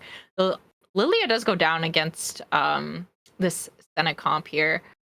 And yeah, Bronar mixed streaking here, winning and then losing. So is that a random Lux and a true damage? Yes, it is. With a Hodge and a Trinity Force. You know, well, before you hit that Kiana, you gotta put someone in. I think Bronar, it's time to get rid of the Gnar. The 7 KDA is gonna be so strong if you just get rid of the Gnar. Okay, but like, you already have like so many pretty women in your like KDA band. You gotta have something that you can make plushies out of, right? That's why you have the Gnar. I just think it's not worth it. I feel like the added value on Ari would just be so much stronger. For sure. It looks like he's trying to go 9 to fit in Kaisa. Yeah, he just needs to farm some gold here. But mixed streaking is definitely not going to help with that. But he is he's going up against Atomic, and yeah, Ezreal is actually hitting all of Bronar's units this time around. So Bronar is not going to be as lucky, unfortunately, taking wait, oh no. Although the Ezreal went down, Atomic's other units were able to take out the Ari, despite Ari looking like she had so much extra health. Yeah, the Archangel Ziggs really sneaks up on you. And Decker is at 1 HP playing Riven and got an 8-bit spat. You know what? Is really happening. This could be the 1 HP comeback. Because if we remember that Riven soloed a whole team by herself. So, oh my god, this could be a 1 HP comeback, and I want to see this happen. The key is, can he hit Corki? He is missing a Corki is the only problem, but because he's got Prismatic Ticket, he might be able to find it. Oh my god, he found it! He took out the Aphelios. He put the 8-bit spat on Viego. The only thing I would change about this is maybe putting Riven where Yone is, so that gets the Viego bonus there, but you also don't want Riven to be targeted immediately, so we'll see what happens there. I feel like it's a lot stronger to put her beside Viego. Without an even shroud, yeah, you'd rather move Viego closer to the Riven on the side. But it looks like the Riven doesn't need the extra damage. She is once again taking out the entire team. Decker might actually have a 1 health comeback that is knocking out Atomic. Atomic going 8th, putting him at 29 points for the finals. I feel like Decker is literally just trolling my casting, like, because I was like, oh, I don't know about this pivot to Riven because like you don't have like the you're not hitting, and then I look away and he hits. I'm like, I'm not sure about the pivot to Riven because the items are like you don't have a QSS, and then he hits Indomitable Will. I'm like, and then suddenly just a 1 HP spell carousel. Decker doing like going average in terms of like top fours throughout the last of these final games, but this game could be the game for him because yeah, he just hit everything he needed to, despite it looking like an 8th. So and he's like suddenly scouting and positioning. Like did he just like did he just get out of his chair and like a challenger play just sat down or something? Maybe, who knows? He doesn't have a cam, so I guess we'll never know. No flame Decker. we love and respect you here. The caster curse no longer. It's gone. I don't know what happened. He has another Caitlyn in his shop here. He is opting to hold her. Maybe he can hit a Caitlyn 3 as well. That would be kind of insane. With his luck he's having, I would not be surprised if he did, because wow, his luck is insane. We are going to swap to Bronar's board now. Bronar with 5 KDA on his board here, so definitely contesting with Pixel King, who also had an Ari headliner. The Lilia was sold. Goodbye, Lilia. Oh yeah, the Lilia's gone. And he found an Ari headliner. That at least gives him Spellweaver value, which he did not have before. He found is that Nico 2-starred? Yes. I think so. Yeah, so he did 2-star Nico. Still has 6 KDA in, and okay, there we go. Finally got the 7 KDA you wanted. Found that. Finally decided to take out the Gnar. Or no, the Gnar is still there. No, Gnar's still there. We leveled for it. Wow. Okay, we level. Wow. That's crazy. That's crazy. But at some point, a 1-cost headliner does start to devalue your entire board. But it worked out for Bronar because he did find the Ari. Although I don't know if it's going to be enough. And oh my god, it was enough against Yargray. Yargray taking a hit. Giant T-Man also knocked out at 7th place. Giant T-Man being put at 29 points. So that's exactly where Atomic is at as well. So this is looking really close. We have 1, 2, 3 HP. Yeah, everybody, the entire lobby is so close. Like if you look at the top, Pixel King even is at 17 health. So Decker we see on a win streak. Even though we're at Bronar's POV, we do see the fire around his portrait, so he's going strong. But Bronar could be out here if this Ari does not do enough for him. Against Flippy, who had a Lux, who has a Zed, definitely playing an EDM comp here. So we'll see what happens with this. I just see X's all over the place for that Zed EDM. And yeah, with the crowd diver, with the EDM, like Ari is not enough to take out the team that's just bouncing out around everywhere. So we see Bronar going out at 6th and Yargray going out at 7th. 6th and 5th? Pixel King. Sorry, yes, 6th and 5th. Or 4th. Wait, hold on. I gotta see. Is our boys? No, our Decker is lost. Bronar's at 6th. Bronar's at 6th. Decker's at 5th, and then Yargray's at 4th, leaving us with the top 3. We don't even get to see a top 4. We just see top 3 this round. But Anarchy has the Punk reroll, who is still in the game, surprisingly enough. But it looks like he hit a lot of his 3-stars, so I wouldn't be surprised. You know, Pixel's Jazz board also looks really strong. We got that Yorick too. No items yet, unfortunately, but like it is scaling really well. Pixel ended up going back to a Jazz comp. Doesn't have a headliner, does he? Because like none of his carries are a headliner. Unfortunately, though, he does lose to Anarchy. 1 health, 2 health. Flippy also lost too. going third place here. So it's Anarchy versus Pixel King. So yeah, Decker. There's a Lucian for this jazz board, I believe. There is, yeah. Pixel King does. And a punk spat for the punk board? And a punk spat. Wow. Everybody's hitting this game. Oh, that was I missed a Lowy too. I mean, he couldn't have known, but still.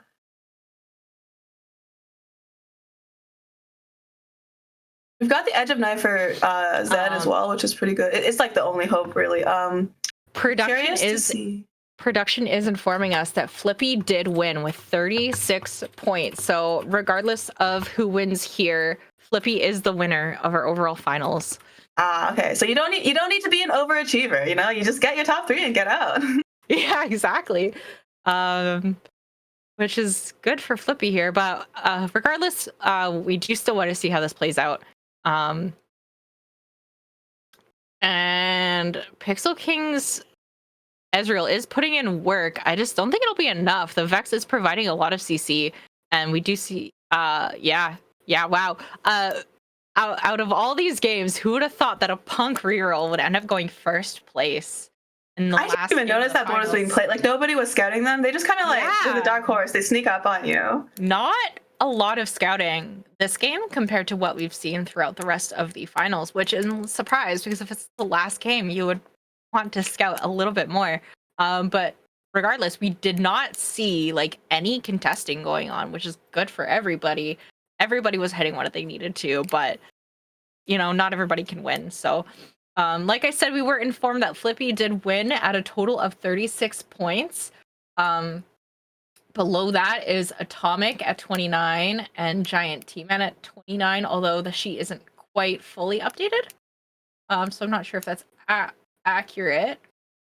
Yeah, okay. So Anarchy went second. Actually, 2 really well played games by Anarchy. Yeah, 2 really well played games going. Wait, they went first with 2 reroll, the Seraphine Econ and the Punk. Flippy just had a more average top 4s, I think, than compared to Anarchy. Anarchy going 35 points, Yargray going 3rd with 31, Atomic and Giant, T-Man and Decker and Pixel King all at 29, leaving Bronar at last with 27. That was really close. Everybody was really, really close in that final game. So awesome game to see. Because everybody was hitting, that was actually just such a fun game to watch and to cast. So I hope everybody had as much fun as we did. Yeah, one final shout out to Decker for that insanely entertaining ribbon pivot. And also, I think Pixel King played that really well. Like at the beginning and the first half of the game, I was like, I would not know what to do with this like weird idealism, double carry, AD, AP board. And then they managed to turn it into a top 2. Like yeah, really impressive. Yeah, I absolutely agree. I think everybody played that so well, despite some possible high rolling going on. But everybody did play that really, really well. And like, congratulations to Flippy for winning. Congratulations to everybody for making it as far as you did. Regardless, if you lost in that final match, it's still an achievement to get this far. So yeah. And with that, I guess we'll be signing off. It's a blast.